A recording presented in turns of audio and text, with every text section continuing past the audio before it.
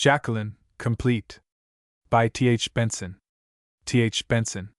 It is natural that the attention and affection of Americans should be attracted to a woman who has devoted herself assiduously to understanding and to making known the aspirations of our country, especially in introducing the labors and achievements of our women to their sisters in France, of whom we also have much to learn, for simple, homely virtues and the charm of womanliness may still be studied with advantage on the cherished soil of France.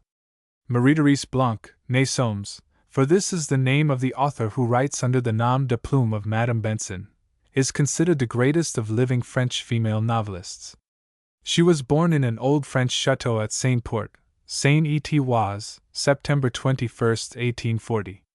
This chateau was owned by Madame Bentzon's grandmother, the Marquise de Vitry, who was a woman of great force and energy of character, a ministering angel to her country neighborhood. Her grandmother's first marriage was to a Dane, Major General Adrien Benjamin de Bentzon, a governor of the Danish Antilles. By this marriage there was one daughter, the mother of Therese, who in turn married the Comte de Soames. This mixture of races, Madame Blanc once wrote, surely explains a kind of moral and intellectual cosmopolitanism which is found in my nature. My father of German descent, my mother of Danish, my nom de plume, which was her maiden name, is Danish, with Protestant ancestors on her side, though she and I were Catholics. My grandmother a sound and witty Parisian, gay, brilliant, lively, with superb physical health and the consequent good spirits. Surely these materials could not have produced other than a cosmopolitan being. Somehow or other, the family became impoverished. Therese de Soames took to writing stories. After many refusals, her debut took place in the Revue des Deux Mondes, and her perseverance was largely due to the encouragement she received from George Sand, although that great woman saw everything through the magnifying glass of her genius. But the person to whom Therese Bentzon was most indebted in the matter of literary advice, she says herself, was the late M. Caro, the famous Sorbonne professor of philosophy, himself an admirable writer, who put me through a course of literature, acting as my guide through a vast amount of solid reading, and criticizing my work with kindly severity. Success was slow. Strange as it may seem, there is a prejudice against female writers in France, a country that has produced so many admirable women authors. However, the time was to come when M. Béclause found one of her stories in the Journal de Débats. It was the one entitled Un Divorce, and he lost no time in engaging the young writer to become one of his staff.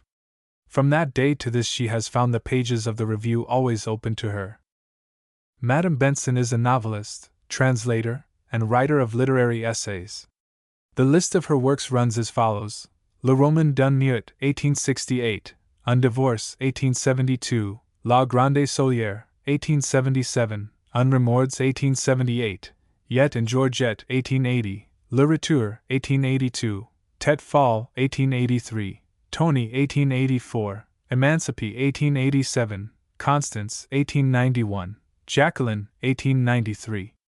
We need not enter into the merits of style and composition if we mention that Un Remords, Tony, and Constance were crowned by the French Academy, and Jacqueline in 1893. Madame Bentzon is likewise the translator of Aldrich, Bret Harte, Dickens, and Ouida. Some of her critical works are Littérature et Mœurs étrangères, 1882, and Nouveaux Romanciers Américains, 1885. Jacqueline. Book 1. Chapter 1. A Parisienne's at Home. Despite a short frock, check stockings, wide turned-over collar, and a loose sash around the waist of her blouse, in other words, despite the childish fashion of a dress which seemed to denote that she was not more than 13 or 14 years of age, she seemed much older. An observer would have put her down as the oldest of the young girls who on Tuesdays, at Madame de Nailes's afternoons, filled what was called the young girls' corner, with whispered merriment and low laughter, while, under pretense of drinking tea, the noise went on which is always audible when there is anything to eat. No doubt the amber tint of this young girl's complexion, the raven blackness of her hair, her marked yet delicate features, and the general impression produced by her dark coloring, were reasons why she seemed older than the rest. It was Jacqueline's privilege to exhibit that style of beauty which comes earliest to perfection, and retains it longest, and what was an equal privilege, she resembled no one. The deep bow window, her favorite spot, which enabled her to have a reception day in connection with that of her mamma, seemed like a great basket of roses when all her friends assembled there, seated on low chairs in unstudied attitudes. The white rose of the group was Mademoiselle Diatable's, a specimen of pale and pensive beauty, frail almost to transparency. The rose of Bengal was the charming Colette Odinska, a girl of Polish race, but born in Paris. The dark red rose was Isabelle Rabel. She was called triumphantly, whose dimpled cheeks flushed scarlet for almost any cause, some said for very coquetry. Then there were 3 little girls called Wormit, daughters of an agent de change, a spray of May roses, exactly alike in features, manners, and dress, sprightly and charming as little girls could be.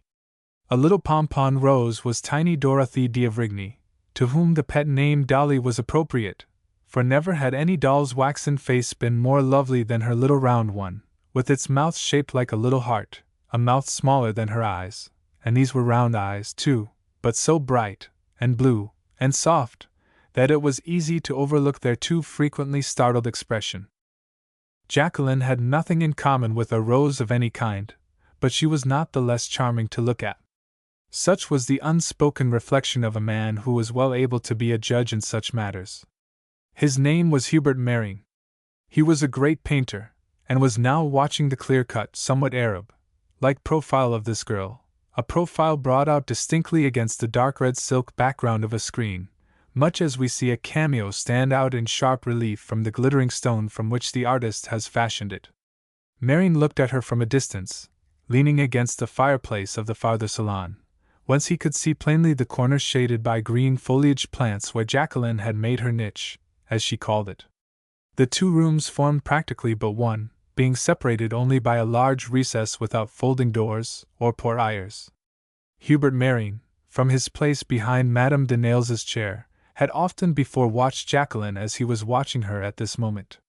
She had grown up, as it were, under his own eye. He had seen her playing with her dolls, absorbed in her storybooks, and crunching sugar plums. He had paid her visits. For how many years? He did not care to count them. And little girls bloom fast. How old they make us feel! Who would have supposed the most unpromising of little buds would have transformed itself so soon into what he gazed upon? Mering, as an artist, had great pleasure in studying the delicate outline of that graceful head surmounted by thick tresses, with rebellious ringlets rippling over the brow before they were gathered into the thick braid that hung behind, and Jacqueline, although she appeared to be wholly occupied with her guests, felt the gaze that was fixed upon her, and was conscious of its magnetic influence, from which nothing would have induced her to escape even had she been able. All the young girls were listening attentively, despite their more serious occupation of consuming dainties, to what was going on in the next room among the grown-up people, whose conversation reached them only in detached fragments. So long as the subject talked about was the last reception at the French Academy, these young girls, comrades in the classroom and at the weekly catechizing, had been satisfied to discuss together their own little affairs. But after Colonel de Valdenjan began to talk, complete silence reigned among them. One might have heard the buzzing of a fly. Their attention, however, was of little use. Exclamations of "oh" and "ah," and protests more or less sincere drowned even the loud and somewhat hoarse voice of the colonel. The girls heard it only through a sort of general murmur, out of which a burst of astonishment or of dissent would occasionally break forth. These outbreaks were all the curious group could hear distinctly. They sniffed, as it were, at the forbidden fruit, but they longed to inhale the full perfume of the scandal that they felt was in the air. That stout officer of cuirassiers, of whom some people spoke as the chatterbox, took advantage of his profession to tell many an unsavory story which he had picked up or invented at his club. He had come to Madame de Nailes's reception with a brand new concoction of falsehood and truth, a story likely to be hawked round Paris with great success for several weeks to come, though ladies on first hearing it would think proper to cry out that they would not even listen to it, and would pretend to look round them for their fans to hide their confusion. The principal object of interest in this scandalous gossip was a valuable diamond bracelet, one of those priceless bits of jewelry seldom seen except in show windows on the Rue de la Paix, intended to be bought only for presentation to princesses, of some sort or kind. Well, by an extraordinary chance, the Marquise de Versans, the lovely Georgine de Versans herself, had picked up this bracelet in the street, by chance, as it were. It so happened, said the Colonel, that I was at her mother-in-law's, where she was going to dine. She came in looking as innocent as you please, with her hand in her pocket. "Oh, see what I have found," she cried. "I stepped upon it almost at your door, and the bracelet was placed under a lamp, where the diamonds shot out sparkles fit to blind the old Marquise, and make that old fool of a Versans see 1,000 lights. He has long known better than to take all his wife says for gospel, but he tries hard to pretend that he believes her. 'My dear,' he said, 'you must take that to the police.' 'I'll send it tomorrow morning,' says the charming Georgine, 'but I wish to show you my good luck.' Of course nobody came forward to claim the bracelet, and a month later Madame de Versans appeared at the Cranfords' ball with a brilliant diamond bracelet, worn like the Queen of Sheba's, high up on her arm, near the shoulder, to hide the lack of sleeve. This piece of finery, which drew everybody's attention to the wearer, was the famous bracelet picked up in the street. Clever of her, wasn't it now? Horrid! Unlikely! Impossible! What do you mean us to understand about it, Colonel? Could she have?" Then the Colonel went on to demonstrate, with many coarse insinuations, that good Georgine, as he familiarly called her, had done many more things than people gave her credit for. And he went on to add, "Surely you must have heard of the row about her between Givrac and the Umvolant at the Cirque? What, the man that wears stockinet all covered with gold scales? Do tell us, Colonel." But here Madame de Nayles gave a dry little cough which was meant to impose silence on the subject. She was not a prude, but she disapproved of anything that was bad form at her receptions. The Colonel's revelations had to be made in a lower tone, while his hostess endeavored to bring back the conversation to the charming reply made by M. Renaud to the somewhat insipid address of a member of the Academy. "We shan't hear anything more now," said Colette with a sigh. "Did you understand it, Jacqueline?" "Understand what?" "Why, that story about the bracelet." "No, not all. The Colonel seemed to imply that she had not picked it up, and indeed I don't see how any one could have dropped in the street, in broad daylight, a bracelet meant only to be worn at night, a bracelet worn near the shoulder. But if she did not pick it up, she must have stolen it." "Stolen it?" cried Belle. "Stolen it! What? The Marquise de Versans? Why, she inherited the finest diamonds in Paris." "How do you know?" "Because Mamma sometimes takes me to the opera, and her subscription day is the same as that of the Marquise. People say a good deal of harm of her, in whispers. They say she is barely received now in society, that people turn their backs on her, and so forth, and so on. However, that did not hinder her from being superb the other evening at Polyeucte. "So you only go to see Polyeucte?" said Jacqueline, making a little face as if she despised that opera. "Yes, I have seen it twice. Mamma lets me go to Polyeucte and Guillaume Tell, and to the Prophète, but she won't take me to see Faust, and it is just Faust that I want to see. Isn't it provoking that one can't see everything, hear everything, understand everything? You see, we could not half understand that story which seemed to amuse the people so much in the other room. Why did they send back the bracelet from the prefecture to Madame de Versans if it was not hers?" "Yes, why?" said all the little girls, much puzzled.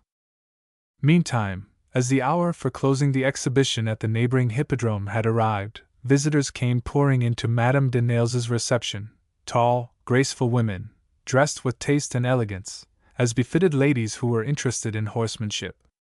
The tone of the conversation changed. Nothing was talked about but superb horses, leaps over ribbons, and other obstacles.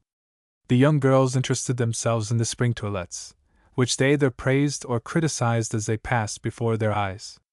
"Oh, there is Madame Villegris!" cried Jacqueline. "How handsome she is! I should like one of these days to be that kind of beauty, so tall and slender. Her waist measure is only 21 2/3 inches. The woman who makes her corsets and my mamma's told us so. She brought us one of her corsets to look at, a love of a corset, in brocatelle, all over many-colored flowers. That material is much more distingué than the old satin. But what a queer idea it is to waste all that upon a thing that nobody will ever look at, said Dolly, her round eyes opening wider than before. Oh, it is just to please herself, I suppose. I understand that. Besides, nothing is too good for such a figure. But what I admire most is her extraordinary hair, which changes its color now and then, observed the sharpest of the three Wormwood sisters. Extraordinary is just the word for it. At present it is dark red. Henna did that, I suppose. Raoul, our brother, when he was in Africa, saw Arab women who used henna. They tied their heads up in a sort of poultice made of little leaves, something like tea leaves. In 24 hours the hair will be dyed red, and will stay red for a year or more. You can try it if you like. I think it is disgusting. Oh! Look, there is Madame de Sternay. I recognized her by her perfume before I had even seen her. What delightful things good perfumes are! What is it? Is it heliotrope or jessamine? Asked Yvonne Diataples, sniffing in the air. No, it is only orris root, nothing but orris root, but she puts it everywhere about her, in the hem of her petticoat, and the lining of her dress. She lives, one might say, in the middle of a sachet. The thing that will please me most when I am married will be to have no limit to my perfumes. Till then I have to satisfy myself with very little, sighed Jacqueline, drawing a little bunch of violets from the loose folds of her blouse, and inhaling their fragrance with delight. Tiens! Here comes somebody who has to be contented with much less, said Yvonne, as a young girl joined their circle. She was small, awkward, timid, and badly dressed. On seeing her, Colette whispered, "Oh, that tiresome Giselle! We shan't be able to talk another word." Jacqueline kissed Giselle de Montredon. They were distant cousins, though they saw each other very seldom.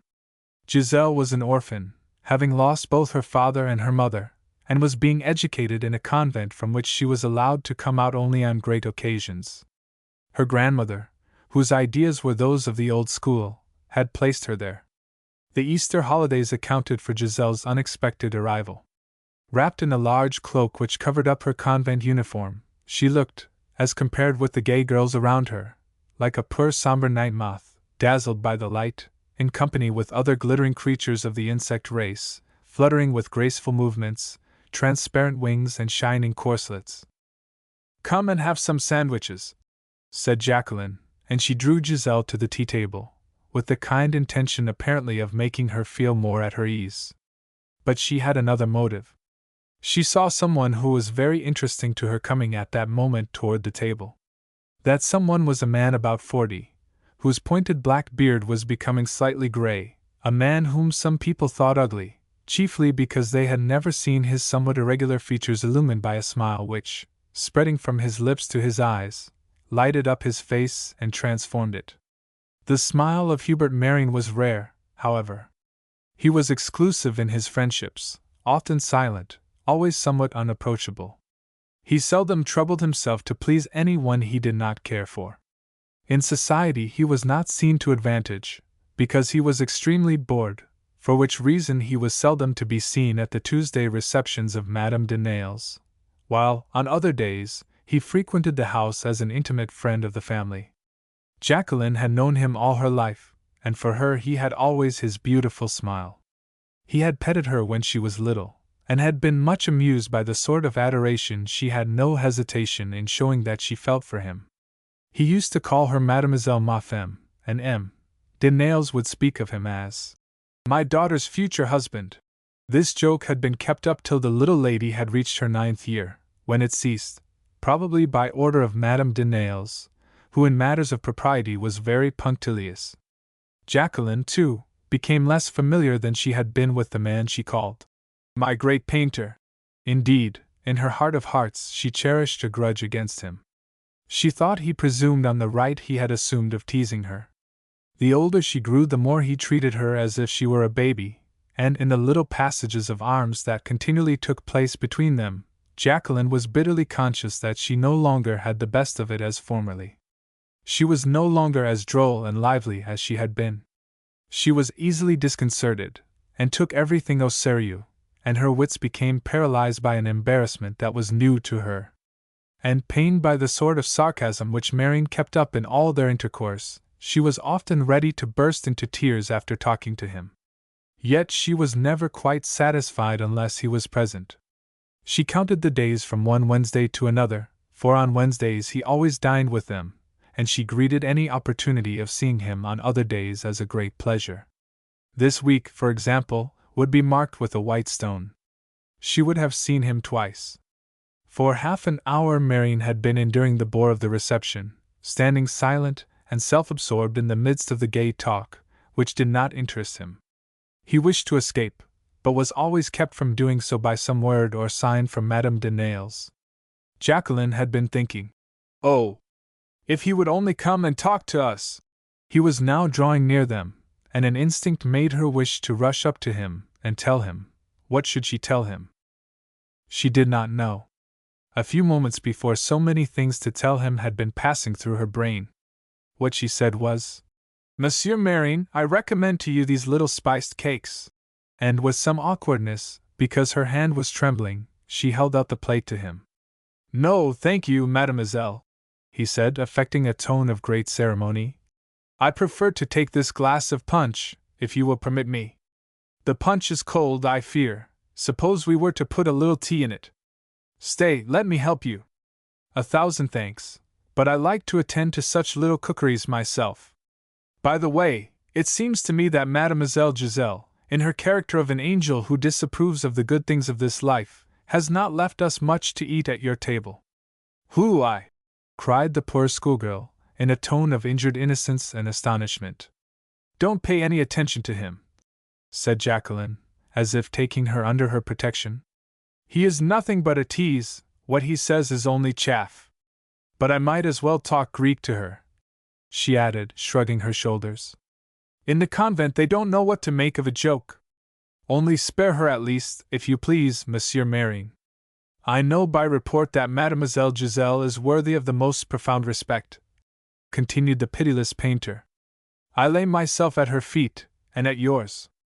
Now I am going to slip away in the English fashion. Good evening. Why do you go so soon? You can't do any more work today." "No, it has been a day lost, that is true." "That's polite. By the way," here Jacqueline became very red and she spoke rapidly, "what made you just now stare at me so persistently?" "I? Impossible that I could have permitted myself to stare at you, mademoiselle." "That is just what you did, though. I thought you had found something to find fault with." "What could it be?" "I fancied there was something wrong with my hair, something absurd that you were laughing at." "You always do laugh, you know." "Wrong with your hair? It is always wrong. But that is not your fault. You are not responsible for its looking like a hedgehog's." "Hedgehogs haven't any hair," said Jacqueline, much hurt by the observation. "True, they have only prickles, which remind me of the susceptibility of your temper. I beg your pardon, I was looking at you critically. Being myself indulgent and kind-hearted, I was only looking at you from an artist's point of view, as is always allowable in my profession. Remember, I see you very rarely by daylight. I am obliged to work as long as the light allows me. Well, in the light of this April sunshine I was saying to myself, excuse my boldness, that you had reached the right age for a picture." "For a picture? Were you thinking of painting me?" cried Jacqueline, radiant with pleasure. "Hold a moment, please. Between a dream and its execution lies a great space. I was only imagining a picture of you. But my portrait would be frightful." "Possibly. But that would depend on the skill of the painter." "And yet a model should be, I am so thin," said Jacqueline, with confusion and discouragement. "True, your limbs are like a grasshopper's." "Oh! You mean my legs, but my arms." "Your arms must be like your legs. But sitting as you were just now, I could see only your head, which is better." "So! One has to be accountable for looking at you. Mademoiselle feels herself affronted if any one stares at her. I will remember this in future. There, now! Suppose, instead of quarreling with me, you were to go and cast yourself into the arms of your cousin Fred." Fred! Fred D'Argy! Fred is at Brest. Where are your eyes, my dear child? He has just come in with his mother. And at that moment Madame de Nayles, with her pure, clear voice, a voice frequently compared to that of Mademoiselle Reichenberg, called, Jacqueline! Jacqueline never crossed the imaginary line which divided the two salons unless she was called upon to do so. She was still summoned like a child to speak to certain persons who took an especial interest in her, and who were kind enough to wish to see her. Madame D'Argy, for example, who had been the dearest friend of her dead mother. The death of that mother, who had been long replaced by a stepmother, could hardly be said to be deeply regretted by Jacqueline. She remembered her very indistinctly. The stories of her she had heard from Modeste, her old nurse, probably served her instead of any actual memory. She knew her only as a woman pale and in ill health, always lying on a sofa. The little black frock that had been made for her had been hardly worn out when a new mamma, as gay and fresh as the other had been sick and suffering, had come into the household like a ray of sunshine. After that time Madame D'Argy and Modeste were the only people who spoke to her of the mother who was gone. Madame D'Argy, indeed, came on certain days to take her to visit the tomb, on which the child read, as she prayed for the departed. And such filial sentiment, as she still retained, concerning the unknown being who had been her mother, was tinged by her association with this melancholy pilgrimage which she was expected to perform at certain intervals. Without exactly knowing the reason why, Jacqueline was conscious of a certain hostility that existed between Madame D'Argy and her stepmother. The intimate friend of the first Madame de Nayles was a woman with neither elegance nor beauty. She never had left off her widow's weeds, which she had worn since she had lost her husband in early youth. In the eyes of Jacqueline her sombre figure personified austere, exacting duty, a kind of duty not attractive to her. That very day it seemed as if duty inconveniently stepped in to break up a conversation that was deeply interesting to her. The impatient gesture that she made when her mother called her might have been interpreted into, "Bother Madame D'Argy." "Jacqueline!" called again the silvery voice that had first summoned her, and a moment after the young girl found herself in the center of a circle of grown people, saying good morning, making curtsies, and kissing the withered hand of old Madame de Monradin, as she had been taught to do from infancy. Madame de Monradin was Giselle's grandmother. Jacqueline had been instructed to call her Aunt, but in her heart she called her La Fille Jacqueline, while Madame D'Argy, pointing to her son, said, "What do you think, darling, of such a surprise? He is home on leave. We came here the first place naturally. It was very nice of you." "How do you do, Fred?" said Jacqueline, holding out her hand to a very young man, in a jacket ornamented with gold lace, who stood twisting his cap in his hand with some embarrassment. "It is a long time since we have seen each other. But it does not seem to me that you have grown a great deal." Fred blushed up to the roots of his hair. "No one can say that of you, Jacqueline," observed Madame D'Argy. "No, what a maypole, isn't she?" said the Baron carelessly. "If she realizes it," whispered Madame de Monradin, who was sitting beside Madame D'Argy on a causeuse shaped like an S. "Why does she persist in dressing her like a child 6 years old? It is absurd. Still, she can have no reason for keeping her thus in order to make herself seem young. She is only a stepmother. Of course. But people might make comparisons. Beauty in the bud sometimes blooms out unexpectedly when it is not welcome. Yes, she is fading fast. Small women ought not to grow stout. Anyhow, I have no patience with her for keeping a girl of 15 in short skirts. You are making her out older than she is." "How is that? How is that?" "She is 2 years younger than Giselle, who has just entered her 18th year." While the two ladies were exchanging these little remarks, the Baron de Nayles was saying to the young naval cadet, "Monsieur Fred, we should be charmed to keep you with us, but possibly you might like to see some of your old friends. Jacqueline can take you to them. They will be glad to see you." "Tiens, that's true," said Jacqueline. "Dolly and Belle are yonder. You remember Isabelle Ray, who used to take dancing lessons with us?" "Of course I do," said Fred, following his cousin with a feeling of regret that his sword was not knocking against his legs, increasing his importance in the eyes of all the ladies who were present. He was not, however, sorry to leave their imposing circle. Above all, he was glad to escape from the clear-sighted, critical eyes of Madame de Nayles.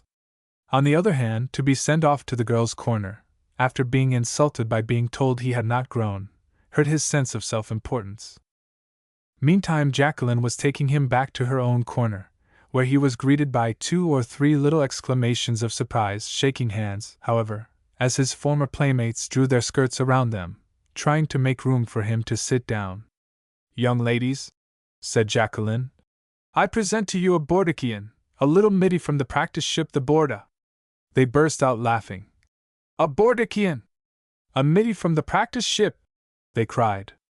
"I shall not be much longer on the practice ship," said the young man, with a gesture which seemed as if his hand were feeling for the hilt of his sword, which was not there. "For I am going very soon on my first voyage as an ensign." "Yes," explained Jacqueline. "He is going to be transferred from the Borda to the Jean Bart, which, by the way, is no longer the Jean Bart, only people call her so because they are used to it. Meantime, you see before you. See the great, see the famous, see. That is, he is the pupil who stands highest on the roll of the naval school at this moment." There was a vague murmur of applause. Poor Fred was indeed in need of some appreciation on the score of merit, for he was not much to look upon, being at that trying age when a young fellow's mustache is only a light down, an age at which youths always look their worst, and are awkward and unsociable because they are timid. "Then you are no longer an idle fellow," said Dolly, rather teasingly. "People used to say that you went into the Navy to get rid of your lessons. That I can quite understand." "Oh, he has passed many difficult exams," cried Giselle, coming to the rescue. "I thought I had had enough of school," said Fred, without making any defense. "And besides, I had other reasons for going into the Navy." His other reasons had been a wish to emancipate himself from the excessive solicitude of his mother, who kept him tied to her apron strings like a little girl. He was impatient to do something for himself, to become a man as soon as possible. But he said nothing of all this, and to escape further questions devoured 3 or 4 little cakes that were offered him. Before taking them, he removed his gloves and displayed a pair of chapped and horny hands. "Why, poor Fred!" cried Jacqueline, who remarked them in a moment. "What kind of almond paste do you use?" Much annoyed, he replied curtly, "We all have to row, we have also to attend to the machinery. But that is only while we are cadets. Of course, such apprenticeship is very hard. After that we shall get our stripes and be ordered on foreign service, and expect promotion." "And glory," said Giselle, who found courage to speak. Fred thanked her with a look of gratitude. She, at least, understood his profession. She entered into his feelings far better than Jacqueline, who had been his first confidante, Jacqueline, to whom he had confided his purposes, his ambition, and his daydreams. He thought Jacqueline was selfish. She seemed to care only for herself. And yet, selfish or not selfish, she pleased him better than all the other girls he knew, 1,000 times more than gentle, sweet Giselle. "Ah, glory, of course," repeated Jacqueline. "I understand how much that counts, but there is glory of various kinds, and I know the kind that I prefer," she added in a tone which seemed to imply that it was not that of arms, or of perilous navigation. "We all know," she went on, "that not every man can have genius, but any sailor who has good luck can get to be an admiral. Let us hope you will be one soon, Monsieur Fred," said Dolly. "You will have well deserved it, according to the way you have distinguished yourself on board the Borda." This induced Fred to let them understand something of life on board the practice ship. He told how the masters who resided on shore ascended by a ladder to the gun deck, which had been turned into a schoolroom, how 6 cadets occupied the space intended for each gun carriage, where hammocks hung from hooks served them instead of beds, how the chapel was in a closet opened only on Sundays. He described the gymnastic feats in the rigging, the practice in gunnery, and many other things which, had they been well described, would have been interesting, but Fred was only a poor narrator. The conclusion the young ladies seemed to reach unanimously after hearing his descriptions was discouraging. they cried almost with one voice. Think of any woman being willing to marry a sailor. Why not? Asked Giselle, very promptly. Because what's the use of a husband who is always out of your reach, as it were, between water and sky? One would better be a widow. Widows, at any rate, can marry again. But you, Giselle, don't understand these things. You are going to be a nun. Had I been in your place, Fred, said Isabel Ray, I should rather have gone into the cavalry school at St. Cyr. I should have wanted to be a good huntsman, had I been a man, and they say naval officers are never good horsemen. Poor Fred. He was not making much progress among the young girls. Almost everything people talked about outside his cadet life was unknown to him. What he could talk about seemed to have no interest for anyone, unless indeed it might interest Giselle, who was an adept in the art of sympathetic listening, never having herself anything to say. Besides this, Fred was by no means at his ease in talking to Jacqueline. They had been told not to tutor each other, because they were getting too old for such familiarity, and it was he, and not she, who remembered this prohibition. Jacqueline perceived this after a while, and burst out laughing. Tiens! You call me you, she cried. And I ought not to say thou but you, I forgot. It seems so odd, when we have always been accustomed to tutor each other. One ought to give it up after one's first communion, said the eldest Mademoiselle Wormont, sententiously. We ceased to tutor our boy cousins after that. I am told nothing annoys a husband so much as to see these little familiarities between his wife and her cousins or her playmates. Giselle looked very much astonished at this speech, and her air of disapproval amused Belle and Yvonne exceedingly. They began presently to talk of the classes in which they were considered brilliant pupils, and of their success in compositions. They said that sometimes very difficult subjects were given out. A week or two before, each had had to compose a letter purporting to be from Dante in exile to a friend in Florence, describing Paris as it was in his time, especially the manners and customs of its universities, ending by some allusion to the state of matters between the Guelphs and the Ghibellines. Good heavens! And could you do it? Said Giselle, whose knowledge of history was limited to what may be found in school abridgments. It was therefore a great satisfaction to her when Fred declared that he never should have known how to set about it. Oh! Papa helped me a little, said Isabel, whose father wrote articles much appreciated by the public in the Revue des Deux Mondes. But he said at the same time that it was horrid to give such crack-brained stuff to us poor girls. Happily, our subject this week is much nicer. We have to make comparisons between La Tristesse d'Olympio, Souvenir, and Le Lac. That will be something interesting. The Tristesse d'Olympio? Repeated Giselle, in a tone of interrogation. You know, of course, that it is Victor Hugo's, said Mademoiselle de Wormont, with a touch of pity. Giselle answered with sincerity and humility. I only knew that Le Lac was by Lamartine. Well, she knows that much, whispered Belle to Yvonne. Just that much, anyhow. While they were whispering and laughing, Jacqueline recited, in a soft voice, and with feeling that did credit to her instructor in elocution, Mademoiselle X of the Théâtre Français. Then she added, after a pause, Isn't that beautiful? How dares she say such words? Thought Giselle, whose sense of propriety was outraged by this allusion to love.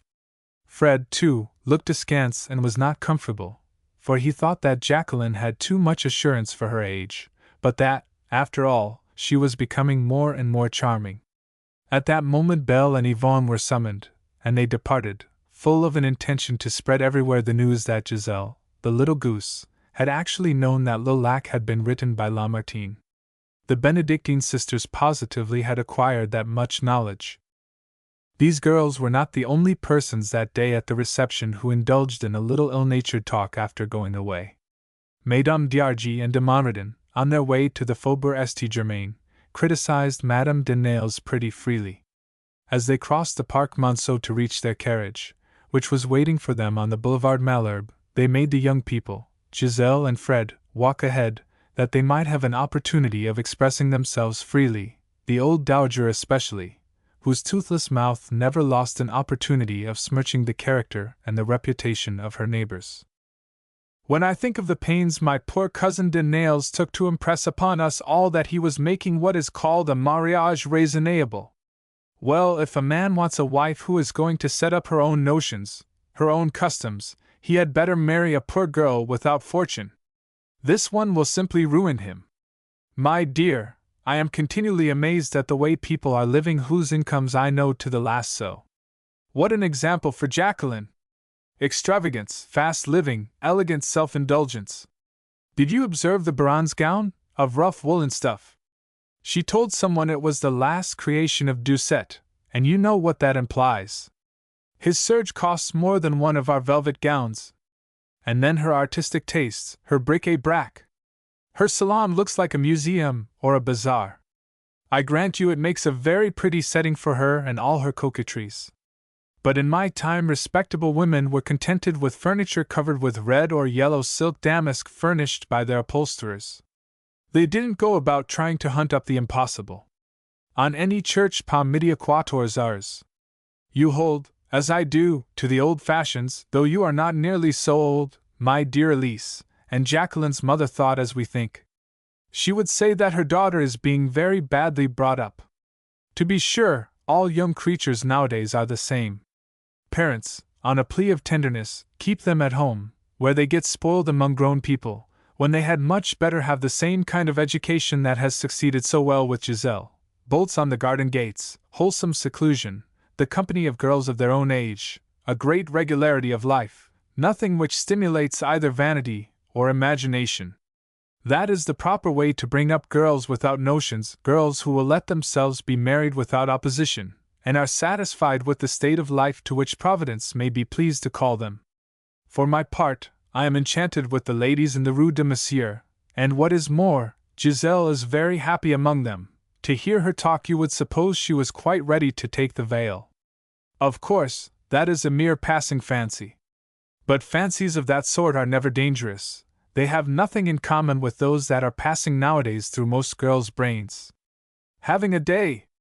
What a foolish notion, and then to let little girls take part in it, even in a corner of the room. I'll wager that, though her skirts are halfway up her legs, and her hair is dressed like a baby's, that little de Nails is less of a child than my granddaughter, who has been brought up by the Benedictines. You say that she probably does not understand all that goes on around her. Perhaps not, but she breathes it in. It's poison, that's what it is.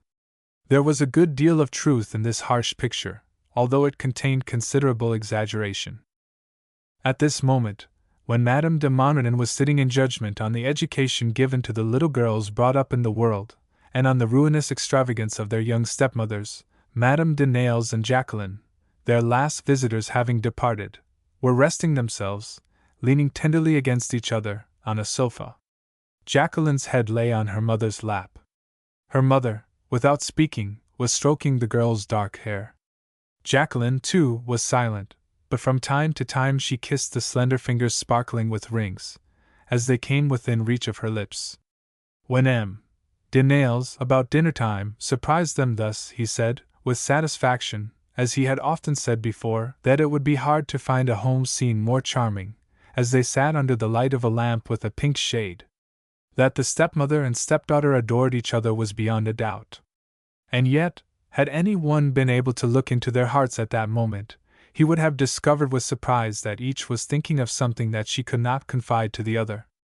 Both were thinking of the same person. Madame de Nails was occupied with recollections, Jacqueline with hope.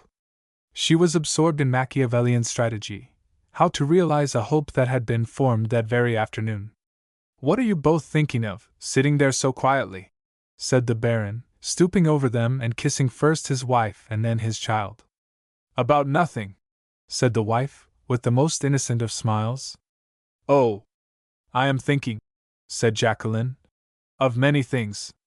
I have a secret, Papa, that I want to tell you when we are quite alone. Don't be jealous, dear Mamma. It is something about a surprise, oh, a lovely surprise for you.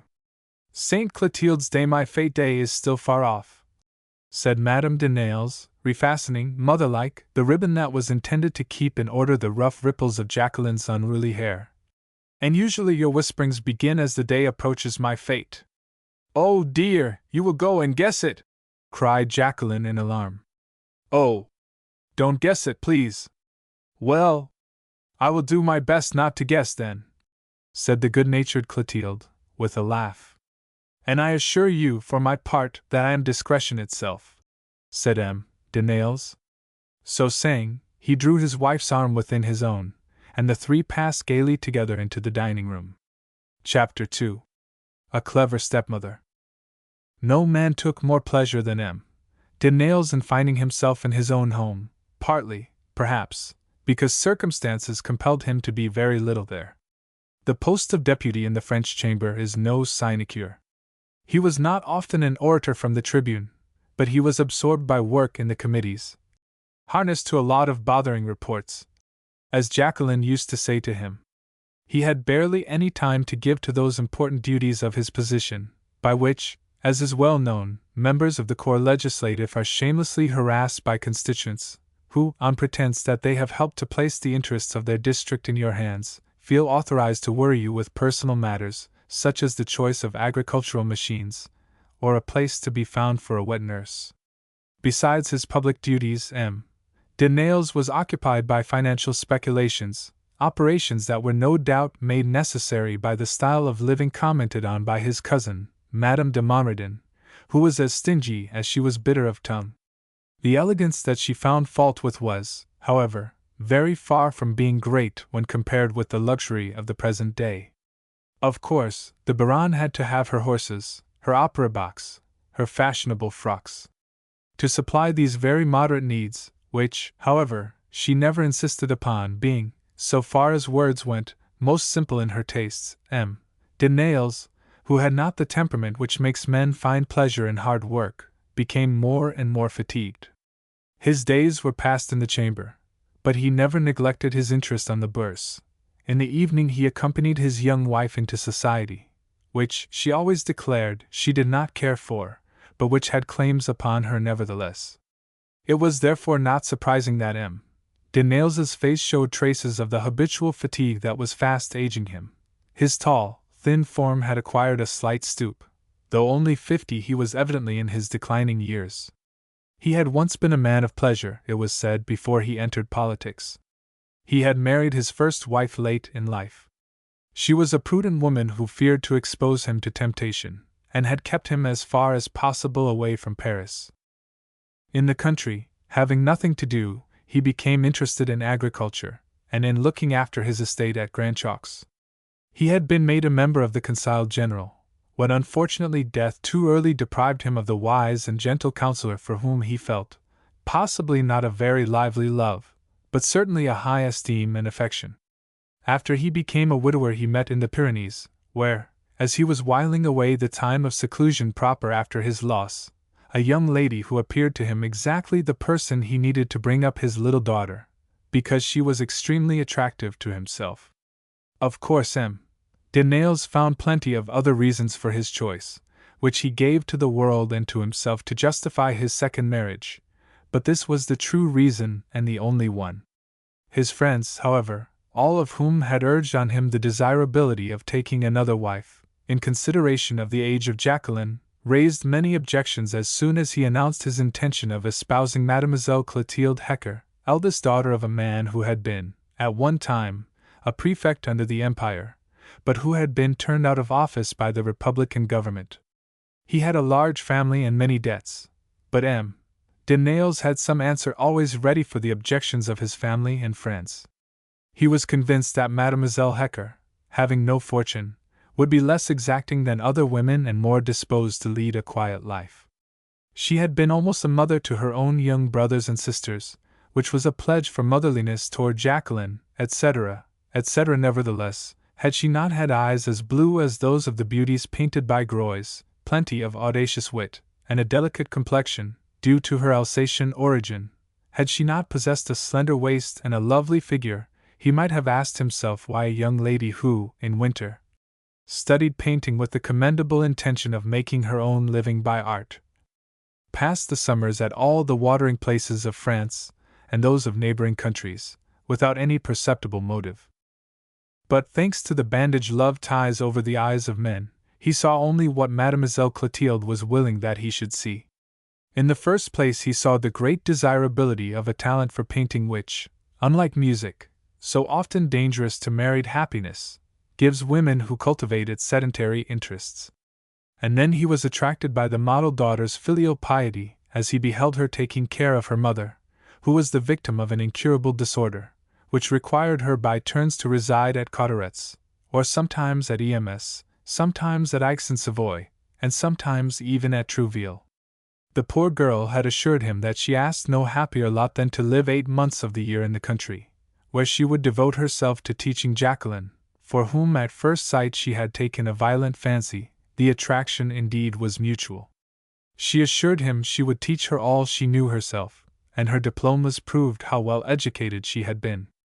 Indeed, it seemed as if only prejudice could find any objection to so prudent and reasonable a marriage contracted principally for the good of Jacqueline. It came to pass, however, that the air of Grandchalks, which is situated in the most unhealthful part of Limousin, proved particularly hurtful to the new Madame de Nayles. She could not live a month on her husband's property without falling into a state of health which she attributed to malaria. M. de Nayles was at first much concerned about the condition of things, which seemed likely to upset all his plans for retirement in the country, but, his wife having persuaded him that his position in the Conseil General was only a stepping stone to a seat in the Corps Legislative, where his place ought to be, he presented himself to the electors as a candidate, and was almost unanimously elected deputy, the Conservative vote being still all-powerful in that part of the country. His wife, it was said, had shown rare zeal and activity at the time of the election, employing in her husband's service all those little arts which enable her sex to succeed in politics, as well as in everything else they set their minds to. No lady ever more completely turned the heads of country electors. It was really Madame de Nayles who took her seat in the left centre of the chamber, in the person of her husband.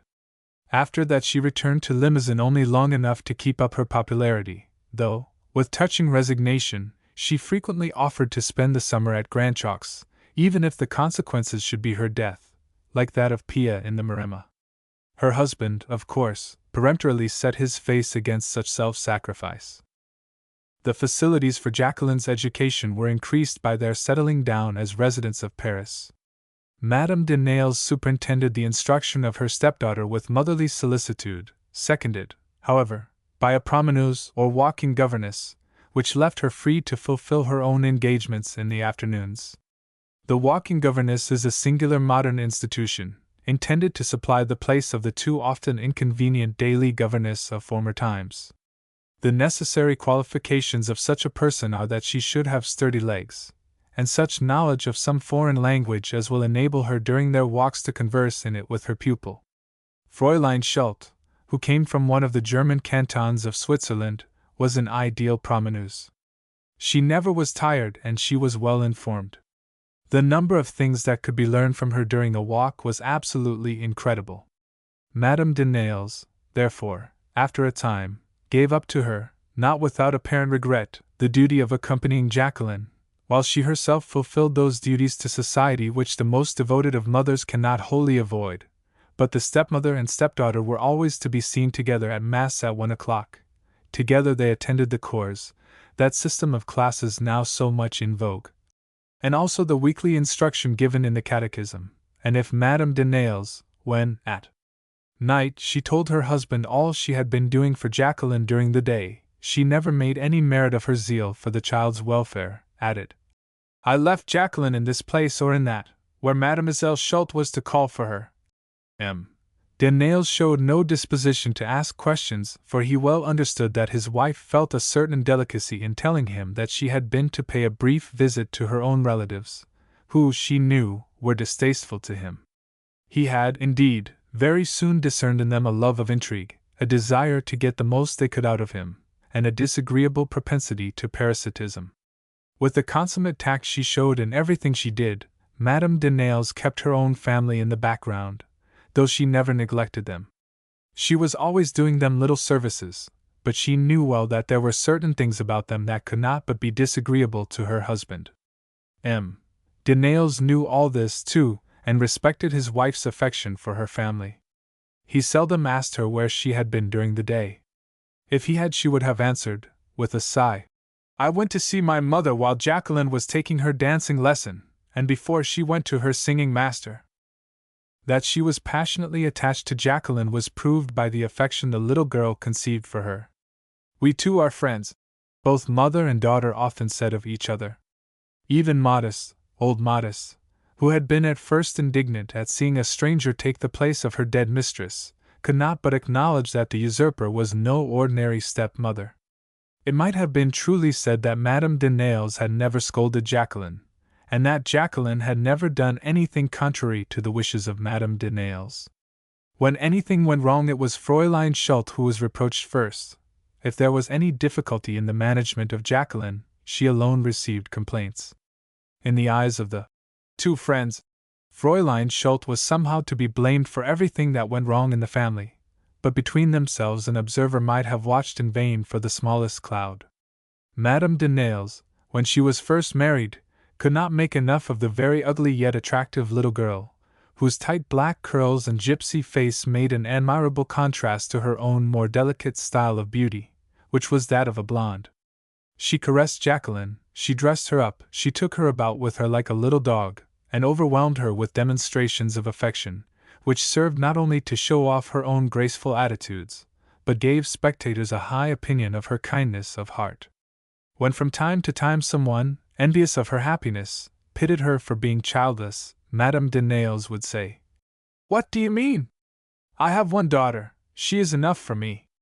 It is a pity children grow so fast, and that little girls who were once ugly sometimes develop into beautiful young women. The time came when the model stepmother began to wish that Jacqueline would only develop morally, intellectually, and not physically.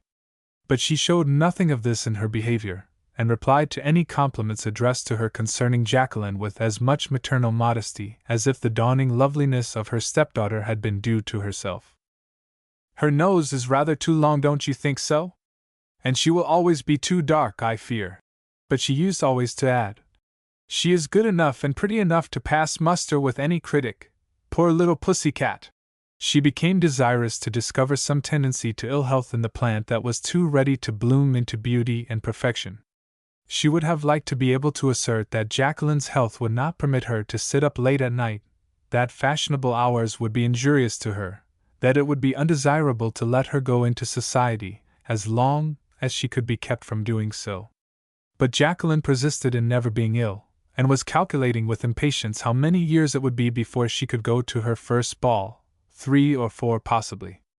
Was Madame de Nayles in 3 or 4 years to be reduced to the position of a chaperone? The young stepmother thought of such a possibility with horror. Her anxiety on this subject, however, as well as several other anxieties, was so well concealed that even her husband suspected nothing. The complete sympathy which existed between the two beings he most loved made M. de Nayles very happy. He had but one thing to complain of in his wife, and that thing was very small. Since she had married, she had completely given up her painting. He had no knowledge of art himself, and had therefore given her credit for great artistic capacity. The fact was that in her days of poverty she had never been artist enough to make a living, and now that she was rich she felt inclined to laugh at her own limited ability. Her practice of art, she said, had only served to give her a knowledge of outline and of color, a knowledge she utilized in her dress and in the smallest details of house decoration and furniture. Everything she wore, everything that surrounded her, was arranged to perfection. She had a genius for decoration, for furniture, for trifles, and brought her artistic knowledge to bear even on the tying of a ribbon, or the arrangement of a nosegay. "This is all I retain of your lessons," she said sometimes to Hubert Marine, when recalling to his memory the days in which she sought his advice as to how to prepare herself for the struggle for life. This phrase was amusing when it proceeded from her lips. What? Struggle for life? With those little delicate, soft, childlike hands? How absurd! She laughed at the idea now, and all those who heard her laughed with her. Marion laughed more than anyone. He, who had befriended her in her days of adversity, seemed to retain for the Baroness in her prosperity the same respectful and discreet devotion he had shown her as Mademoiselle Hecker. He had sent a wonderful portrait of her, as the wife of M. de Nayles, to the Salon, a portrait that the richer electors of Grandchalks, who had voted for her husband and who could afford to travel, gazed at with satisfaction, congratulating themselves that they had a deputy who had married so pretty a woman. It even seemed as if the beauty of Madame de Nayles belonged in some sort to the arrondissement, so proud were those who lived there of having their share in her charms. Another portrait, that of M. de Nayles himself, was sent down to Limousin from Paris, and all the peasants in the country round were invited to come and look at it. That also produced a very favorable impression on the rustic public, and added to the popularity of their deputy. Never had the proprietor of Grandchalks looked so grave, so dignified, so majestic, so absorbed in deep reflection, as he looked standing beside a table covered with papers, no doubt, all having relation to local interests, important to the public and to individuals. It was the very figure of a statesman destined to high dignities. No one who gazed on such a deputy could doubt that one day he would be in the ministry. It was by such real services that Marion endeavored to repay the friendship and the kindness always awaiting him in the small house in the Parc Monceau, where we have just seen Jacqueline eagerly offering him some spiced cakes. To complete what seemed due to the household, there only remained to paint the curiously expressive features of the girl at whom he had been looking that very day with more than ordinary attention. Once already, when Jacqueline was hardly out of baby clothes, the great painter had made an admirable sketch of her tousled head, a sketch in which she looked like a little imp of darkness, and this sketch Madame de Nayles took pains should always be seen, but it bore no resemblance to the slender young girl who was on the eve of becoming, whatever might be done to arrest her development, a beautiful young woman. Jacqueline disliked to look at that picture.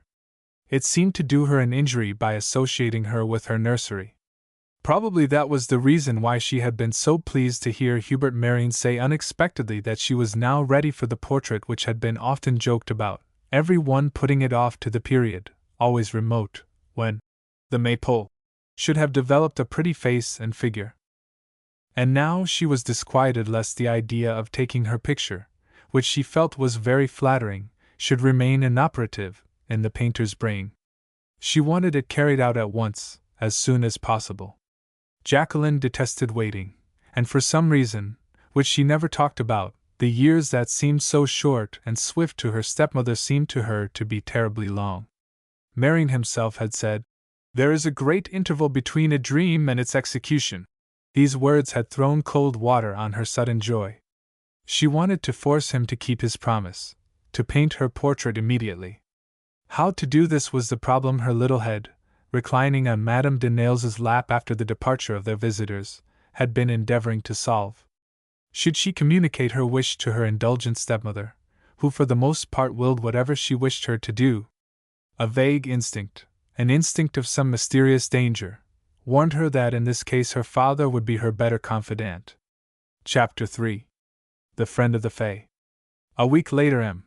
de Nayles said to Hubert Marion, as they were smoking together in the conservatory, after the usual little family dinner on Wednesday was over, "Well, when would you like Jacqueline to come to sit for her picture?" "What? Are you thinking about that?" cried the painter, letting his cigar fall in his astonishment.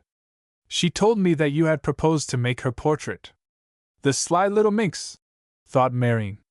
"I only spoke of painting it some day," he said with embarrassment.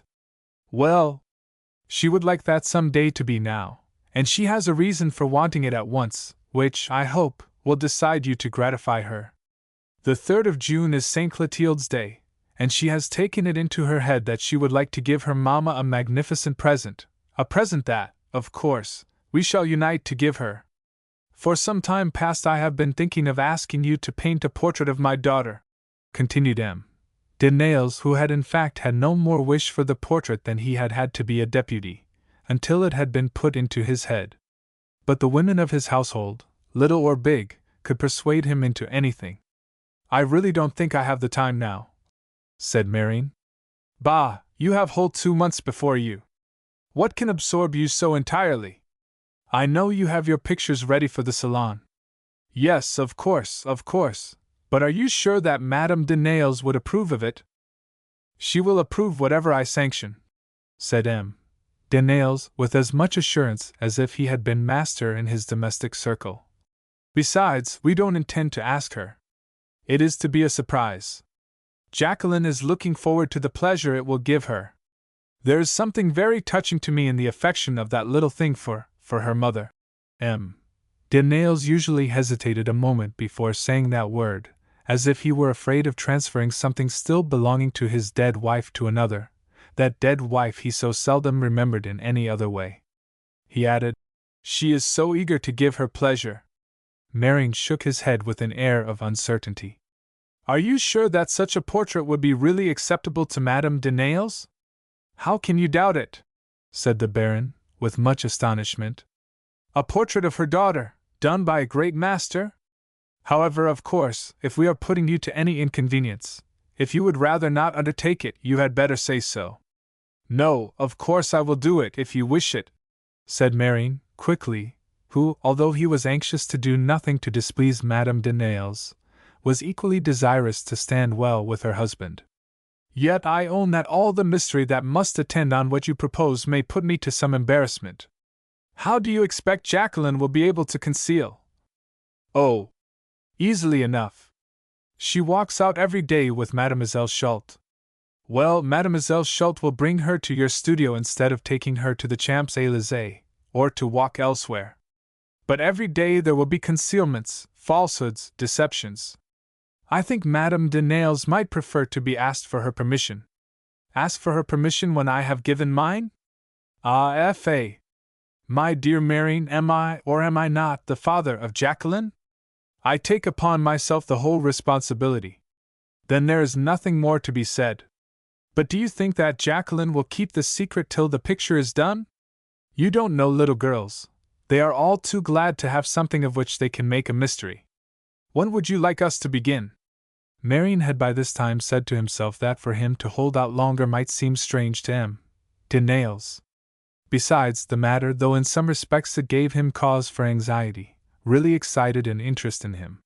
For some time past, though he had long known women and knew very little of mere girls, he had had his suspicions that a drama was being enacted in Jacqueline's heart, a drama of which he himself was the hero.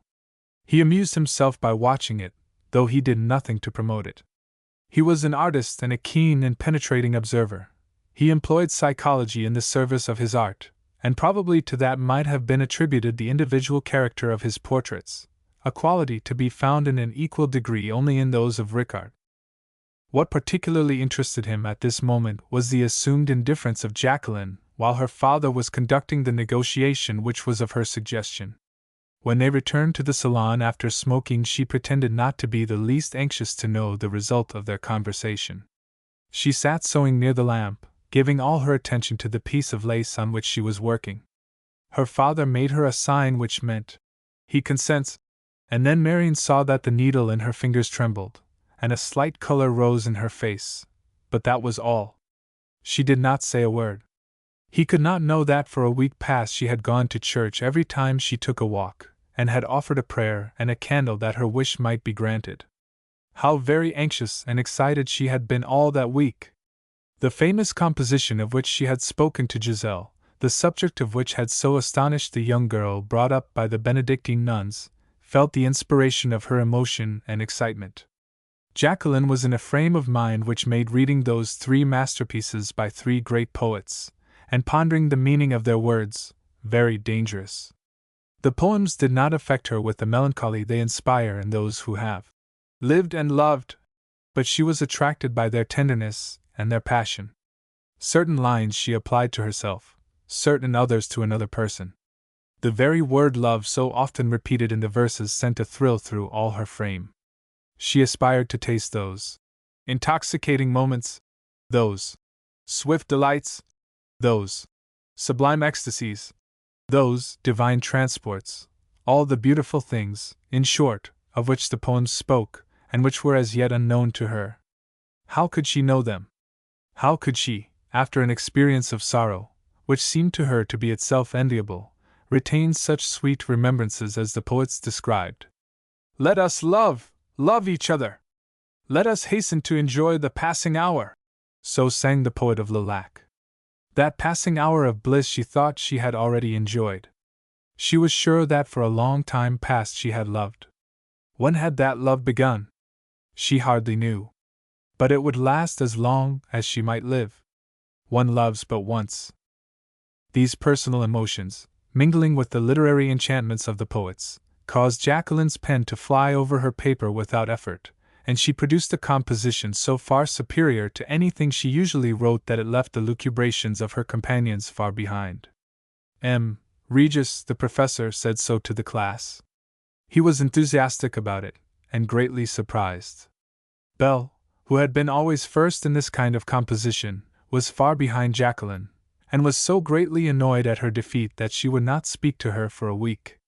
On the other hand, Colette and Dolly, who never had aspired to literary triumphs, were moved to tears when the study on the comparative merits of 3 poems, Le Lac, Souvenir, and La Tristesse d'Olympio, signed Mademoiselle de Nayles, received the honor of being read aloud. This reading was followed by a murmur of applause, mingled with some hisses which may have proceeded from the viper of jealousy. But the paper made a sensation like that of some new scandal. Mothers and governesses whispered together. Many thought that little de Nayles had expressed sentiments not proper at her age. Some came to the conclusion that Regis chose subjects for composition not suited to young girls. A committee waited on the unlucky professor to beg him to be more prudent for the future. He even lost, in consequence of Jacqueline's success, one of his pupils, the most stupid one, be it said, in the class, whose mother took her away, saying, with indignation, "One might as well risk the things they are teaching at the Sorbonne." This literary incident greatly alarmed Madame de Nayles. Of all things she dreaded that her daughter should early become dreamy and romantic. But on this point Jacqueline's behavior was calculated to reassure her. She laughed about her composition, she frolicked like a 6-year-old child. Without any apparent cause, she grew gayer and gayer as the time approached for the execution of her plot.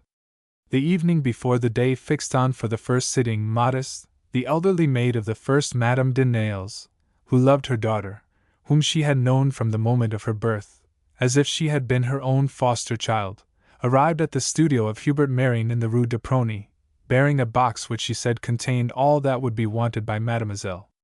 Marine had the curiosity to look into it. It contained a robe of oriental muslin, light as air, diaphanous, and so dazzlingly white that he remarked, "She will look like a fly in milk in that thing." "Oh," replied Modeste, with a laugh of satisfaction, "it is very becoming to her. I altered it to fit her, for it is one of Madame's dresses. Mademoiselle has nothing but short skirts, and she wanted to be painted as a young lady." "With the approval of her papa?" "Yes, of course, Monsieur le Baron gave his consent. But for that I certainly should not have minded what the child said to me." "Then," replied Marine, "I can say nothing." And he made ready for his sitter the next day, by turning 2 or 3 studies of the nude, which might have shocked her, with their faces to the wall. A foreign language cannot be properly acquired unless the learner has great opportunities for conversation.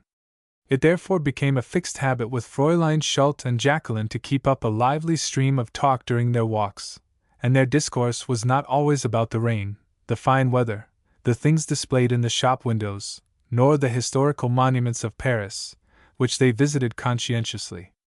What is near the heart is sure to come eventually to the surface in continual tête-à-tête intercourse. Fräulein Schulte, who was of a sentimental temperament, in spite of her outward resemblance to a grenadier, was very willing to allow her companion to draw from her confessions relating to an intended husband, who was awaiting her at Bern, and whose letters, both in prose and verse, were her comfort in her exile. This future husband was an apothecary, and the idea that he pounded out verses as he pounded his drugs in a mortar, and rolled out rhymes with his pills, sometimes inclined Jacqueline to laugh, but she listened patiently to the plaintive outpourings of her promeneurs, because she wished to acquire a right to reciprocate by a few half-confidences of her own. In her turn, therefore, she confided to Fräulein Schulte, moved much as Midas had been, when for his own relief he whispered to the reeds, that if she were sometimes idle, inattentive, away off in the moon, as her instructors told her by way of reproach, It was caused by one ever-present idea, which, ever since she had been able to think or feel, had taken possession of her inmost being, the idea of being loved someday by somebody as she herself loved. Was that somebody a boy of her own age? Oh, fie, mere boys, still schoolboys, could only be looked upon as playfellows or comrades. Of course she considered Fred, for example, Frederick d'Argy, as a brother, but how different he was from her ideal. Even young men of fashion, she had seen some of them on Tuesdays, Raoul Wermont, the one who so distinguished himself as a leader in the German, or Yvonne's brother, the officer of chasseurs, who had gained the prize for horsemanship, and others besides these, seemed to her very commonplace by comparison. No, he whom she loved was a man in the prime of life, well known to fame. She didn't care if he had a few white hairs. Is he a person of rank? Asked Fräulein Schulte, much puzzled. Oh, if you mean of noble birth, no, not at all. But fame is so superior to birth. There are more ways than one of acquiring an illustrious name, and the name that a man makes for himself is the noblest of all. Then Jacqueline begged Fräulein Schulte to imagine something like the passion of Bettina for Goethe, Fräulein Schulte having told her that story simply with a view of interesting her in German conversation. Only the great man whose name she would not tell was not nearly so old as Goethe, and she herself was much less childish than Bettina. But above all, it was his genius that attracted her, though his face, too, was very pleasing. And she went on to describe his appearance, till suddenly she stopped, burning with indignation, for she perceived that, notwithstanding the minuteness of her description, what she said was conveying an idea of ugliness and not one of the manly beauty she intended to portray. "He is not like that at all," she cried. "He has such a beautiful smile like no other I ever saw. And his talk is so amusing, and—" Here Jacqueline lowered her voice as if afraid to be overheard. "And I think, after all, he does love me, just a little." On what could she have founded such a notion? Good heaven, it was on something that had at first deeply grieved her, a sudden coldness and reserve that had come over his manner to her. Not long before she had read an English novel, no others were allowed to come into her hands. It was rather a stupid book, with many tedious passages, but in it she was told how the high-minded hero, not being able, for grave reasons, to aspire to the hand of the heroine, had taken refuge in an icy coldness, much as it cost him, and as soon as possible had gone away. English novels are nothing if not moral. This story, not otherwise interesting, threw a gleam of light on what, up to that time, had been inexplicable to Jacqueline. He was above all things a man of honor. He must have perceived that his presence troubled her. He had possibly seen her when she stole a half-burned cigarette which he had left upon the table, a prize she had laid up with other relics, an old glove that he had lost, a bunch of violets he had gathered for her in the country.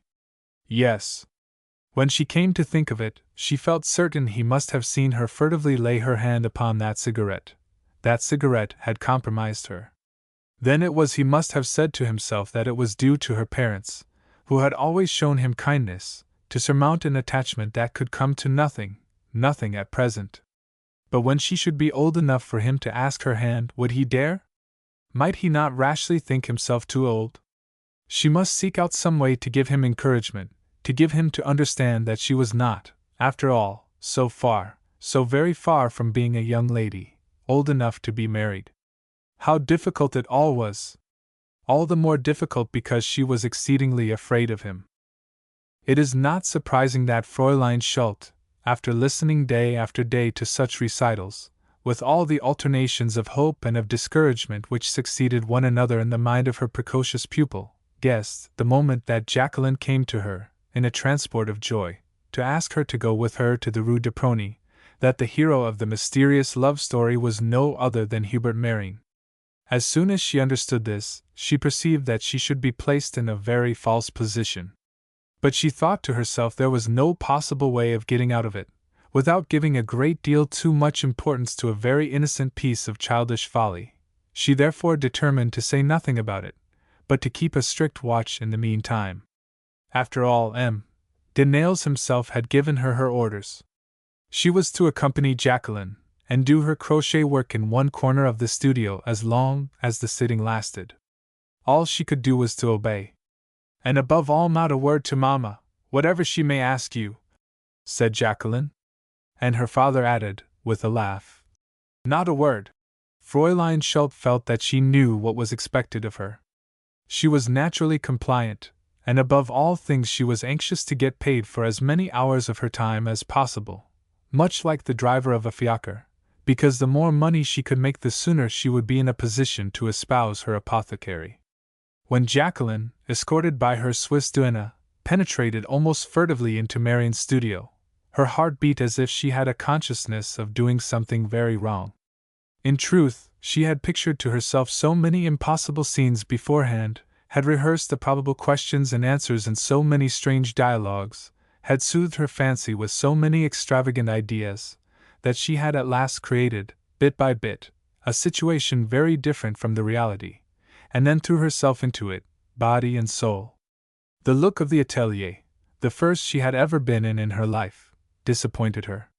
She had expected to behold a gorgeous collection of bric-a-brac, according to accounts she had heard of the studios of several celebrated masters. That of Marian was remarkable only for its vast dimensions and its abundance of light. Studies and sketches hung on the walls, were piled one over another in corners, were scattered about everywhere, attesting the incessant industry of the artist, whose devotion to his calling was so great that his own work never satisfied him. Only some interesting casts from antique bronzes, brought out into strong relief by a background of tapestry, adorned this lofty hall, which had none of that confusion of decorative objects, in the midst of which some modern artists seem to pose themselves rather than to labor. A fresh canvas stood upon an easel, all ready for the sitter. "If you please, we will lose no time," said Marian, rather roughly, seeing that Jacqueline was about to explore all the corners of his apartment, and that at that moment, with the tips of her fingers, she was drawing aside the covering he had cast over his Death of Savonarola, the picture he was then at work upon. It was not the least of his grudges against Jacqueline for insisting on having her portrait painted that it obliged him to lay aside this really great work, that he might paint a likeness. "In 10 minutes I shall be ready," said Jacqueline, obediently taking off her hat. "Why can't you stay as you are? That jacket suits you. Let us begin immediately." "No, indeed!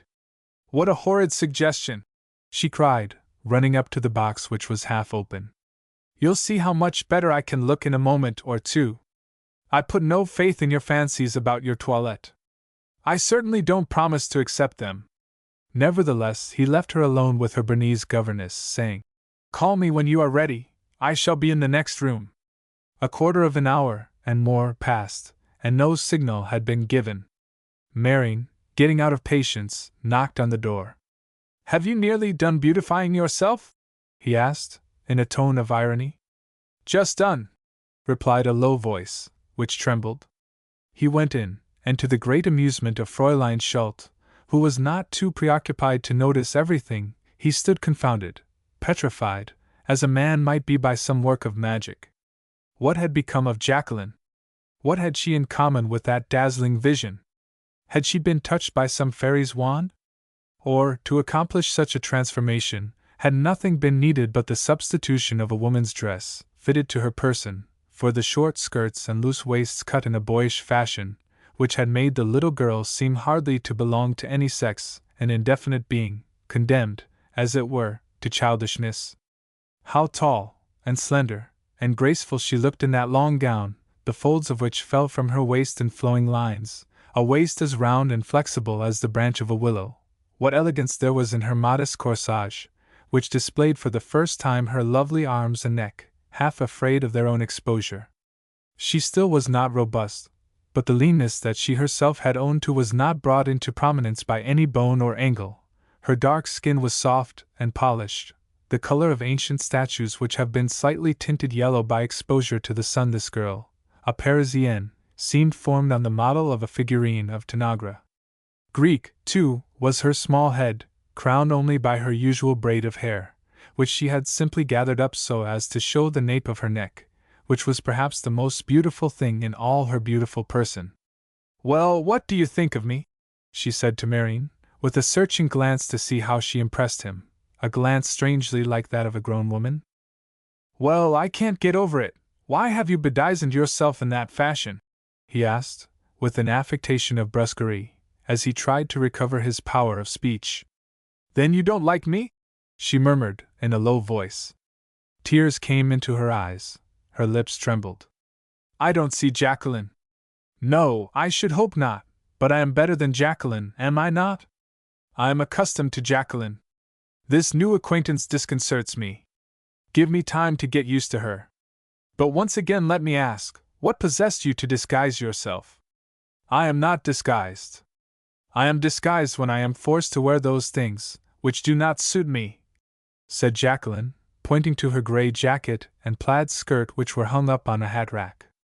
"Oh, I know why Mamma keeps me like that. She is afraid I should get too fond of dress before I have finished my education, and that my mind may be diverted from serious subjects. It is no doubt all intended for my good, but I should not lose much time if I turned up my hair like this, and what harm could there be in lengthening my skirts an inch or two? My picture will show her that I am improved by such little changes, and perhaps it will induce horror to let me go to the bal blanc that Madame d'Etaples is going to give on Yvonne's birthday. Mamma declined for me, saying I was not fit to wear a low-necked corsage, but you see she was mistaken." "Rather," said Marion, smiling in spite of himself. "Yes, wasn't she?" she went on, delighted at his look. "Of course I have bones, but they don't show like the great hollows under the collarbones that Dolly shows, for instance, but Dolly looks stouter than I because her face is so round. Well, Dolly is going to Madame d'Etaples' ball." "I grant," said Marion, devoting all his attention to the preparation of his palate, that she might not see him laugh. "I grant that you have bones, yes, many bones, but they are not much seen because they are too well placed to be obtrusive." "I am glad of that," said Jacqueline, delighted. "But let me ask you one question. Where did you pick up that queer gown? It seems to me that I have seen it somewhere." "No doubt you have," replied Jacqueline, who had quite recovered from her first shock, and was now ready to talk. "It is the dress Mamma had made some time ago, when she acted in a comedy." "So I thought," growled Marion, biting his lips. The dress recalled to his mind many personal recollections, and for one instant he paused. Madame de Nayles, among other talents, possessed that of amateur acting. On one occasion, several years before, she had asked his advice concerning what dress she should wear in a little play of Scribes, which was to be given at the house of Madame d'Avrigny, the house in all Paris most addicted to private theatricals. This reproduction of a forgotten play, with its characters attired in the costume of the period in which the play was placed, had had great success, a success due largely to the excellence of the costumes. In the comic parts the dressing had been purposely exaggerated, but Madame de Nayles, who played the part of a great coquette, would not have been dressed in character had she not tried to make herself as bewitching as possible. Marion had shown her pictures of the beauties of 1840, painted by Dubuff, and she had decided on a white gauze embroidered with gold, in which, on that memorable evening, she had captured more than one heart, and which had had its influence on the life and destiny of Marion. This might have been seen in the vague glance of indignation with which he now regarded it. Never, he thought, was it half so pretty when worn by Madame de Nayles as by her stepdaughter. Jacqueline meantime went on talking. "You must know, I was rather perplexed what to do. Almost all Mamma's gowns made me look horribly too old. Modest tried them on me one after another. We burst out laughing, they seemed so absurd. And then we were afraid Mamma might chance to want the one I took. This old thing it was not likely she would ask for. She had worn it only once, and then put it away. The gauze is a little yellow from lying by, don't you think so? But we asked my father, who said it was all right, that I should look less dark in it, and that the dress was of no particular date, which was always an advantage. These Grecian dresses are always in the fashion. Ah! For years ago Mamma was much more slender than she is now. But we have taken it in, oh! We took it in a great deal under the arms, but we had to let it down. Would you believe it? I am taller than Mamma, but you can hardly see the seam, it is concealed by the gold embroidery. No matter for that. We shall only take a 3/4 length, said Marion. Oh, what a pity! No one will see I have a long skirt on. But I shall be décolleté at any rate. I shall wear a comb. No one would know the picture for me. Nobody. You yourself hardly knew me, did you? Not at first sight. You are much altered. Mamma will be amazed, said Jacqueline, clasping her hands. It was a good idea. Amazed, I do not doubt, said Marion, somewhat anxiously. But suppose we take our pose. Stay, keep just as you are. Your hands before you, hanging down, so. Your fingers loosely clasped, that's it. Turn your head a little. What a lovely neck! How well her head is set upon it! He cried, involuntarily. Jacqueline glanced at Fräulein Schulte, who was at the farther end of the studio, busy with her crochet. You see, said the look, that he has found out I am pretty, that I am worth something. All the rest will soon happen. And while Marion was sketching in the graceful figure that posed before him, Jacqueline's imagination was investing it with the white robe of a bride. She had a vision of the painter growing more and more resolved to ask her hand in marriage as the portrait grew beneath his brush. Of course, her father would say at first, You are mad, you must wait. I shall not let Jacqueline marry till she is 17. But long engagements, she had heard, had great delights, though in France they are not the fashion. At last, after being long entreated, she was sure that M. and Madame de Nayles would end by giving their consent. They were so fond of marrying. Standing there, dreaming this dream, which gave her face an expression of extreme happiness, Jacqueline made a most admirable model. She had not felt in the least fatigued when Marion at last said to her, apologetically, You must be ready to drop. I forgot you were not made of wood. We will go on tomorrow.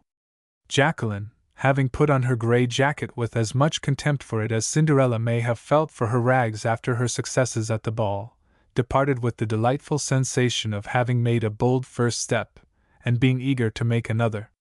Thus it was with all her sittings, though some left her anxious and unhappy, as for instance when Marion, absorbed in his work, had not paused, except to say, Turn your head a little, you are losing the pose.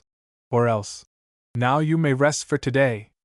On such occasions she would watch him anxiously as he painted swiftly, his brush making great splashes on the canvas, his dark features wearing a scowl, his chin on his breast, a deep frown upon his forehead, on which the hair grew low. It was evident that at such times he had no thought of pleasing her. Little did she suspect that he was saying to himself, Fool that I am, a man of my age to take pleasure in seeing that little head filled with follies and fancies of which I am the object. But can one, let one be ever so old, always act, or think reasonably? You are mad, Marion. A child of 14. Bah, they make her out to be 14, but she is 15, and was not that the age of Juliet? But you old greybeard, you are not Romeo, ma foi. I am in a pretty scrape. It ought to teach me not to play with fire at my age. Those words, at my age, were the refrain to all the reflections of Hubert Marion. He had seen enough in his relations with women to have no doubt about Jacqueline's feelings, of which indeed he had watched the rise and progress from the time she had first begun to conceive a passion for him, with a mixture of amusement and conceit. The most cautious of men are not insensible to flattery, whatever form it may take. To be fallen in love with by a child was no doubt absurd, a thing to be laughed at. But Jacqueline seemed no longer a child, since for him she had uncovered her young shoulders and arranged her dark hair on her head with the effect of a queenly diadem. Not only had her dawning loveliness been revealed to him alone, but to him it seemed that he had helped to make her lovely. The innocent tenderness she felt for him had accomplished this miracle. Why should he refuse to inhale an incense so pure, so genuine? How could he help being sensible to its fragrance? Would it not be in his power to put an end to the whole affair whenever he pleased? But till then might he not bask in it, as one does in a warm ray of spring sunshine? He put aside, therefore, all scruples. And when he did this, Jacqueline with rapture saw the painter's face, no longer with its scowl, but softened by some secret influence, the lines smoothed from his brow, while the beautiful smile which had fascinated so many women passed like a ray of light over his expressive mobile features. Then she would once more fancy that he was making love to her, and indeed he said many things, which, without rousing in himself any scruples of conscience, or alarming the propriety of Fräulein Schult, were well calculated to delude a girl who had had no experience, and who was charmed by the illusions of a love affair, as she might have been by a fairy story. It is true that sometimes, when he fancied he might have gone too far, Marion would grow sarcastic, or stay silent for a time. But this change of behavior produced on Jacqueline only the same effect that the caprices of a coquette produce upon a very young admirer. She grew anxious, she wanted to find out the reason, and finally found some explanation or excuse for him that coincided with her fancies. The thing that reassured her in such cases was her picture. If she could seem to him as beautiful as he had made her look on canvas, she was sure that he must love her. "Is this really I? Are you sure?" she said to Marion with a laugh of delight. "It seems to me that you have made me too handsome." "I have hardly done you justice," he replied. "It is not my fault if you are more beautiful than seems natural, like the beauties in the keepsakes. By the way, I hold those English things in horror. What do you say of them?"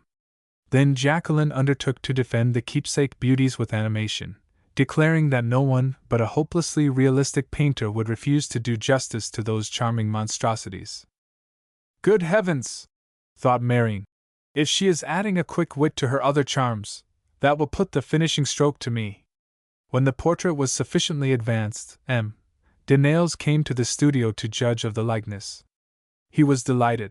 "Only my friend, I think," he cried to Marion, endeavoring to soften his one objection to the picture. "That you have given her a look, how can I put it, an expression very charming no doubt, but which is not that of a child of her age. You know what I mean. It is something tender, intense, profound, too feminine. It may come to her some day, perhaps, but hitherto Jacqueline's expression has been generally that of a merry, mischievous child." "Oh, papa!" cried the young girl, stung by the insult. "You may possibly be right," Marion hastened to reply.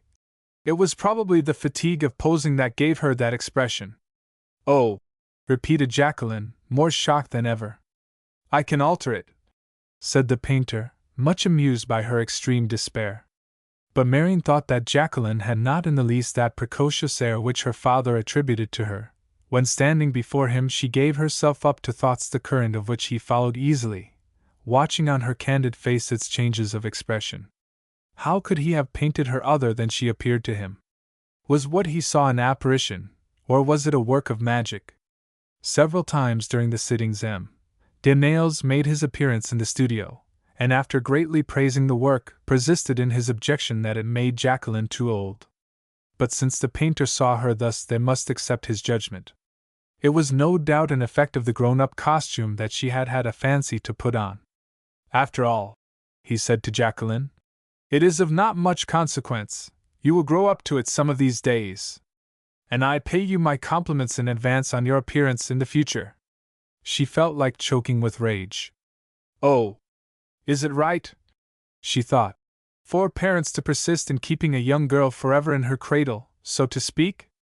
Chapter 4. A Dangerous Model. Time passed too quickly to please Jacqueline. Her portrait was finished at last, notwithstanding the willingness Marion had shown, or so it seemed to her, to retouch it unnecessarily that she might again and again come back to his atelier. But it was done at last. She glided into that dear atelier for the last time, her heart big with regret, with no hope that she would ever again put on the fairy robe which had, she thought, transfigured her till she was no longer little Jacqueline. "I want you only for one moment, and I need only your face," said Marion. "I want to change a line, I hardly know what to call it, at the corner of your mouth. Your father is right, your mouth is too grave. Think of something amusing, of the bal blanc at Madame d'Etaples, or merely, if you like, of the satisfaction it will give you to be done with these everlasting sittings, to be no longer obliged to bear the burden of a secret, in short to get rid of your portrait painter." She made him no answer, not daring to trust her voice. "Come!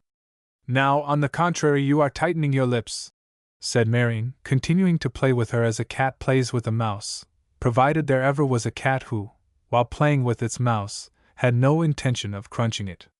You are not merry, you are sad. That is not at all becoming to you. Why do you attribute to me your own thoughts? It is you who will be glad to get rid of all this trouble. Fräulein Schultz, who, while patiently adding stitch after stitch to the long strip of her crochet work, was often much amused by the dialogues between sitter and painter, pricked up her ears to hear what a Frenchman would say to what was evidently intended to provoke a compliment. On the contrary, I shall miss you very much, said Marion quite simply. I have grown accustomed to see you here. You have become one of the familiar objects of my studio. Your absence will create a void. About as much as if this or that were gone, said Jacqueline, in a hurt tone, pointing first to a Japanese bronze and then to an Etruscan vase. With only this difference, that you care least for the living object. You are bitter, mademoiselle. Because you make me such provoking answers, monsieur. My feeling is different, she went on impetuously. I could pass my whole life watching you paint. You would get tired of it probably in the long run. Never! She cried, blushing a deep red. And you would have to put up with my pipe, that big pipe yonder, a horror. I should like it, she cried, with conviction. But you would not like my bad temper. If you knew how ill I can behave sometimes. I can scold, I can become unbearable, when this, for example, here he pointed with his maulstick to the Savonarola, does not please me. But it is beautiful, so beautiful. It is detestable. I shall have to go back some day and renew my impressions of Florence, see once more the piazze of the Signora and San Marco, and then I shall begin my picture all over again. Let us go together, will you? Oh, she cried fervently. Think of seeing Italy, and with you. It might not be so great a pleasure as you think. Nothing is such a bore as to travel with people who are pervaded by one idea, and my idée fixe is my picture, my great Dominican. He has taken complete possession of me, he overshadows me. I can think of nothing but him. Oh! But you think of me sometimes, I suppose? Said Jacqueline, softly. For I share your time with him. I think of you to blame you for taking me away from the 15th century, replied Hubert Mering, half seriously. Auf there! It is done at last. That dimple I never could manage I have gotten for better or for worse. Now you may fly off. I set you at liberty, you poor little thing. She seemed in no hurry to profit by his permission. She stood perfectly still in the middle of the studio.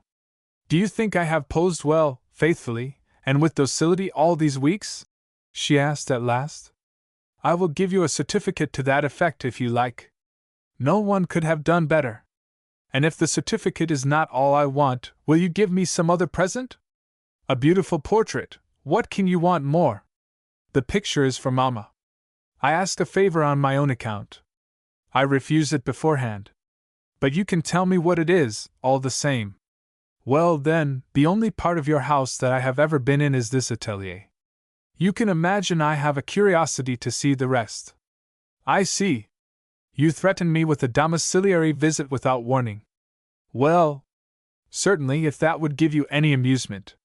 But my house contains nothing wonderful. I tell you that beforehand. One likes to know how one's friends look at home, in their own setting, and I have only seen you here at work in your atelier. The best point of view, believe me. But I am ready to do your bidding. Do you wish to see where I eat my dinner? Asked Marion, as he took her down the staircase leading to his dining room. Fräulein Schultz would have liked to go with them. It was, besides, her duty. But she had not been asked to fulfill it. She hesitated a moment, and in that moment Jacqueline had disappeared. After consideration, the promeneuse went on with her crochet, with a shrug of her shoulders which meant, she can't come to much harm. Seated in the studio, she heard the sound of their voices on the floor below. Jacqueline was lingering in the fencing room where Marion was in the habit of counteracting by athletic exercises the effects of a too sedentary life. She was amusing herself by fingering the dumbbells and the foils. She lingered long before some precious suits of armor. Then she was taken up into a small room, communicating with the atelier, where there was a fine collection of drawings by the old masters. My only luxury, said Marion. Mademoiselle Schult, getting impatient, began to roll up yards and yards of crochet, and coughed, by way of a signal, but remembering how disagreeable it would have been to herself to be interrupted in a tete-a-tete with her apothecary, she thought it not worth while to disturb them in these last moments. M. de Nailes's orders had been that she was to sit in the atelier. So she continued to sit there, doing what she had been told to do without any qualms of conscience. When Marion had shown Jacqueline all his drawings, he asked her, "Are you satisfied?" But Jacqueline's hand was already on the portiere which separated the little room from Marion's bedchamber. "Oh, I beg pardon," she exclaimed, pausing on the threshold.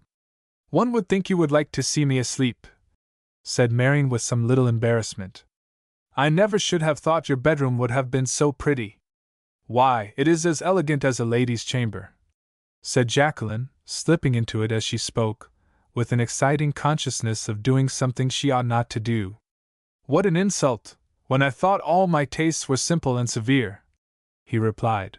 But he had not followed her into the chamber, withheld by an impulse of modesty men sometimes feel, when innocence is led into audacity through ignorance. "What lovely flowers you have!" said Jacqueline from within. "Don't they make your head ache? I take them out at night. I did not know that men liked, as we do, to be surrounded by flowers. Won't you give me one? All, if you like." "Oh, one pink will be enough for me." "Then take it," said Marion. Her curiosity alarmed him, and he was anxious to get her away. "Would it not be nicer if you gave it me yourself?" she replied, with reproach in her tones. "Here is one, mademoiselle. And now I must tell you that I want to dress. I have to go out immediately." She pinned the pink into her bodice so high that she could inhale its perfume. "I beg your pardon." "Thank you, and goodbye," she said, extending her hand to him with a sigh. "Au revoir." "Yes, au revoir at home, but that will not be like here." As she stood there before him, there came into her eyes a strange expression, to which, without exactly knowing why, he replied by pressing his lips fervently on the little hand he was still holding in his own. Very often since her infancy he had kissed her before witnesses, but this time she gave a little cry, and turned as white as the flower whose petals were touching her cheek. Marion started back alarmed. "Goodbye," he said in a tone that he endeavored to make careless, but in vain. Though she was much agitated herself, she failed not to remark his emotion, and on the threshold of the atelier, she blew a kiss back to him from the tips of her gloved fingers, without speaking or smiling. Then she went back to Fräulein Schult, who was still sitting in the place where she had left her, and said, "Let us go." The next time Madame de Nailles saw her stepdaughter, she was dazzled by a radiant look in her young face. "What has happened to you?" she asked. "You look triumphant." "Yes, I have good reason to triumph," said Jacqueline. "I think that I have won a victory." "How so? Over yourself?" "No, indeed, victories over one's self give us the comfort of a good conscience, but they do not make us gay, as I am." "Then tell me." No, I cannot tell you yet. I must be silent 2 days more," said Jacqueline, throwing herself into her mother's arms. Madame de Nailles asked no more questions, but she looked at her stepdaughter with an air of great surprise. For some weeks past she had had no pleasure in looking at Jacqueline. She began to be aware that near her, at her side, an exquisite butterfly was about for the first time to spread its wings, wings of a radiant loveliness, which, when they fluttered in the air, would turn all eyes away from other butterflies, which had lost some of their freshness during the summer. A difficult task was before her. How could she keep this too precocious insect in its chrysalis state? How could she shut it up in its dark cocoon and retard its transformation? "Jacqueline," she said, and the tones of her voice were less soft than those in which she usually addressed her. "It seems to me that you are wasting your time a great deal. You hardly practice at all. You do almost nothing at the course. I don't know what can be distracting your attention from your lessons, but I have received complaints which should make a great girl like you ashamed of herself. Do you know what I am beginning to think? That Madame de Monredan's system of education has done better than mine." "Oh, "Mamma, you can't be thinking of sending me to a convent!" cried Jacqueline, in tones of comic despair. "I did not say that, but I really think it might be good for you to make a retreat where your cousin Giselle is, instead of plunging into follies which interrupt your progress. Do you call Madame d'Etaples' Bal Blanc a folly? You certainly will not go to it, that is settled," said the young stepmother, dryly. Chapter 5. Surprises. In all other ways Madame de Nayles did her best to assist in the success of the surprise. On the 2nd of June, the eve of St. Clotilde's Day, she went out, leaving every opportunity for the grand plot to mature. Had she not absented herself in like manner the year before at the same date, thus enabling an upholsterer to drape artistically her little salon with beautiful thick silk tapestries which had just been imported from the East? Her idea was that this year she might find a certain lacquered screen which she coveted. The Baroness belonged to her period; she liked Japanese things. But, alas! The charming object that awaited her, with a curtain hung over it to prolong the suspense, had nothing Japanese about it whatever. Madame de Nayles received the good wishes of her family, responded to them with all proper cordiality, and then was dragged up joyously to a picture hanging on the wall of her room, but still concealed under the cloth that covered it. "How good of you!" she said, with all confidence to her husband. "It is a picture by Marion, a portrait by Marion, a likeness of Jacqueline." And he uncovered the masterpiece of the great artist, expecting to be joyous in the joy with which she would receive it. But something strange occurred.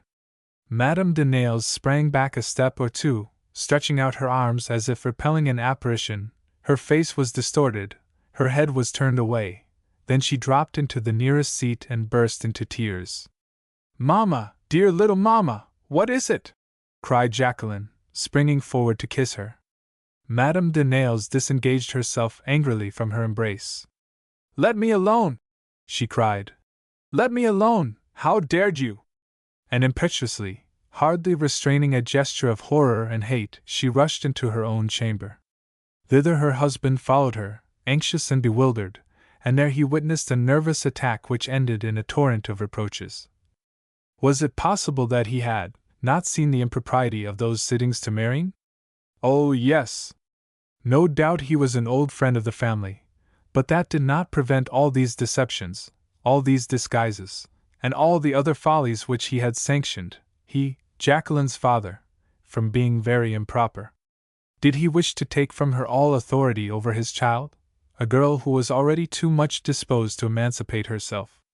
Her own efforts had all been directed to curb this alarming propensity. Yes, alarming for the future. And all in vain. There was no use in saying more. Mon Dieu! Had he no trust in her devotion to his child, in her prudence and her foresight, that he must thwart her thus? And she had always imagined that for 10 years she had faithfully fulfilled a mother's duties. What ingratitude from every one! Mademoiselle Schultz should be sent away at once. Jacqueline should go to a convent. They would break off all intercourse with Marion. They had conspired against her, every one. And then she wept more bitterly than ever, tears of rage, salt tears which rubbed the powder off her cheeks and disfigured the face that had remained beautiful by her power of will and self-control. But now the disorder of her nerves got the better of precautions. The blonde angel, whose beauty was on the wane, was transformed into a fury. Her 36 years were fully apparent, her complexion appeared slightly blotched, all her defects were obtrusive in contrast with the precocious development of beauty in Jacqueline. She was firmly resolved that her stepdaughter's obtrusive womanhood should remain in obscurity a very much longer time, under pretense that Jacqueline was still a child. She was a child, at any rate. The portrait was a lie, an imposture, an affront, an outrage. Meantime M. de Nayles, almost beside himself, fancied at first that his wife was going mad, but in the midst of her sobs and reproaches he managed to discover that he had somehow done her wrong, and when, with a broken voice, she cried, "You no longer love me!" he did not know what to do to prove how bitterly he repented having grieved her. He stammered, he made excuses, he owned that he had been to blame, that he had been very stupid, and he begged her pardon. As to the portrait, it should be taken from the salon, where, if seen, it might become a pretext for foolish compliments to Jacqueline. Why not send it at once to Grandchalk's? In short, he would do anything she wished, provided she would leave off crying. But Madame de Nayles continued to weep. Her husband was forced at last to leave her and to return to Jacqueline, who stood petrified in the salon. "Yes," he said, "your mamma is right. We have made a deplorable mistake in what we have done. Besides, you must know that this unlucky picture is not in the least like you. Marion has made some use of your features to paint a fancy portrait, so we will let nobody see it. They might laugh at you." In this way he hoped to repair the evil he had done in flattering his daughter's vanity, and promoting that dangerous spirit of independence, denounced to him a few minutes before, but of which, up to that time, he had never heard. Jacqueline, in her turn, began to sob. Mademoiselle Schultz had cause, too, to wipe her eyes, pretending a more or less sincere repentance for her share in the deception. Vigorously cross-questioned by Madame de Nayles, who called upon her to tell all she knew, under pain of being dismissed immediately, she saw but one way of retaining her situation, which was to deliver up Jacqueline, bound hand and foot, to the anger of her stepmother, by telling all she knew of the childish romance of which she had been the confidante. As a reward she was permitted, as she had foreseen, to retain her place in the character of a spy. It was a sad St. Clotilde's Day that year. Marion, who came in the evening, heard with surprise that the Baroness was indisposed, and could see no one. For 12 days after this he continued in disgrace, being refused admittance when he called. Those 12 days were days of anguish for Jacqueline. To see Marion no longer, to be treated with coldness by her father, to see in the blue eyes of her stepmother, eyes so soft and tender when they looked upon her hitherto, only a harsh, mistrustful glare, almost a look of hatred, was a punishment greater than she could bear. What had she done to deserve punishment? Of what was she accused? She spoke of her wretchedness to Fräulein Schultz, who, perfidiously, day after day, drew from her something to report to Madame de Nayles. That lady was somewhat consoled, while suffering tortures of jealousy, to know that the girl to whom these sufferings were due was paying dearly for her fault, and was very unhappy. On the 12th day something occurred which, though it made no noise in the household, had very serious consequences. The effect it produced on Jacqueline was decisive and deplorable. The poor child, after going through all the states of mind endured by those who suffer under unmerited disgrace, revolt, indignation, sulkiness, silent obstinacy, felt unable to bear it longer. She resolved to humble herself, hoping that by so doing the wall of ice that had arisen between her stepmother and herself might be cast down. By this time she cared less to know of what fault she was supposed to be guilty than to be taken back into favor as before. What must she do to obtain forgiveness? Explanations are usually worthless. Besides, none might be granted her. She remembered that when she was a small child she had obtained immediate oblivion of any fault by throwing herself impulsively into the arms of her little mamma, and asking her to forget whatever she had done to displease her, for she had not done it on purpose. She would do the same thing now. Putting aside all pride and obstinacy, she would go to this mamma, who for some days had seemed so different. She would smother her in kisses. She might possibly be repelled at first. She would not mind it. She was sure that in the end she would be forgiven. No sooner was this resolution formed than she hastened to put it into execution. It was the time of day when Madame de Nayles was usually alone. Jacqueline went to her bedchamber, but she was not there, and a moment after she stood on the threshold of the little salon.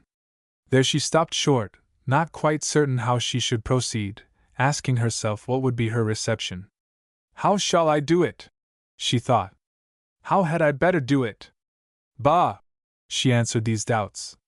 "It will be very easy. I will go in on tiptoe, so that she can't hear me.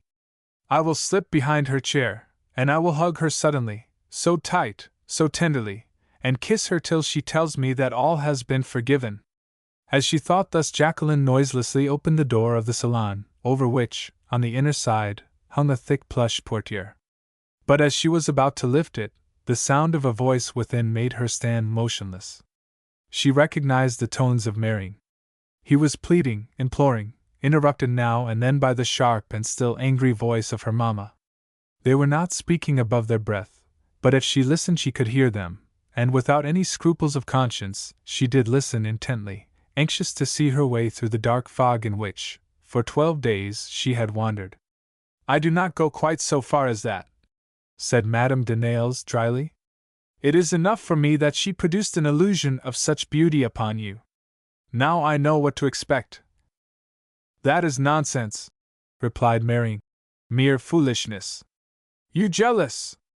Jealous of a baby whom I knew when she wore white pinafores, who has grown up under my very eyes. But, so far as I am concerned, she exists no longer. She is not, she never will be in my eyes, a woman. I shall think of her as playing with her doll, eating sugar plums, and so on." Jacqueline grew faint. She shivered and leaned against the doorpost. "One would not suppose so, to judge by the picture with which she has inspired you. You may say what you like, but I know that in all this there was a set purpose to insult me. Clotilde, in the first place, on no pretext ought you to have been induced to paint her portrait. Do you think so? Consider, had I refused, the danger of awakening suspicion? I accepted the commission most unwillingly, much put out by it, as you may suppose. But you are making too much of an imaginary fault. Consign the wretched picture to the barn, if you like. We will never say another word about so foolish a matter. You promise me to forget it, won't you? Dear! You will promise me?" he added after a pause. Madame de Nayles sighed and replied, "If not she, it will be someone else. I am very unhappy. I am weak and contemptible." "Clotilde," replied Marion, in an accent that went to Jacqueline's heart like a knife. She fancied that after this she heard the sound of a kiss, and with her cheeks aflame and her head burning, she rushed away. She understood little of what she had overheard. She only realized that he had given her up, that he had turned her into ridicule, that he had said, "Clotilde," to her mother, that he had called her dear, she, the woman she had so adored, so venerated, her best friend, her father's wife, her mother by adoption. Everything in this world seemed to be giving way under her feet. The world was full of falsehood and of treason, and life, so bad, so cruel, was no longer what she had supposed it to be. It had broken its promise to herself, it had made her bad, bad forever. She loved no one, she believed in no one. She wished she were dead. How she reached her own room in this state Jacqueline never knew. She was aware at last of being on her knees beside her bed, with her face hidden in the bedclothes. She was biting them to stifle her desire to scream. Her hands were clenched convulsively. "Mamma!" she cried. "Mamma!" Was this a reproach addressed to her she had so long called by that name? Or was it an appeal, vibrating with remorse, to her real mother, so long forgotten in favor of this false idol, her rival, her enemy? Undoubtedly, Jacqueline was too innocent, too ignorant to guess the real truth from what she had overheard. But she had learned enough to be no longer the pure-minded young girl of a few hours before. It seemed to her as if a fetid swamp now lay before her, barring her entrance into life. Vague as her perceptions were, this swamp before her seemed more deep, more dark, more dreadful from uncertainty, and Jacqueline felt that thenceforward she could make no step in life without risk of falling into it. To whom now could she open her heart in confidence, that heart bleeding and bruised as if it had been trampled on, as if someone had crushed it? The thing that she now knew was not like her own little personal secrets, such as she had imprudently confided to Fräulein Schult. The words that she had overheard she could repeat to no one. She must carry them in her heart, like the barb of an arrow in a secret wound, where they would fester and grow more painful day by day. "But, above all," she said at length, rising from her knees, "let me show proper pride." She bathed her fevered face in cold water, then she walked up to her mirror. As she gazed at herself with a strange interest, trying to see whether the entire change so suddenly accomplished in herself had left its visible traces on her features, she seemed to see something in her eyes that spoke of the clairvoyance of despair. She smiled at herself, to see whether the new Jacqueline could play the part, which, whether she would or not, was now assigned to her. What a sad smile it was. "I have lost everything," she said. "I have lost everything." And she remembered, as one remembers something in the far-off long ago, how that very morning, when she awoke, her first thought had been, "Shall I see him today?" Each day she passed without seeing him had seemed to her a lost day, and she had accustomed herself to go to sleep thinking of him, remembering all he had said to her, and how he had looked at her. Of course, sometimes she had been unhappy, but what a difference it seemed between such vague unhappiness and what she now experienced. And then, when she was sad, she could always find a refuge in that dear mamma, in that Clotilde whom she vowed she would never kiss again, except with such kisses as might be necessary to avoid suspicion. Kisses of that kind were worth nothing. Quite the contrary. Could she kiss her father now without a pang? Her father! He had gone wholly over to the side of that other in this affair. She had seen him in one moment turn against herself. No, no one was left her! If she could only lay her head in Modest's lap and be soothed while she crooned her old songs as in the nursery. But whatever Marion or anyone else might choose to say, she was no longer a baby.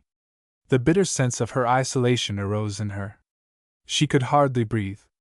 Suddenly she pressed her lips upon the glass which reflected her own image, so sad, so pale, so desolate. She put the pity for herself into a long, long, fervent kiss, which seemed to say, "Yes, I am all alone, alone forever." Then, in a spirit of revenge, she opened what seemed a safety valve, preventing her from giving way to any other emotion. She rushed for a little box which she had converted into a sort of reliquary. She took out of it the half-burned cigarette, the old glove, the withered violets, and a visiting card with his name, on which 3 unimportant lines had been written. She insulted these keepsakes, she tore them with her nails, she trampled them underfoot, she reduced them to fragments, she left nothing whatever of them, except a pile of shreds, which at last she set fire to. She had a feeling as if she were employed in executing 2 great culprits, who deserved cruel tortures at her hands, and with them, she slew now and forever the foolish fancy she had called her love. By a strange association of ideas, the famous composition, so praised by M.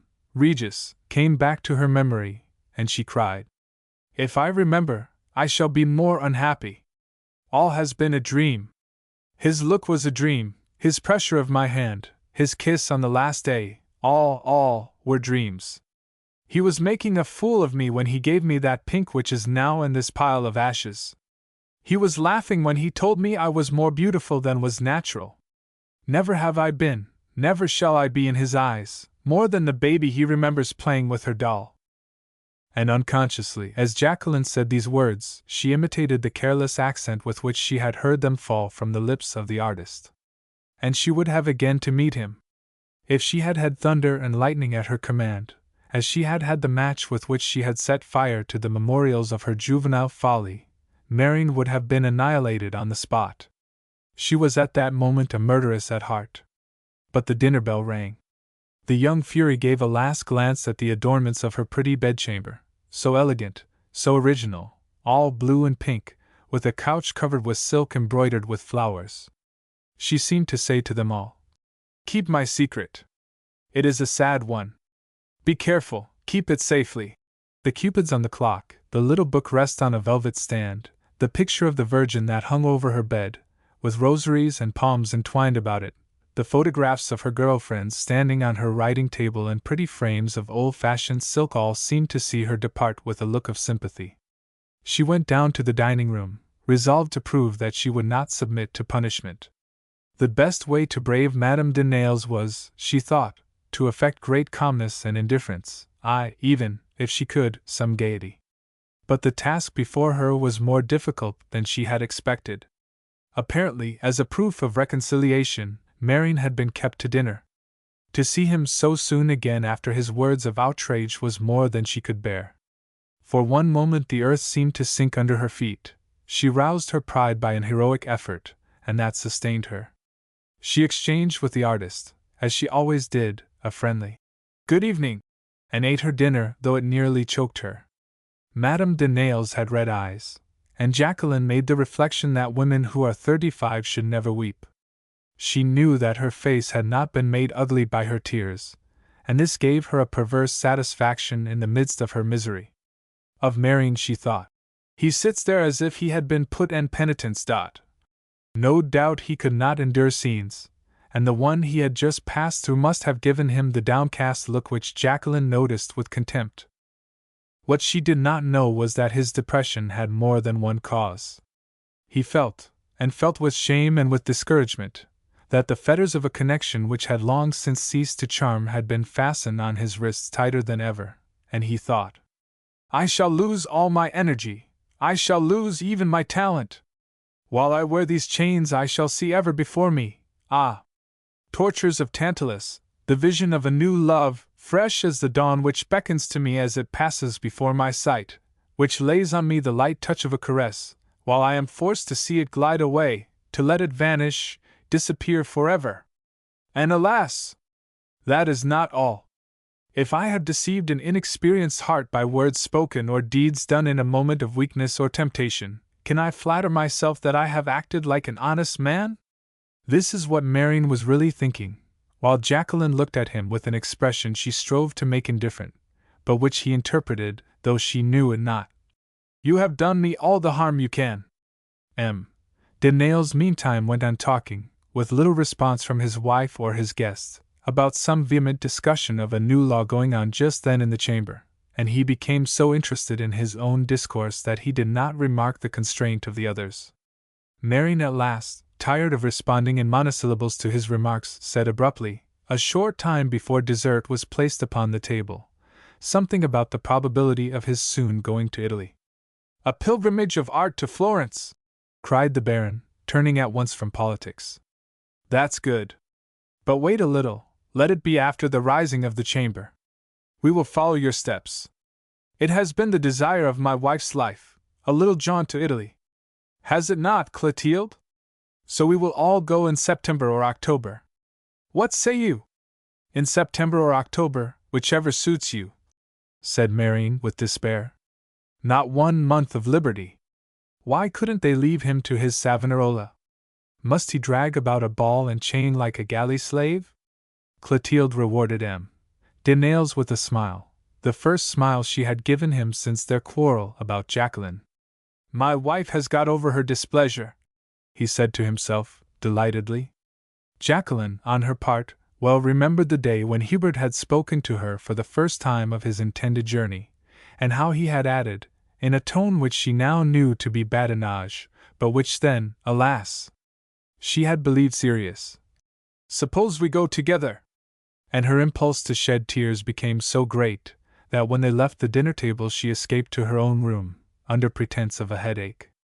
"Yes, you are looking wretchedly," said her stepmother. And turning to De Nayles, she added, "Don't you think, mon ami, she is as yellow as a quince?" Marion dared not press the hand which she, who had been his little friend for years, offered him as usual, but this time with repugnance. "You are suffering, my poor Jacqueline," he ventured to say. "Oh, not much," she answered, with a glance at once haughty and defiant. "Tomorrow I shall be quite well again." And saying this, she had the courage to laugh. But she was not quite well the next day, and for many days after she was forced to stay in bed.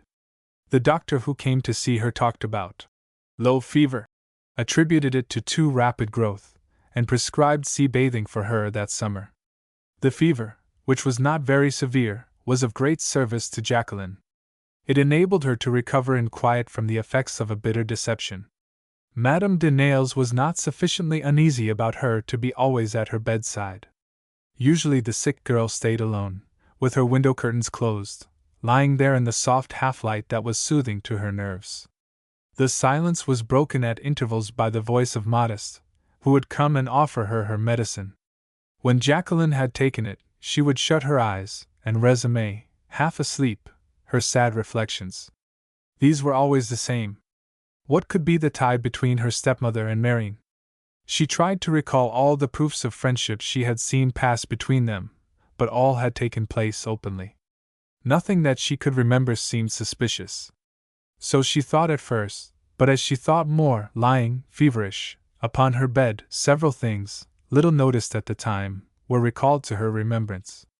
They might mean nothing, or they might mean much.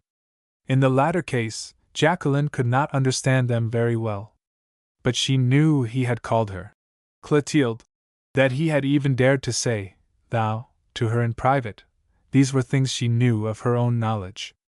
Her pulse beat quicker as she thought of them, her head burned.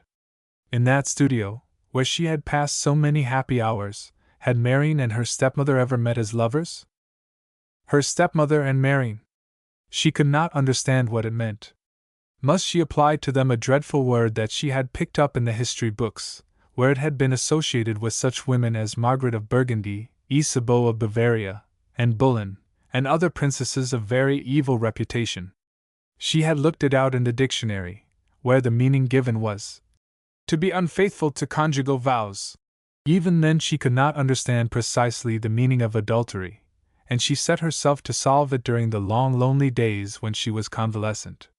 When she was able to walk from one room to another, she wandered in a loose dressing gown, whose long, lank folds showed that she had grown taller and thinner during her illness, into the room that held the books, and went boldly up to the bookcase, the key of which had been left in the lock, for everybody had entire confidence in Jacqueline's scrupulous honesty. Never before had she broken a promise. She knew that a well-brought-up young girl ought to read only such books as were put into her hands. The idea of taking a volume from those shelves had no more occurred to her than the idea of taking money out of somebody's purse. That is, up to this moment it had not occurred to her to do so. But now that she had lost all respect for those in authority over her, Jacqueline considered herself released from any obligation to obey them. She therefore made use of the first opportunity that presented itself to take down a novel of George Sand, which she had heard spoken of as a very dangerous book, not doubting it would throw some light on the subject that absorbed her. But she shut up the volume in a rage when she found that it had nothing but excuses to offer for the fall of a married woman. After that, and guided only by chance, she read a number of other novels, most of which were of antediluvian date, thus accounting, she supposed, for their sentiments, which she found old-fashioned.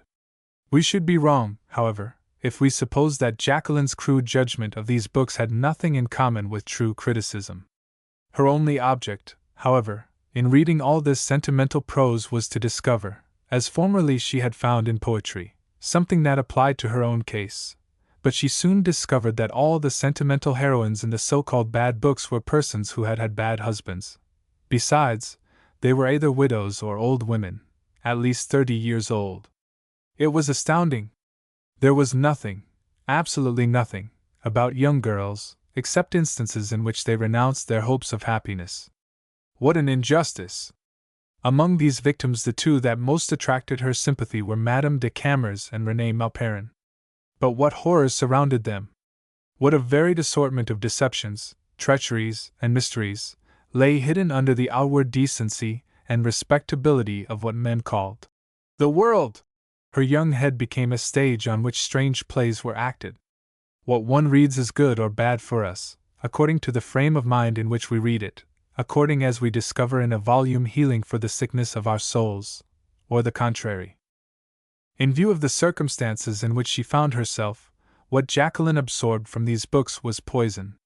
When, after the physical and moral crisis through which she had passed, Jacqueline resumed the life of every day, she had in her sad eyes, around which for some time past had been dark circles, an expression of anxiety such as the first contact with a knowledge of evil might have put into Eve's eyes after she had plucked the apple. Her investigations had very imperfectly enlightened her. She was as much perplexed as ever, with some false ideas besides. When she was well again, however, she continued weak and languid. She felt somehow as if she had come back to her old surroundings from some place far away. Everything about her now seemed sad and unfamiliar, though outwardly nothing was altered. Her parents had apparently forgotten the unhappy episode of the picture. It had been sent away to Grandchalk's, which was tantamount to its being buried. Hubert Marion had resumed his habits of intimacy in the family. From that time forth he took less and less notice of Jacqueline, whether it were that he owed her a grudge for all the annoyance she had been the means of bringing upon him, or whether he feared to burn himself in the flame which had once scorched him more than he admitted to himself. Who can say?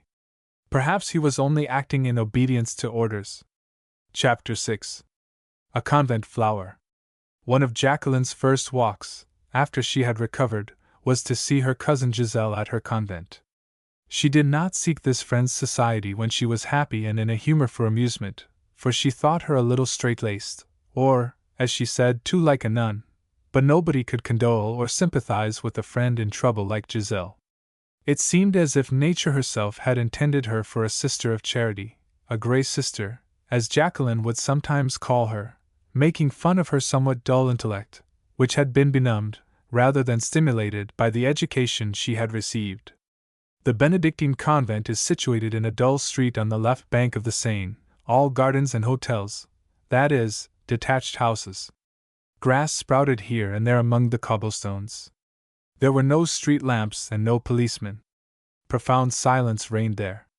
The petals of an acacia, which peeped timidly over its high wall, dropped, like flakes of snow, on the few pedestrians who passed by it in the springtime. The enormous porte-cochere gave entrance into a square courtyard, on one side of which was the chapel, on the other, the door that led into the convent. Here Jacqueline presented herself, accompanied by her old nurse, Modeste. She had not yet resumed her German lessons, and was striving to put off, as long as possible, any intercourse with Fräulein Schulte, who had known of her foolish fancy, and who might perhaps renew the odious subject. Walking with Modeste, on the contrary, seemed like going back to the days of her childhood, the remembrance of which soothed her like a recollection of happiness and peace, now very far away. It was a reminiscence of the far-off limbo in which her young soul, pure and white, had floated, without rapture, but without any great grief or pain. The porteress showed them into the parlor. There they found several pupils who were talking to members of their families, from whom they were separated by a grille, whose black bars gave to those within the appearance of captives, and made rather a barrier to eager demonstrations of affection, though they did not hinder the reception of good things to eat. "Tiens! I have brought you some chocolate," said Jacqueline to Giselle, as soon as her cousin appeared, looking far prettier in her black cloth frock than when she wore an ordinary walking costume. Her fair hair was drawn back a la chinoise from a white forehead resembling that of a German Madonna. It was one of those foreheads, slightly and delicately curved, which phrenologists tell us indicate reflection and enthusiasm. But Giselle, without thanking Jacqueline for the chocolate, exclaimed at once, "Mon Dieu! What has been the matter with you?" She spoke rather louder than usual, it being understood that conversations were to be carried on in a low tone, so as not to interfere with those of other persons. She added, "I find you so altered." "Yes, I have been ill," said Jacqueline carelessly. "Sorrow has made me ill," she added, in a whisper, looking to see whether the nun, who was discreetly keeping watch, walking to and fro behind the grille, might chance to be listening. "Oh, ask me no questions! I must never tell you, but for me, you must know, the happiness of my life is at an end, is at an end." She felt herself to be very interesting while she was speaking thus. Her sorrows were somewhat assuaged. There was undoubtedly a certain pleasure in letting someone look down into the unfathomable, mysterious depths of a suffering soul. She had expected much curiosity on the part of Giselle, and had resolved beforehand to give her no answers, but Giselle only sighed, and said softly, "Ah, my poor darling! I, too, am very unhappy. If you only knew—" "How? Good heavens! What can have happened to you here?" "Here? Oh! Nothing, of course, but this year I am to leave the convent, and I think I can guess what will then be before me." Here, seeing that the nun who was keeping guard was listening, Giselle, with great presence of mind, spoke louder on indifferent subjects till she had passed out of earshot. Then she rapidly poured her secret into Jacqueline's ear. From a few words that had passed between her grandmother and Madame d'Argy, she had found out that Madame de Monredon intended to marry her. "But that need not make you unhappy," said Jacqueline, "unless he is really distasteful to you. That is what I am not sure about. Perhaps he is not the one I think. But I hardly know why. I have a dread, a great dread, that it is one of our neighbors in the country." Grandmama has several times spoken in my presence of the advantage of uniting our two estates. They touch each other. Oh, I know her ideas. She wants a man well-born, one who has a position in the world, someone, as she says, who knows something of life, that is, I suppose, someone no longer young, and who has not much hair on his head, like Monsieur de Talbrun. Is he very ugly, this Monsieur de Talbrun? He's not ugly, and not handsome. But just think! He is 34. Jacqueline blushed, seeing in this speech a reflection on her own taste in such matters. That's twice my age, sighed Giselle. Of course, that would be dreadful if he were to stay always twice your age. For instance, if you were now 35, he would be 70, and 120 when you reach your 60th year. But really, to be twice your age now will only make him 17 years older than yourself. In the midst of this chatter, which was beginning to attract the notice of the nun, they broke off with a laugh. But it was only one of those laughs au bout de lèvres, uttered by persons who have made up their minds to be unhappy. Then Giselle went on. I know nothing about him, you understand, but he frightens me. I tremble to think of taking his arm, of talking to him, of being his wife. Just think even of saying thou to him. But married people don't say thou to each other nowadays, said Jacqueline. It is considered vulgar. But I shall have to call him by his Christian name. What is Monsieur de Talbrun's Christian name? Oscar. Humph! That is not a very pretty name, but you could get over the difficulty. You could say Mon ami. After all, your sorrows are less than mine. Poor Jacqueline, said Giselle, her soft hazel eyes moist with sympathy. I have lost at one blow all my illusions, and I have made a horrible discovery, that it would be wicked to tell to any one, you understand, not even to my confessor. Heavens! But you could tell your mother! You forget I have no mother, replied Jacqueline in a tone which frightened her friend. I had a dear mamma once, but she would enter less than any one into my sorrows, and as to my father, it would make things worse to speak to him, she added, clasping her hands. Have you ever read any novels, Giselle? Ham, said the discreet voice of the nun, by way of warning. 2 or 3 by Walter Scott. Oh! Then you can imagine nothing like what I could tell you. How horrid that nun is, she stops always as she comes near us. Why can't she do as Modest does, and leave us to talk by ourselves? It seemed indeed as if the Argus in a black veil had overheard part of this conversation, not perhaps the griefs of Jacqueline, which were not very intelligible, but some of the words spoken by Giselle, for, drawing near her, she said gently, We, too, shall all grieve to lose you, my dearest child, but remember one can serve God anywhere, and save one's soul, in the world as well as in a convent. And she passed on, giving a kind smile to Jacqueline, whom she knew, having seen her several times in the convent parlor, and whom she thought a nice girl, notwithstanding what she called her fly-away airs, the airs they acquire from modern education, she said to herself, with a sigh. Those poor ladies would have us think of nothing but a future life, said Jacqueline, shrugging her shoulders. We ought to think of it first of all, said Giselle, who had become serious. Sometimes I think my place should have been among these ladies who have brought me up. They are so good, and they seem to be so happy. Besides, do you know, I stand less in awe of them than I do of my grandmother. When grandmama orders me, I never shall dare to object, even if. But you must think me very selfish, my poor Jacqueline. I am talking only of myself. Do you know what you ought to do as you go away? You should go into the chapel, and pray with all your heart for me, that I may be brought in safety through my troubles about which I have told you, and I will do the same for yours, about which you have not told me.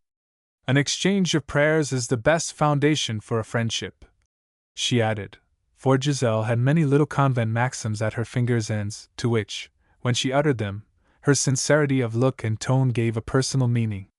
You are right, said Jacqueline, much moved. It has done me good to see you. Take this chocolate.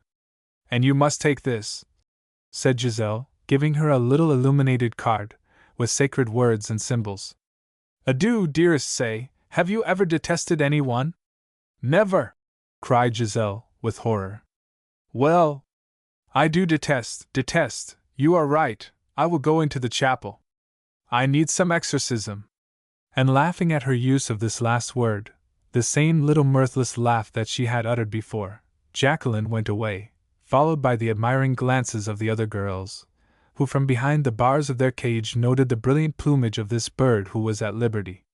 She crossed the courtyard, and followed by Modest, entered the chapel, where she sank upon her knees. The mystic half-light of the place, tinged purple by its passage through the stained windows, seemed to enlarge the little chancel, parted in two by a double grille, behind which the nuns could hear the service without being seen. The silence was so deep that the low murmur of a prayer could now and then be heard. The worshippers might have fancied themselves 100 leagues from all the noises of the world, which seemed to die out when they reached the convent walls. Jacqueline read, and reread mechanically, the words printed in letters of gold on the little card Giselle had given her. It was a symbolical picture, and very ugly, but the words were, "Oh, that I had wings like a dove, for then would I flee away and be at rest." Wings, she repeated, with vague aspiration.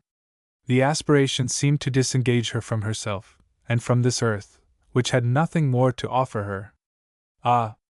How far away was now the time when she had entered churches, full of happiness and hope, to offer a candle that her prayer might be granted, which she felt sure it would be. All was vanity.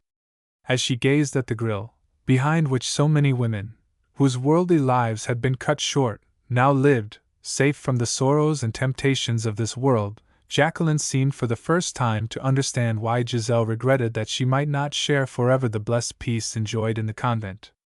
A torpor stole over her, caused by the dimness, the faint odor of the incense, and the solemn silence. She imagined herself in the act of giving up the world. She saw herself in a veil, with her eyes raised to heaven, very pale, standing behind the grille. She would have to cut off her hair. That seemed hard, but she would make the sacrifice. She would accept anything, provided the ungrateful pair, whom she would not name, could feel sorrow for her loss, maybe even remorse. Full of these ideas, which certainly had little in common with the feelings of those who seek to forgive those who trespass against them, Jacqueline continued to imagine herself a Benedictine sister, under the soothing influence of her surroundings, just as she had mistaken the effects of physical weakness when she was ill for a desire to die. Such feelings were the result of a void which the whole universe, as she thought, never could fill, but it was really a temporary vacuum, like that caused by the loss of a first tooth. These teeth come out with the first jar, and nature intends them to be speedily replaced by others, much more permanent, but children cry when they are pulled out, and fancy they are in very tight. Perhaps they suffer, after all, nearly as much as they think they do. "Mademoiselle," said Modest, touching her on the shoulder. "I was content to be here," answered Jacqueline, with a sigh. "Do you know, Modest," she went on, when they got out of doors, "that I have almost made up my mind to be a nun? What do you say to that?" "Heaven forbid!" cried the old nurse, much startled. "Life is so hard," replied her young mistress. "Not for you, anyhow. It would be a sin to say so." "Ah, Modest, we so little know the real truth of things, we can see only appearances. Don't you think that a linen band over my forehead would be very becoming to me? I should look like Saint Teresa. And what would be the good of your looking like Saint Teresa, when there would be nobody to tell you so?" said Modest, with the practical good sense that never forsook her.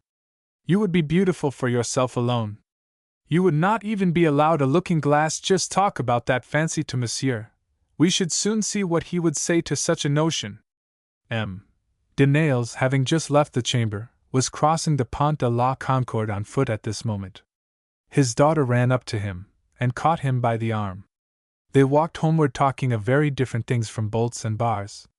The Baron, who was a weak man, thought in his heart that he had been too severe with his daughter for some time past. As he recalled what had taken place, the anger of Madame de Nayles in the matter of the picture seemed to him to have been extreme and unnecessary. Jacqueline was just at an age when young girls are apt to be nervous and impressionable. They had been wrong to be rough with one who was so sensitive.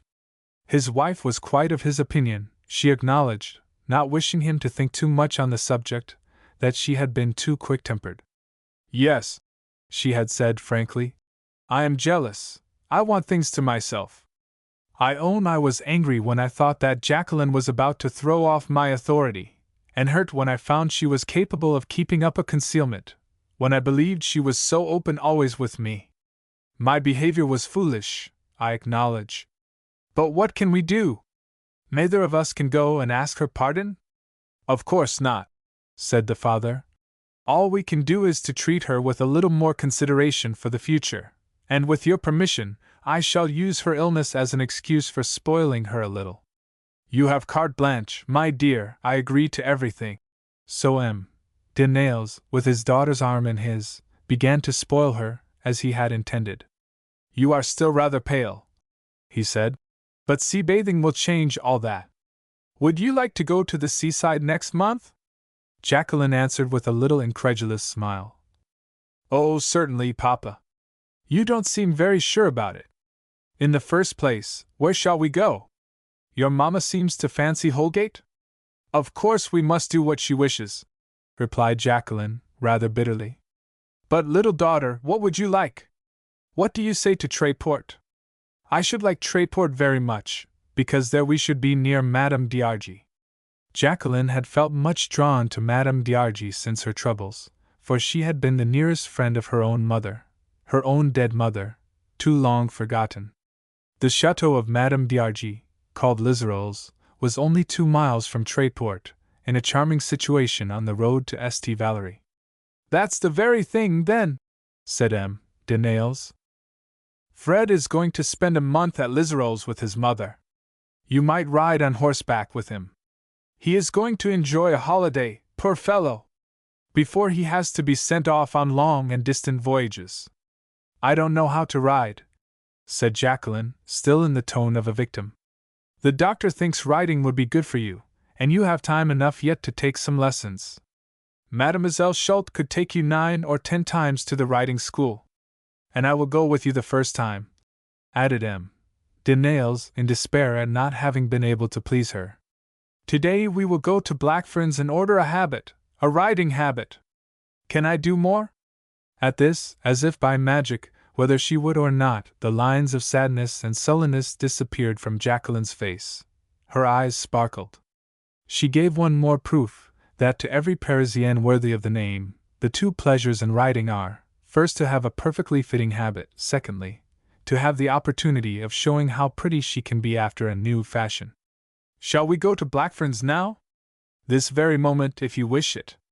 You really mean Blackfern? Yvonne's habit came from Blackfern's.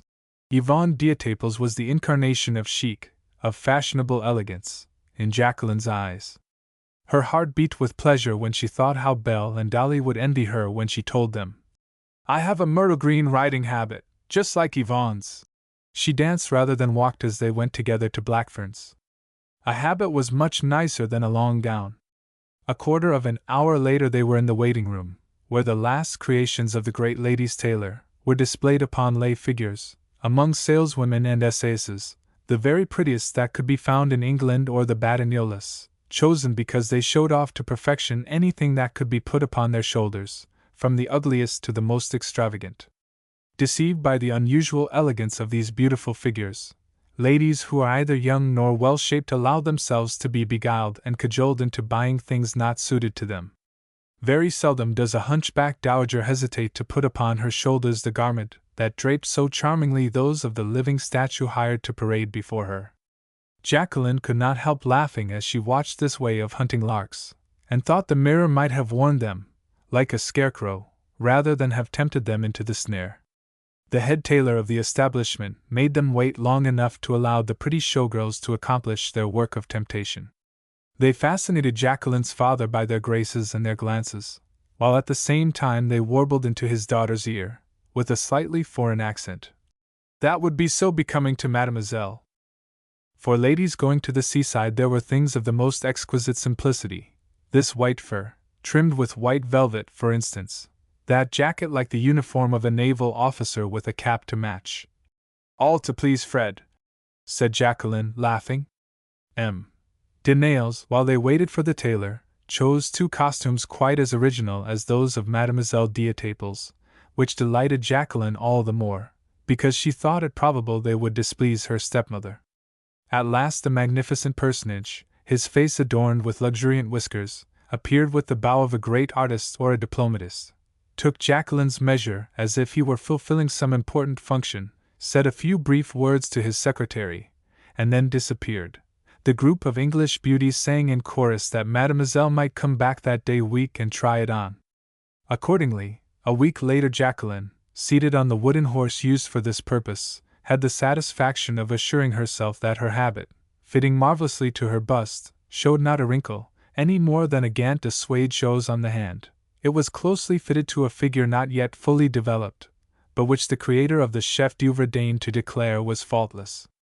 Usually, he said, he recommended his customers to wear a certain corset of a special cut, with elastic material over the hips covered by satin that matched the riding habit, but at Mademoiselle's age, and so supple as she was, the corset was not necessary. In short, the habit was fashioned to perfection, and fitted like her skin to her little flexible figure. In her close-fitting petticoat, her riding trousers and nothing else, Jacqueline felt herself half naked, though she was buttoned up to her throat. She had taken an attitude on her wooden horse such as might have been envied by an accomplished equestrienne, her elbows held well back, her shoulders down, her chest expanded, her right leg over the pommel, her left foot in the stirrup, and never after did any real gallop give her the same delight as this imaginary ride on an imaginary horse. She looking at herself with entire satisfaction all the time in an enormous cheval glass. Book 2. Chapter 7. The Blue Band. Love, like any other human malady, should be treated according to the age and temperament of the sufferer. Madame de Nayles, who was a very keen observer, especially where her own interests were concerned, lent herself with the best possible grace to everything that might amuse and distract Jacqueline, of whom she had by this time grown afraid. Not that she now dreaded her as a rival. The attitude of coldness and reserve that the young girl had adopted in her intercourse with Marion, her stepmother could see, was no evidence of coquetry.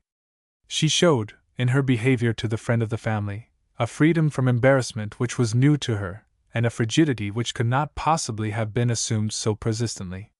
No! What struck Madame de Nayles was the suddenness of this transformation. Jacqueline evidently took no further interest in Marion.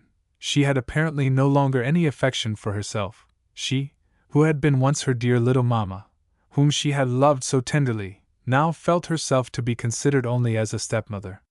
Fräulein Schulte, too, received no more confidences. What did it all mean?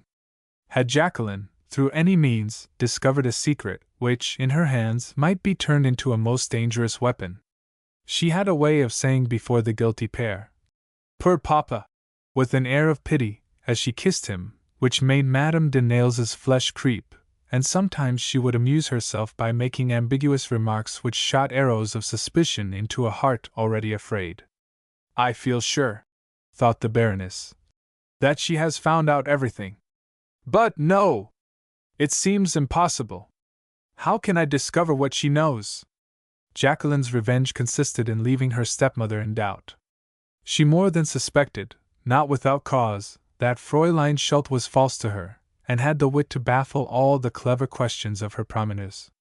"My worship of a man of genius, a great artist? Oh!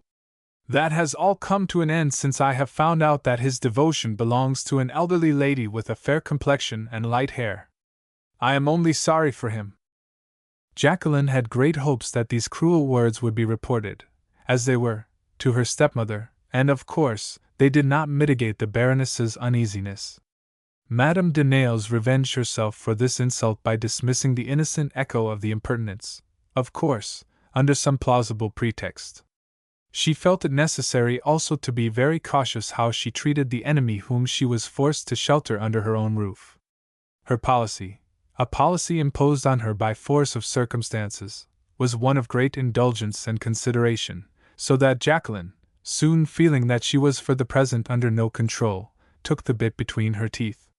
No other impression can adequately convey an idea of the sort of fury with which she plunged into pleasure and excitement, a state of mind which apparently, without any transition, succeeded her late melancholy.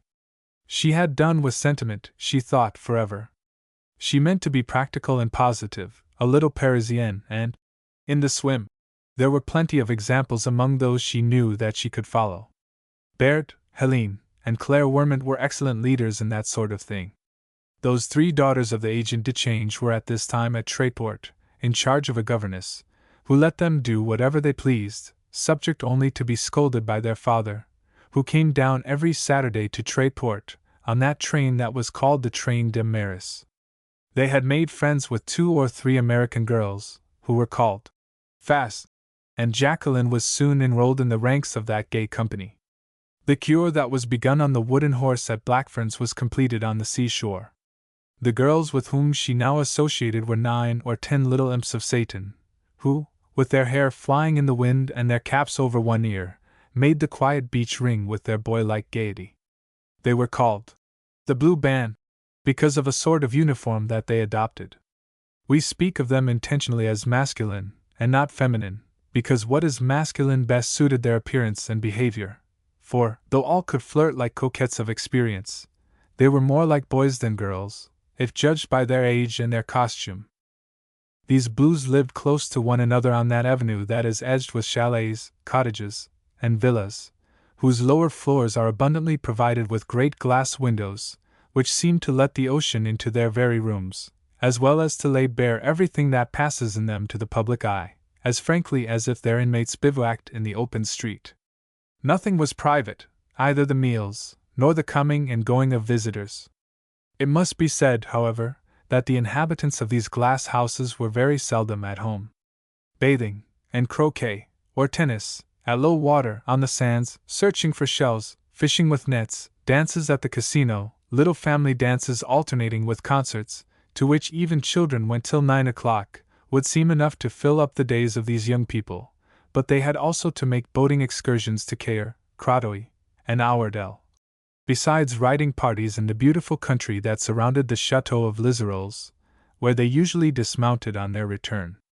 At Lizeroles they were received by Madame d'Argy, who was delighted that they provided safe amusement for her son, who appeared in the midst of this group of half-grown girls like a young cock among the hens of his harem. Frederick d'Argy, the young naval officer, who was enjoying his holiday, as M. de Nayles had said, was enjoying it exceedingly. How often, long after, on board the ship Floy, as he paced the silent quarterdeck, far from any opportunity of flirting, did he recall the forms and faces of these young girls, some dark, some fair, some rosy half-women and half-children, who made much of him, and scolded him, and teased him, and contended for his attentions, while no better could be had, on purpose to tease one another. Oh, what a delightful time he had had! They did not leave him to himself one moment. He had to lift them into their saddles, to assist them as they clambered over the rocks, to superintend their attempts at swimming, to dance with them all by turns, and to look after them in the difficult character of mentor, for he was older than they, and were they not entrusted to his care? What a serious responsibility! Had not Mentor even found himself too often timid and excited when one little firm foot was placed in his hand, when his arm was round one little waist, when he could render her as a cavalier 1,000 little services, or accept with gladness the role of her consoler. He did everything he could think of to please them, finding all of them charming, though Jacqueline never ceased to be the one he preferred, a preference which she might easily have inferred from the poor lad's unusual timidity and awkwardness when he was brought into contact with her. But she paid no attention to his devotion, accepting himself and all he did for her as, in some sort, her personal property. He was of no consequence, he did not count, what was he but her comrade and former playfellow?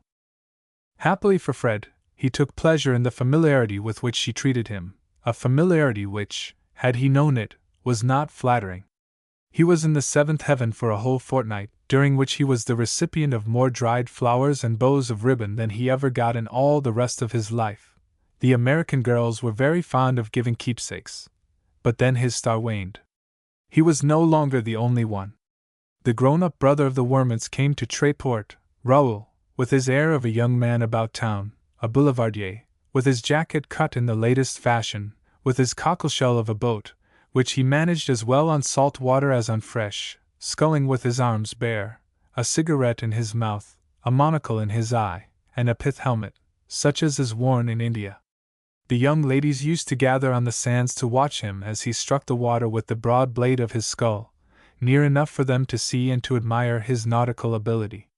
They thought all his jokes amusing, and they delighted in his way of seizing his partner for a waltz, and bearing her off, as if she were a prize, hardly allowing her to touch the floor. Fred thought him, with his stock of old jokes, very ill-mannered. He laughed at his sculling, and had a great mind to strike him after he saw him waltzing with Jacqueline. But he had to acknowledge the general appreciation felt for the fellow whom he called vulgar. Raoul Wermont did not stay long at Tréport.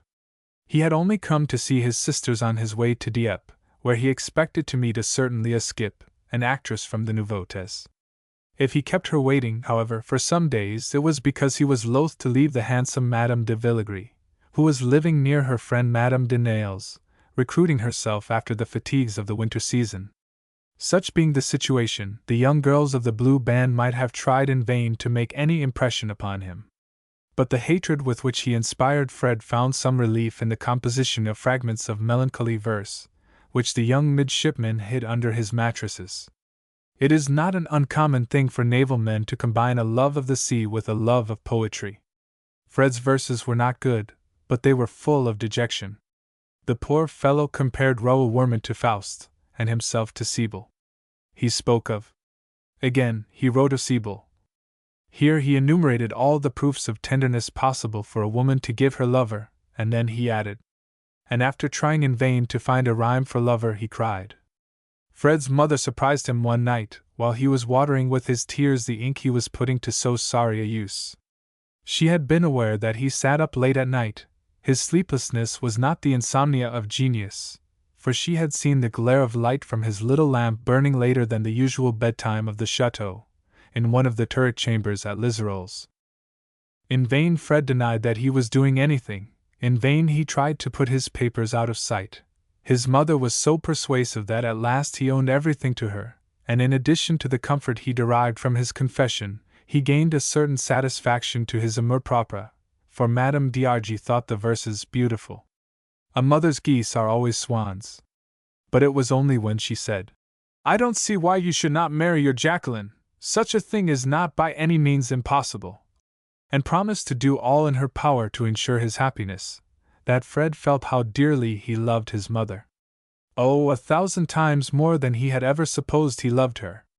However, he had not yet done with the agonies that lie in wait for lovers. Madame de Monredon arrived one day at the Hôtel de la Plage, accompanied by her granddaughter, whom she had taken away from the convent before the beginning of the holidays. Since she had fully arranged the marriage with M. de Talleyrand, it seemed important that Giselle should acquire some liveliness, and recruit her health, before the fatal wedding day arrived. M. de Talleyrand liked ladies to be always well and always lively, and it was her duty to see that Giselle accommodated herself to his taste. Sea bathing, life in the open air, and merry companions, were the things she needed to make her a little less thin, to give her tone, and to take some of her convent stiffness out of her. Besides, she could have free intercourse with her intended husband, thanks to the greater freedom of manners permitted at the seaside. Such were the ideas of Madame de Monredon. Poor Giselle! In vain they dressed her in fine clothes, in vain they talked to her and scolded her from morning till night. She continued to be the little convent-bred schoolgirl she had always been, with downcast eyes, pale as a flower that has known no sunlight, and timid to a point of suffering. M. de Talleyrand frightened her as much as ever, and she had looked forward to the comfort of weeping in the arms of Jacqueline, who, the last time she had seen her, had been herself so unhappy. But what was her astonishment to find the young girl, who, a few weeks before, had made her such tragic confidences through the grille in the convent parlor, transformed into a creature bent on excitement and amusement. When she attempted to allude to the subject on which Jacqueline had spoken to her at the convent, and to ask her what it was that had then made her so unhappy, Jacqueline cried, "Oh, my dear, I have forgotten all about it." But there was exaggeration in this profession of forgetfulness, and she hurriedly drew Giselle back to the game of croquet, where they were joined by M. de Talbrun. The future husband of Giselle was a stout young fellow, short and thickset, with broad shoulders, a large flat face, and strong jaws, ornamented with an enormous pair of whiskers, which partly compensated him for a loss of hair. He had never done anything but shoot and hunt over his property 9 months in the year, and spend the other 3 months in Paris, where the jockey club and ballet dancers sufficed for his amusement. He did not pretend to be a man whose bachelor life had been altogether blameless, but he considered himself to be a correct man, according to what he understood by that expression, which implied neither talents, virtues, nor good manners. Nevertheless, all the Blue Band agreed that he was a finished type of gentlemanhood. Even Raoul's sisters had to confess, with a certain disgust, that, whatever people may say, in our own day the aristocracy of wealth has to lower its flag before the authentic quarterings of the old noblesse.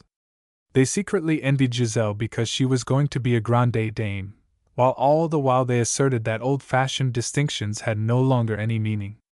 Nevertheless, they looked forward to the day when they, too, might take their places in the Faubourg St-Germain. One may purchase that luxury with a fortune of 800,000 francs.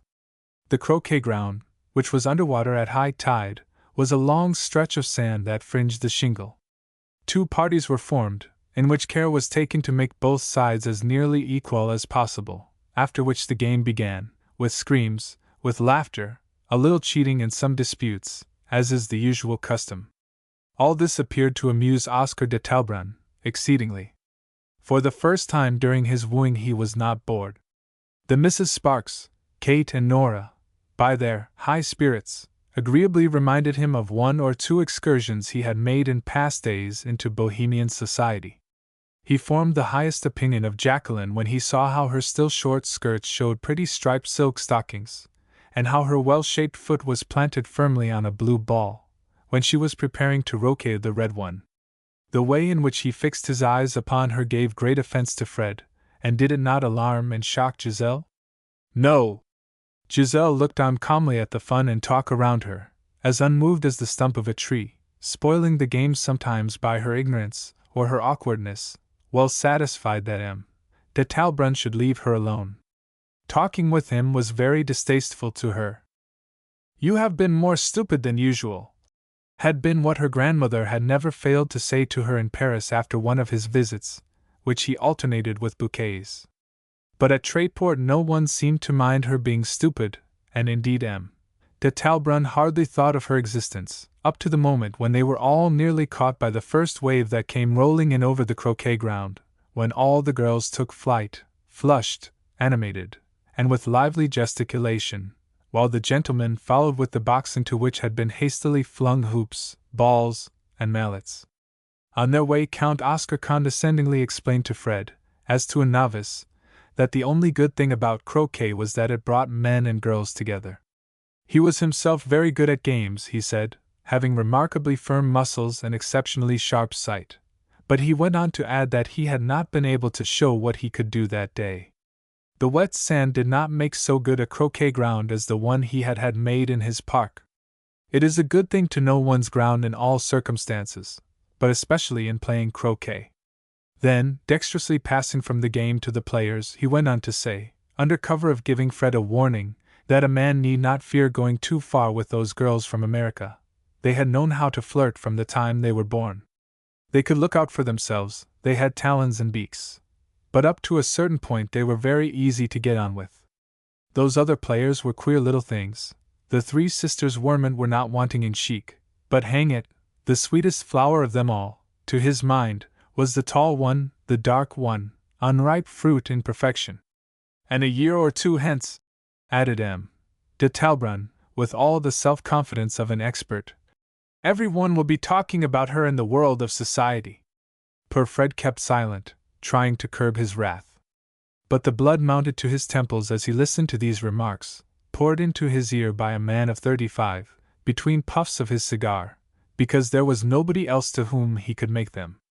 But they seemed to Fred very ill-mannered and ill-timed. If he had not dreaded making himself absurd, he would gladly have stood forth as the champion of the Sparks, the Wormonts, and all the other members of the Blue Band, so that he might give vent to the anger raging in his heart on hearing that odious compliment to Jacqueline. Why was he not old enough to marry her? What right had that detestable Talbrun to take notice of any girl but his fiancée? If he himself could marry now, his choice would soon be made. No doubt, later, as his mother had said to him. But would Jacqueline wait? Everybody was beginning to admire her. Somebody would carry her off, somebody would cut him out while he was away at sea. Oh, horrible thought for a young lover! That night, at the casino, while dancing a quadrille with Giselle, he could not refrain from saying to her, "Don't you object to Monsieur de Talbrun's dancing so much with Jacqueline?" "Who, I?" she cried, astonished. "I don't see why he should not." And then, with a faint laugh, she added, "Oh, if she would only take him, and keep him!" But Madame de Monredon kept a sharp eye upon M. de Talbrun.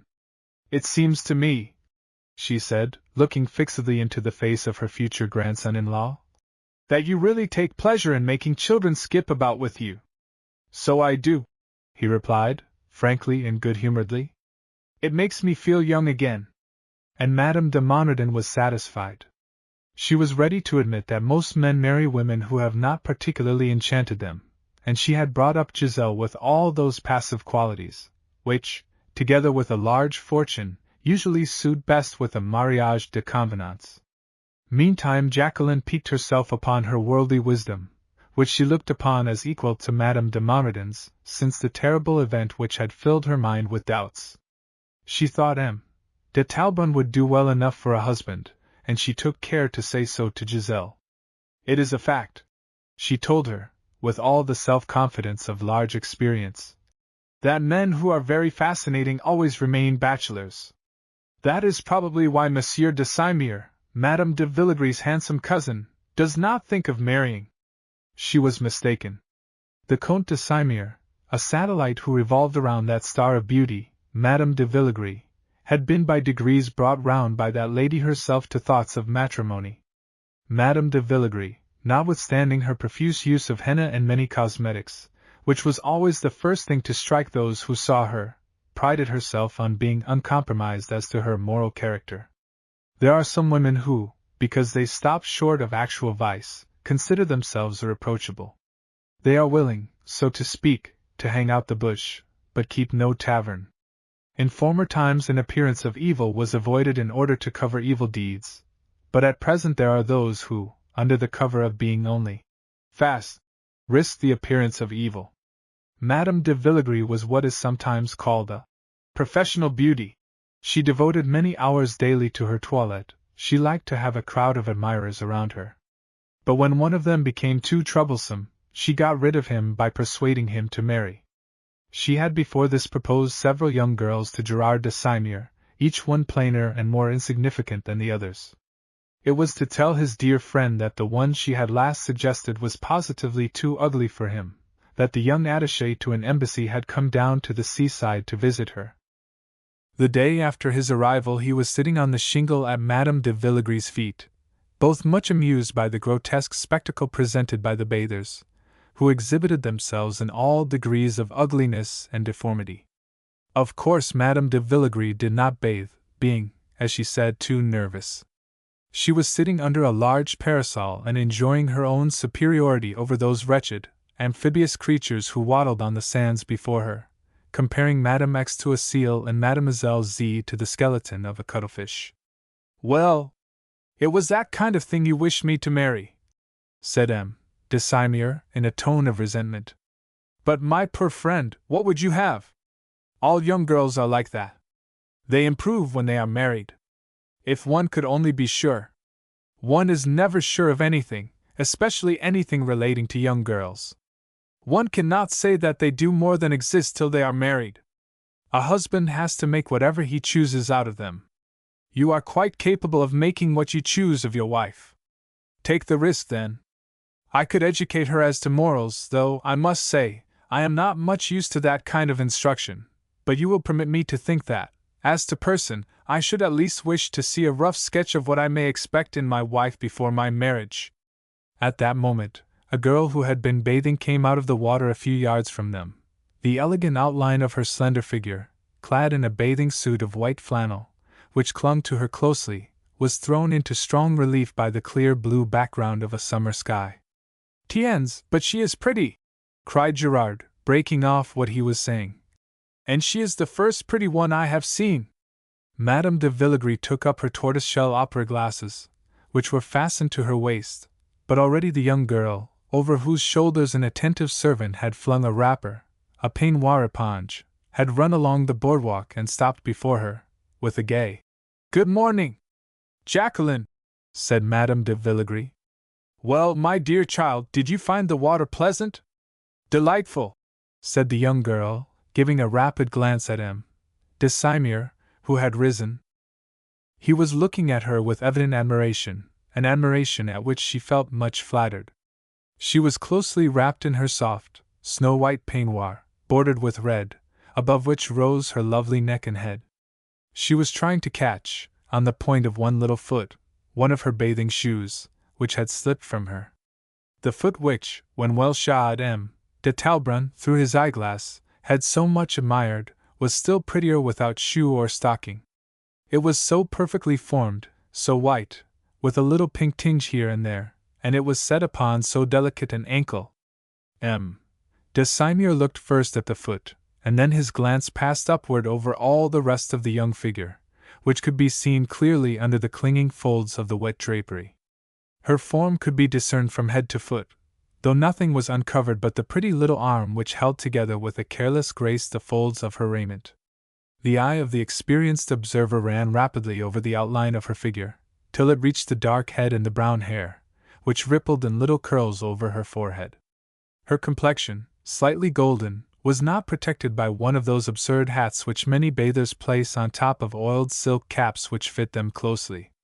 Neither was the precaution of oiled silk wanted to protect the thick and curling hair, now sprinkled with great drops that shone like pearls and diamonds. The water, instead of plastering her hair upon her temples, had made it more curly and more fleecy, as it hung over her dark eyebrows, which, very near together at the nose, gave to her eyes a peculiar, slightly oblique expression. Her teeth were dazzling, and were displayed by the smile which parted her lips, lips which were, if anything, too red for her pale complexion. She closed her eyelids now and then to shade her eyes from the too blinding sunlight. Those eyes were not black, but that hazel which has golden streaks. Though only half open, they had quickly taken in the fact that the young man sitting beside Madame de Villegris was very handsome.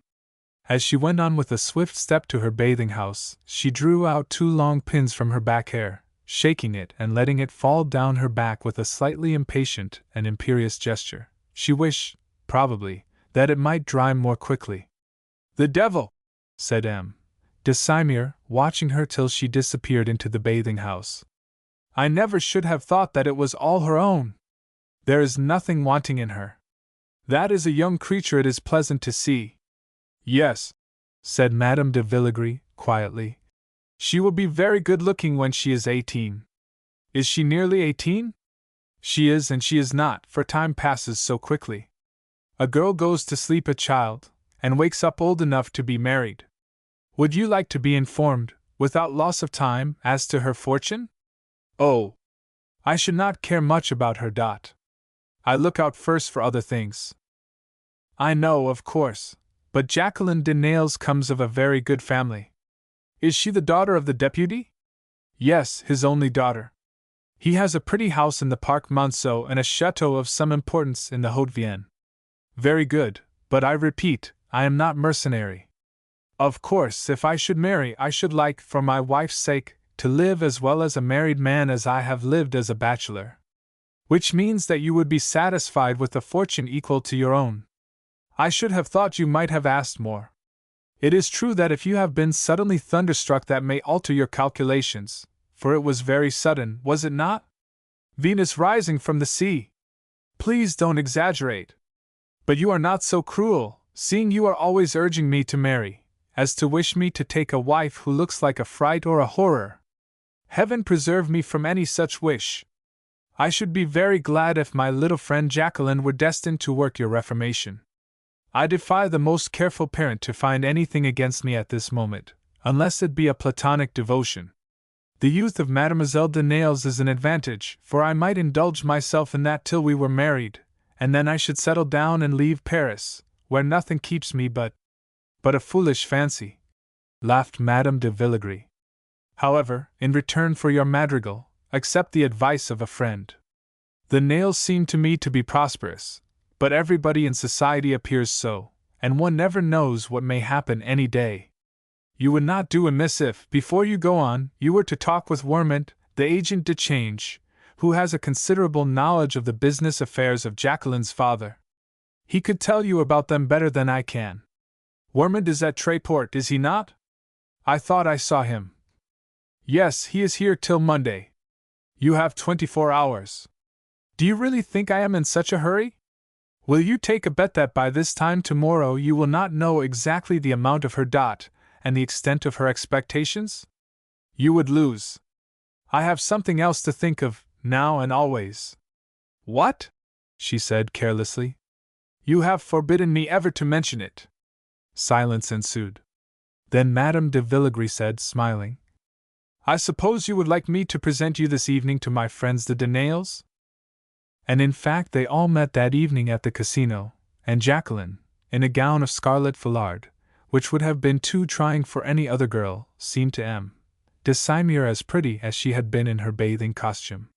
Her hair was not dressed high, but it was gathered loosely together and confined by a ribbon of the same color as her gown, and she wore a little sailor hat besides. In this costume she had been called by M.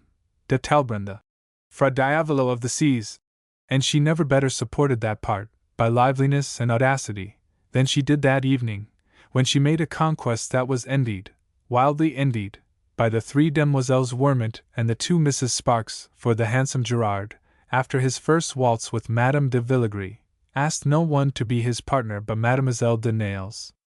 The girls whom he neglected had not even Fred to fall back upon, for Fred, the night before, had received orders to join his ship. He had taken leave of Jacqueline with a pang in his heart which he could hardly hide, but to which no keen emotion on her part seemed to respond. However, at least, he was spared the unhappiness of seeing the star of de Simure rising above the horizon. "If he could only see me," thought Jacqueline, waltzing in triumph with M. de Simure. "If he could only see me I should be avenged." But he was not Fred. She was not giving him a thought. It was the last flash of resentment and hatred that came to her in that moment of triumph, adding to it a touch of exquisite enjoyment. Thus she performed the obsequies of her first love. Not long after this M. de Nayles said to his wife, "Do you know, my dear, that our little Jacqueline is very much admired? Her success has been extraordinary. It is not likely she will die an old maid." The Baron assented rather reluctantly.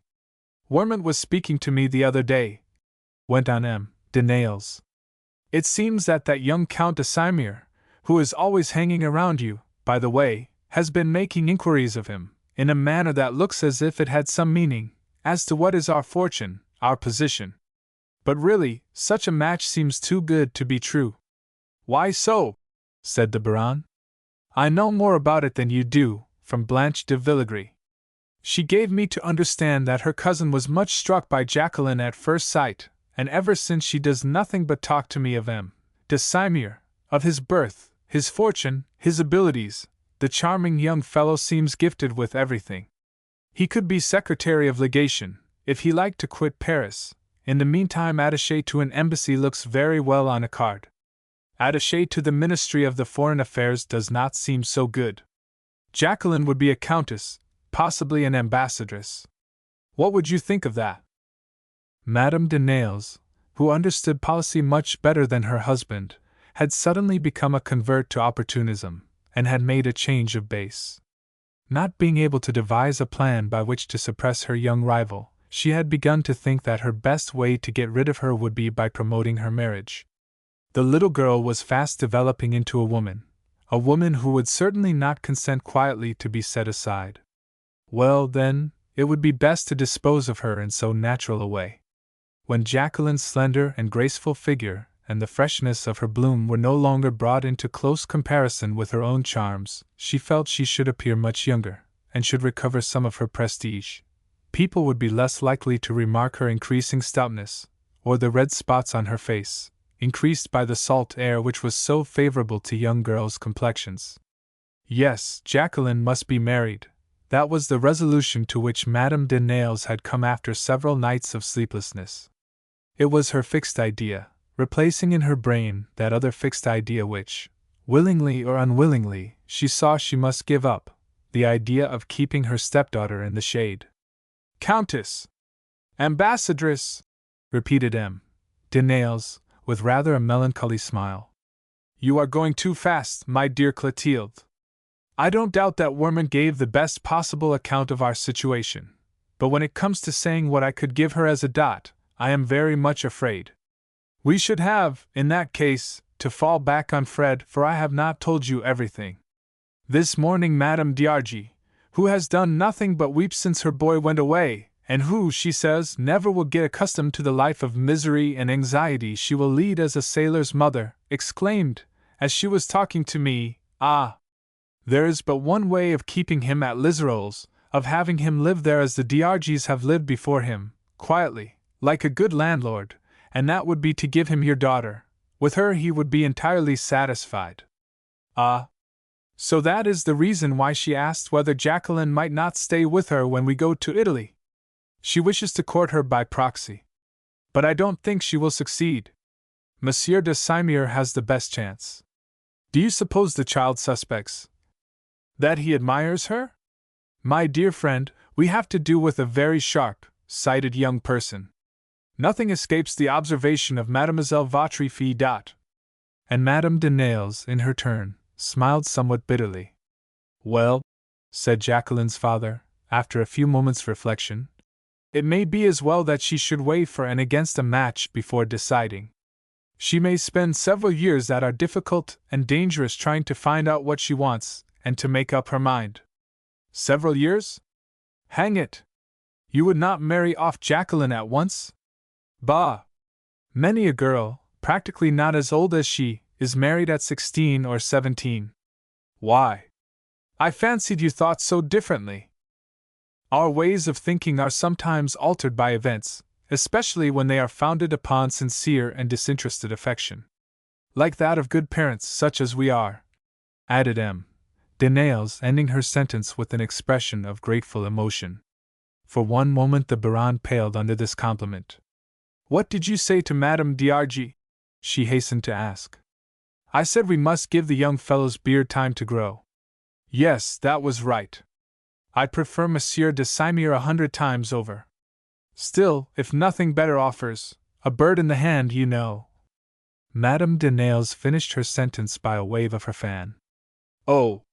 Our bird in the hand is not to be despised. A very handsome estate, where Jacqueline would be bored to death. I should rather see her radiant at some foreign court. Let me manage it. Let me bring her out. Give me carte blanche and let me have some society this winter. Madame de Nayles, whether she knew it or not, probably she did, for she had great skill in reading the thoughts of others, was acting precisely in accordance with the wishes or the will of Jacqueline, who, having found much enjoyment in the dances at the casino, had made up her mind that she meant to come out into society before any of her young companions.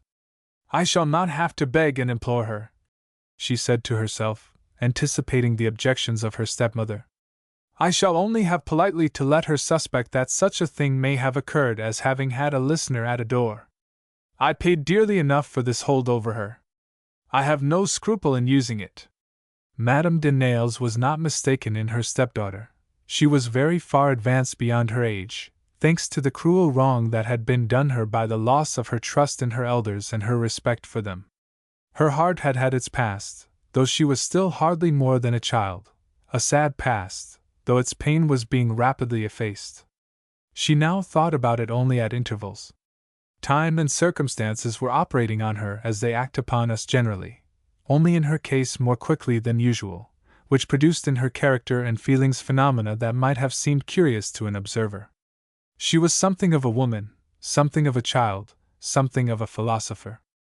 At night, when she was dancing with Wermont, or Saumur, or even Talbrun, or on horseback, an exercise which all the Blues were wild about, she was an audacious flirt, a girl up to anything, and in the morning, at low tide, she might be seen, with her legs and feet bare, among the children, of whom there were many on the sands, digging ditches, making ramparts, constructing towers and fortifications in wet sand, herself as much amused as if she had been one of the babies themselves. There was screaming and jumping, and rushing out of reach of the waves which came up ready to overthrow the most complicated labors of the little architects, rough romping of all kinds, enough to amaze and disconcert a lover. But no one could have guessed at the thoughts which, in the midst of all this fun and frolic, were passing through the too early ripened mind of Jacqueline. She was thinking that many things to which we attach great value and importance in this world are as easily swept away as the sand barriers raised against the sea by childish hands, that everywhere there must be flux and reflux, that the beach the children had so dug up would soon become smooth as a mirror, ready for other little ones to dig it over again, tempting them to work, and yet discouraging their industry. Her heart, she thought, was like the sand, ready for new impressions. The elegant form of M. de Simier slightly overshadowed it, distinct among other shadows more confused. And Jacqueline said to herself with a smile, exactly what her father and Madame de Nayles had said to each other. Countess, who knows? Ambassadress! Perhaps some day. Chapter 8. A puzzling correspondence. But I cannot see any reason why we should not take Jacqueline with us to Italy. She is just of an age to profit by it. These words were spoken by M. de Nayles after a long silence at the breakfast table. They startled his hearers like a bomb. Jacqueline waited to hear what would come next, fixing a keen look upon her stepmother. Their eyes met like the flash of two swords. The eyes of the one said, "Now let us hear what you will answer," while the other strove to maintain that calmness which comes to some people in a moment of danger. The Baroness grew a little pale, and then said, in her softest tones, "You are quite right, mon ami, but Jacqueline, I think, prefers to stay." "I decidedly prefer to stay," said Jacqueline. Her adversary, much relieved by this response, could not repress a sigh. "It seems singular," said M. de Nayles. "What? That I prefer to pass a month or 6 weeks with Madame d'Argy? Besides, Giselle is going to be married during that time. They might put it off until we come back, I should suppose." "Oh, I don't think they would," cried the Baroness. "Madame de Monredon is so selfish. She was offended to think we should talk of going away on the eve of an event she considers so important. Besides, she has so little regard for me that I should think her more likely to hasten the wedding day rather than retard it, if it were only for the pleasure of giving us a lesson. I am sorry. I should have been glad to be, as she wished, one of Giselle's witnesses, but people don't take my position into consideration. If I do not take advantage of the recess. Besides," interrupted Jacqueline carelessly, "your journey must coincide with that of Monsieur Marine." She had the pleasure of seeing her stepmother again slightly change color. Madame de Nayles was pouring out for herself a cup of tea with singular care and attention. "Of course," said M. de Nayles. His daughter pitied him, and cried, with an increasing wish to annoy her stepmother, "Mamma, don't you see that your teapot has no tea in it?" "Yes," she went on. "It must be delightful to travel in Italy in company with a great artist who would explain everything, but then one would be expected to visit all the picture galleries, and I hate pictures since—" She paused and again looked meaningly at her stepmother, whose soft blue eyes showed anguish of spirit, and seemed to say, "Oh, what a cruel hold she has upon me!" Jacqueline continued carelessly, "Picture galleries I don't care for, I like nature 100 times better. Some day I should like to take a journey to suit myself, my own journey. Oh, Papa, may I? A journey on foot with you in the Tyrol?" Madame de Nayles was no great walker. "Both of us, just you and I alone, with our alpenstocks in our hands, it would be lovely. But Italy and painters." Here, with a boyish flourish of her hands, she seemed to send that classic land to Jericho. "Do promise me, Papa! Before asking a reward, you must deserve it," said her father, severely, who saw something was wrong. During her stay at Lizero's, which her perverseness, her resentment, and a repugnance founded on instincts of delicacy, had made her prefer to a journey to Italy. Jacqueline, having nothing better to do, took it into her head to write to her friend Fred. The young man received 3 letters at 3 different ports in the Mediterranean and in the West Indies, whose names were long associated in his mind with delightful and cruel recollections. When the first was handed to him with one from his mother, whose letters always awaited him at every stopping-place, the blood flew to his face, his heart beat violently, he could have cried aloud but for the necessity of self-command in the presence of his comrades, who had already remarked in whispers to each other, and with envy, on the pink envelope, which exhaled l'odeur de femina. He hid his treasure quickly, and carried it to a spot where he could be alone. Then he kissed the bold, pointed handwriting that he recognized at once, though never before had it written his address. He kissed, too, more than once, the pink seal with A.J. on it, whose slender elegance reminded him of its owner. Hardly did he dare to break the seal, then forgetting altogether, as we might be sure, his mother's letter, which he knew beforehand was full of good advice and expressions of affection, he eagerly read this, which he had not expected to receive. The young sailor read this letter over and over again. The more he read it, the more it puzzled him. Most certainly he felt that Jacqueline gave him a great proof of confidence when she spoke to him of some mysterious unhappiness, an unhappiness of which it was evident her stepmother was the cause. He could see that much, but he was infinitely far from suspecting the nature of the woes to which she alluded. Poor Jacqueline! He pitied her without knowing what for, with a great outburst of sympathy, and an honest desire to do anything in the world to make her happy. Was it really possible that she could have been enduring any grief that summer when she had seemed so madly gay, so ready for a little flirtation? Young girls must be very skillful in concealing their inmost feelings. When he was unhappy he had it out by himself, he took refuge in solitude, he wanted to be done with existence. Everybody knew when anything went wrong with him. Why could not Jacqueline have let him know more plainly what it was that troubled her, and why could she not have shown a little tenderness toward him, instead of assuming, even when she said the kindest things to him, her air of mockery? And then, though she might pretend not to find Liserolles stupid, he could see that she was bored there.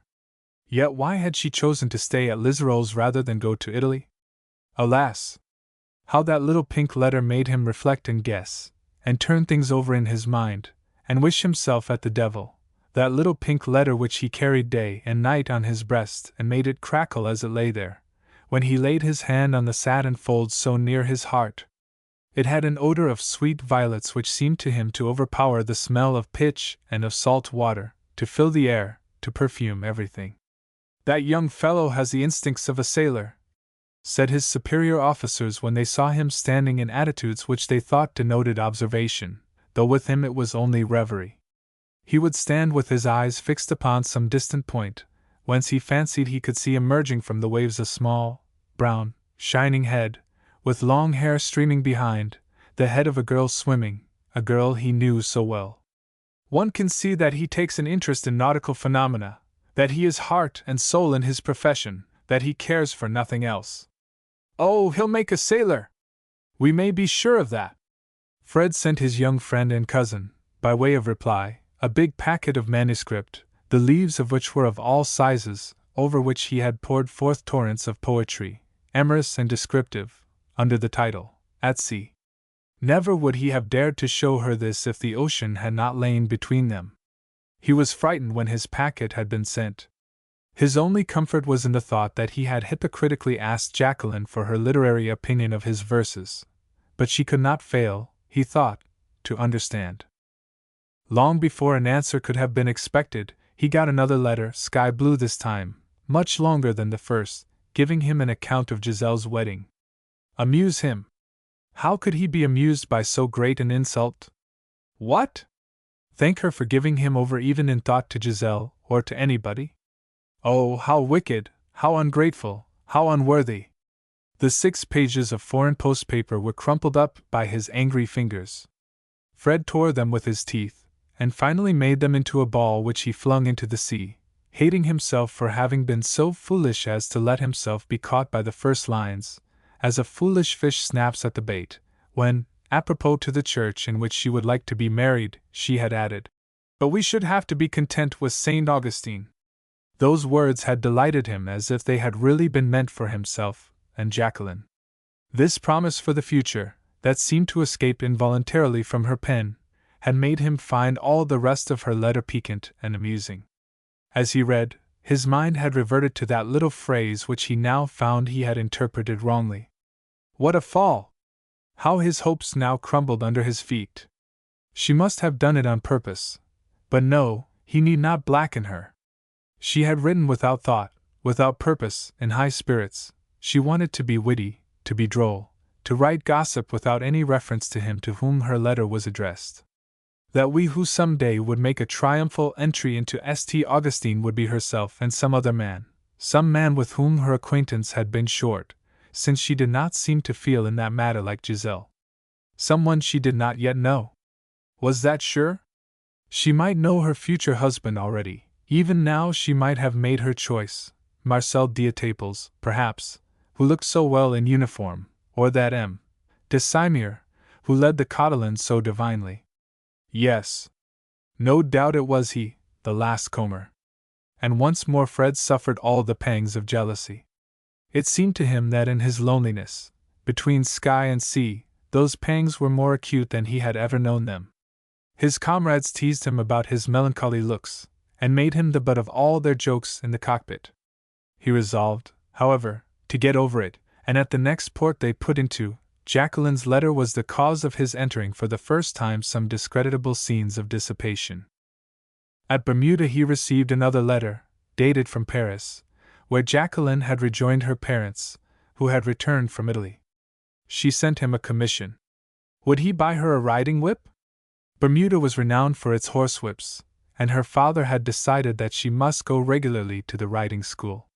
They seemed anxious now to give her, as preliminary to her introduction into society, not only such pleasures as horseback exercise, but intellectual enjoyment also. She had been taken to the Institute to hear M. Legouv, and what was better still, in December her stepmother would give a little party every fortnight, and would let her sit up till 11 o'clock. She was also to be taken to make some calls. In short, she felt herself rising in importance. But the first thing that had made her feel so was Fred's choice of her to be his literary confidant. She was greatly obliged to him, and did not know how she could better prove to him that she was worthy of so great an honor than by telling him quite frankly just what she thought of his verses. They were very, very pretty. He had talent, great talent. Only, as in attending the classes of M. Regis she had acquired some little knowledge of the laws of versification, she would like to warn him against impairing a thought for the benefit of a rhyme, and she pointed out several such places in his compositions, ending thus: Bravo! For sunsets, for twilights, for moonshine, for deep silence, for starry nights, and silvery seas, in such things you excel. One feels as if one were there, and one envies you the fairy scenes of ocean. But I implore you, be not sentimental. That is the feeble part of your poetry, to my thinking, and spoils the rest.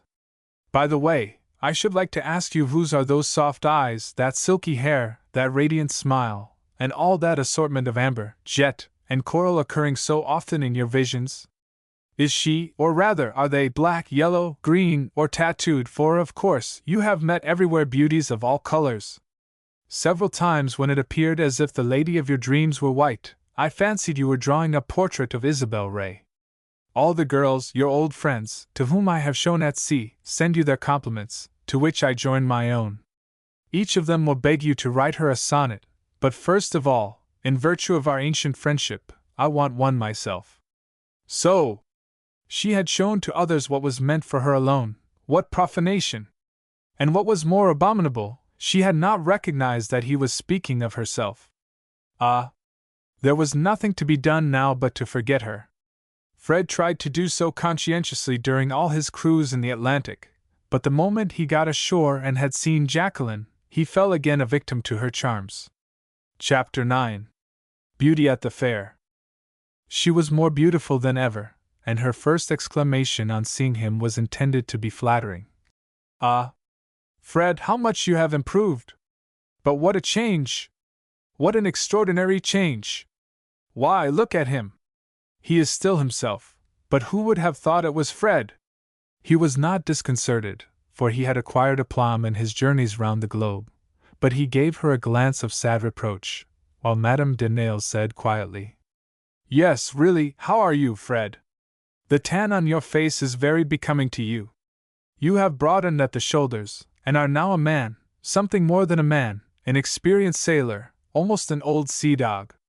And she laughed, but only softly, because a frank laugh would have shown little wrinkles under her eyes and above her cheeks, which were getting too large. Her toilette, which was youthful, yet very carefully adapted to her person, showed that she was by no means as yet laid on the shelf, as Roe Wermont elegantly said of her.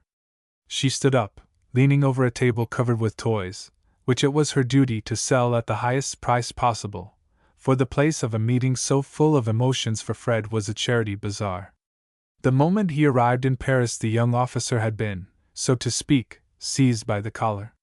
He had found a great glazed card, bidding him to attend this fair, in a fashionable quarter, and forthwith he had forgotten his resolution of not going near the nails for a long time. "This is not the same thing," he said to himself. "One must not let oneself be supposed to be stingy." So with these thoughts he went to the bazaar, very glad in his secret heart to have an excuse for breaking his resolution. The fair was for the benefit of sufferers from a fire, somewhere or other. In our day multitudes of people fall victims to all kinds of dreadful disasters, explosions of boilers, explosions of fire damp, of everything that can explode, for the agents of destruction seem to be in a state of unnatural excitement as well as human beings. Never before, perhaps, have inanimate things seemed so much in accordance with the spirit of the times. Fred found a superb placard, the work of Charette, a pathetic scene in a mine, banners streaming in the air, with the words Bazaar de Charite in gold letters on a red ground, and the courtyard of the mansion where the fair was held filled with more carriages than one sees at a fashionable wedding. In the vestibule many footmen were in attendance, the chasseurs of an Austrian ambassador, the great hulking fellows of the English embassy, the grey-liveried servants of old Rosencrantz, with their powdered heads, the Negro man belonging to Madame Azacazillo, etc., etc. At each arrival there was a frou-frou of satin and lace, and inside the sales-room was a hubbub like the noise in an aviary. Fred, finding himself at once in the full stream of Parisian life, but for the moment not yet part of it, indulged in some of those philosophic reflections to which he had been addicted on shipboard. Each of the tables showed something of the tastes, the character, the peculiarities of the lady who had it in charge. Madame Sterney, who had the most beautiful hands in the world, had undertaken to sell gloves, being sure that the gentleman would be eager to buy if she would only consent to try them on. Madame de Loisgriffe, the Chanoness, whose extreme emaciation was not perceived under a sort of ecclesiastical cape, had an assortment of embroideries and objects of devotion, intended only for ladies, and indeed for only the most serious among them, for the table that held umbrellas, parasols, and canes suited to all ages and both sexes, a good, upright little lady had been chosen. Her only thought was how much money she could make by her sales. Madame Strawberg, the oldest of the Odinskas, obviously expected to sell only to gentlemen. Her table held pyramids of cigars and cigarettes, but nothing else was in the corner where she presided, supple and frail, not handsome, but far more dangerous than if she had been, with her unfathomable way of looking at you with her light eyes set deep under her eyebrows, eyes that she kept half closed, but which were yet so keen, and the cruel smile that showed her little sharp teeth. Her dress was of black grenadine embroidered with silver.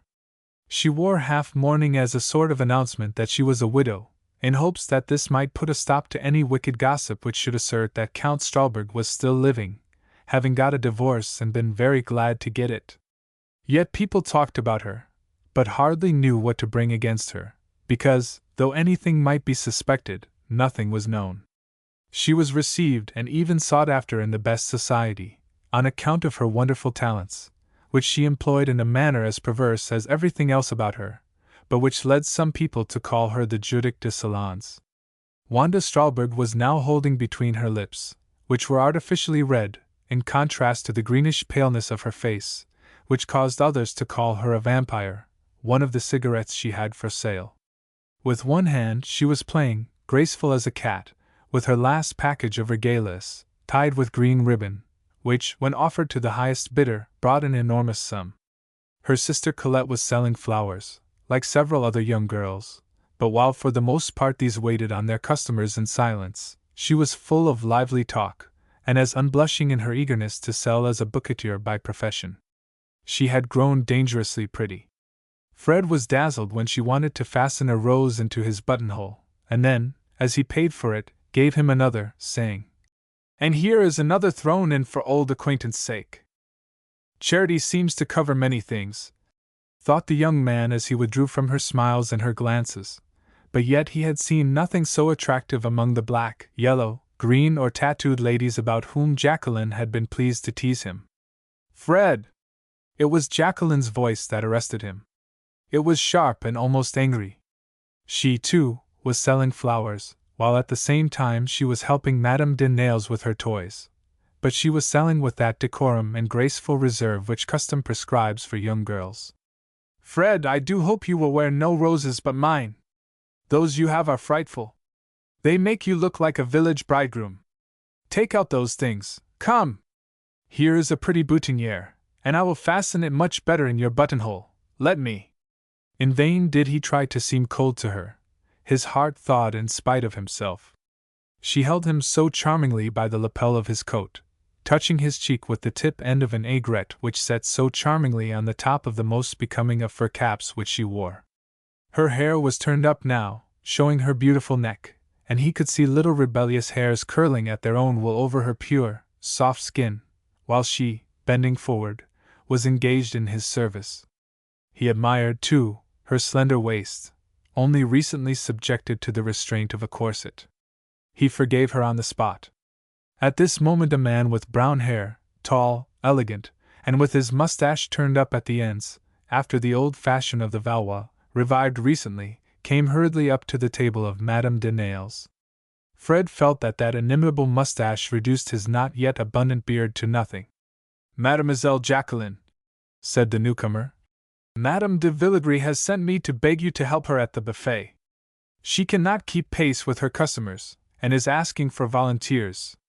All this was uttered with a familiar assurance which greatly shocked the young naval man.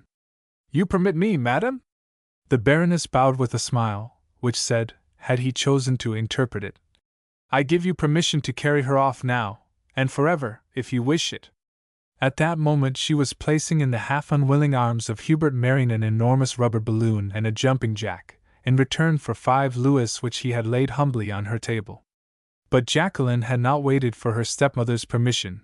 She let herself be borne off radiant on the arm of the important personage who had come for her, while Colette, who perhaps had remarked the substitution for her 2 roses, whispered in Fred's ear, in a tone of great significance, "Monsieur de Simir."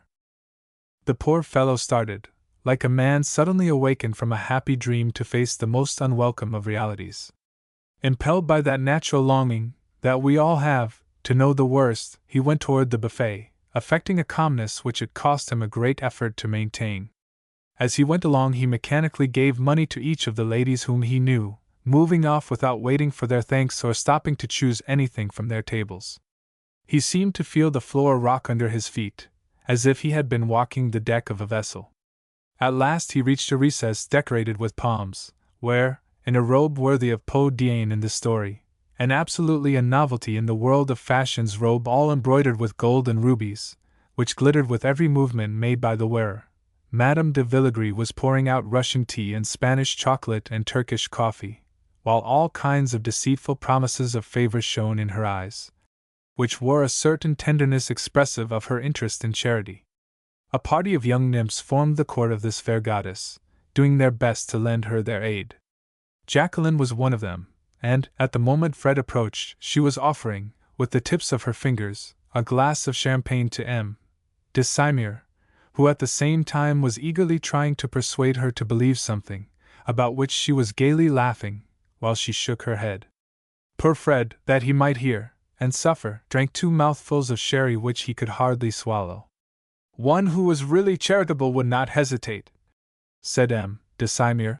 especially when every separate hair would be paid for if he chose. Just one little curl, for the sake of the poor. It is very often done. Anything is allowable for the sake of the poor. Maybe it is because, as you say, that it is very often done that I shall not do it, said Jacqueline, still laughing. I have made up my mind never to do what others have done before me. Well, we shall see, said M. de Simir, pretending to threaten her. And her young head was thrown back in a burst of inextinguishable laughter. Fred fled, that he might not be tempted to make a disturbance. When he found himself again in the street, he asked himself where he should go. His anger choked him. He felt he could not keep his resentment to himself, and yet, however angry he might be with Jacqueline, he would have been unwilling to hear his mother give utterance to the very sentiments that he was feeling, or to harsh judgments, of which he preferred to keep the monopoly. It came into his mind that he would pay a little visit to Giselle, who, of all the people he knew, was the least likely to provoke a quarrel. He had heard that Madame de Talleyrand did not go out, being confined to her sofa by much suffering, which, it might be hoped, would soon come to an end, and the certainty that he should find her if he called at once decided him. Since he had been in Paris, he had done nothing but leave cards. This time, however, he was sure that the lady upon whom he called would be at home.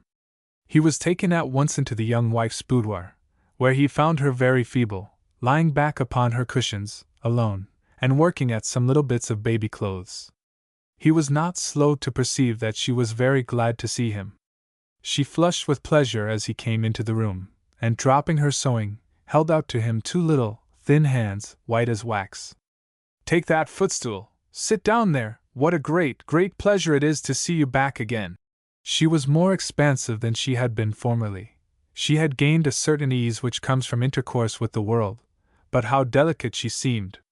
Fred for a moment looked at her in silence. She seemed so changed as she lay there in a loose robe of pale blue cashmere, whose train drawn over her feet made her look tall as it stretched to the end of the gilded couch, round which Giselle had collected all the little things required by an invalid: bottles, boxes, work-bag, dressing-case, and writing materials.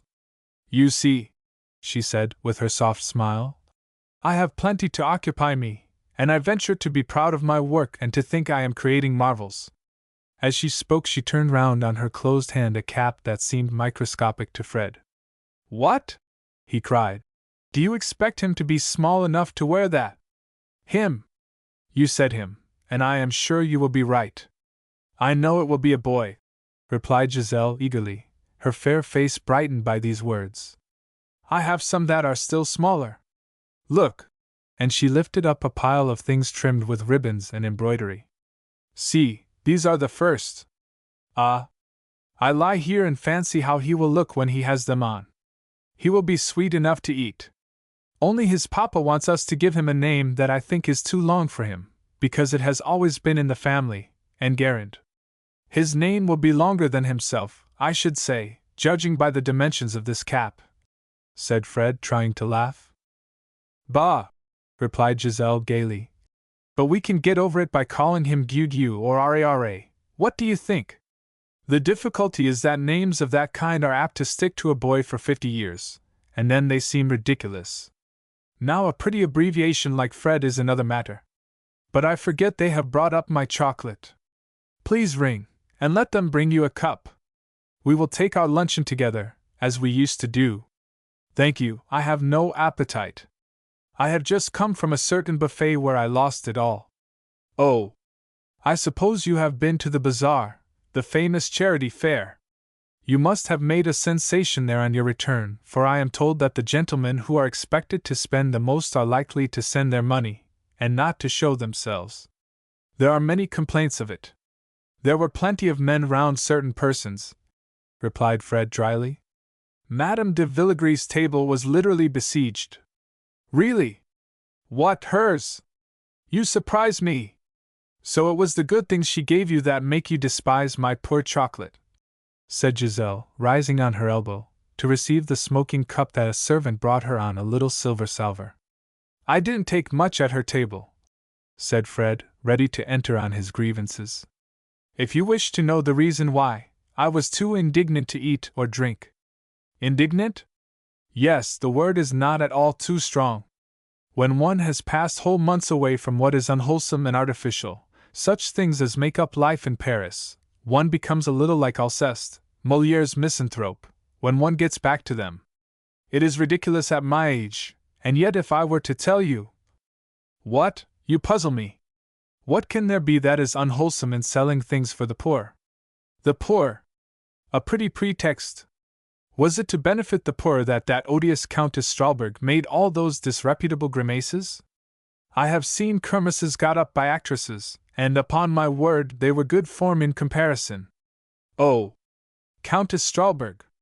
People have heard about her doings until they are tired of them, said Giselle, with that air of knowing everything assumed by a young wife whose husband has told her all the current scandals, as a sort of initiation.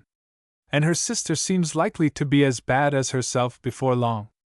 Poor Colette! She has been so badly brought up. It is not her fault. But there's Jacqueline, cried Fred, in a sudden outburst, and already feeling better because he could mention her name. Allons donc! You don't mean to say anything against Jacqueline?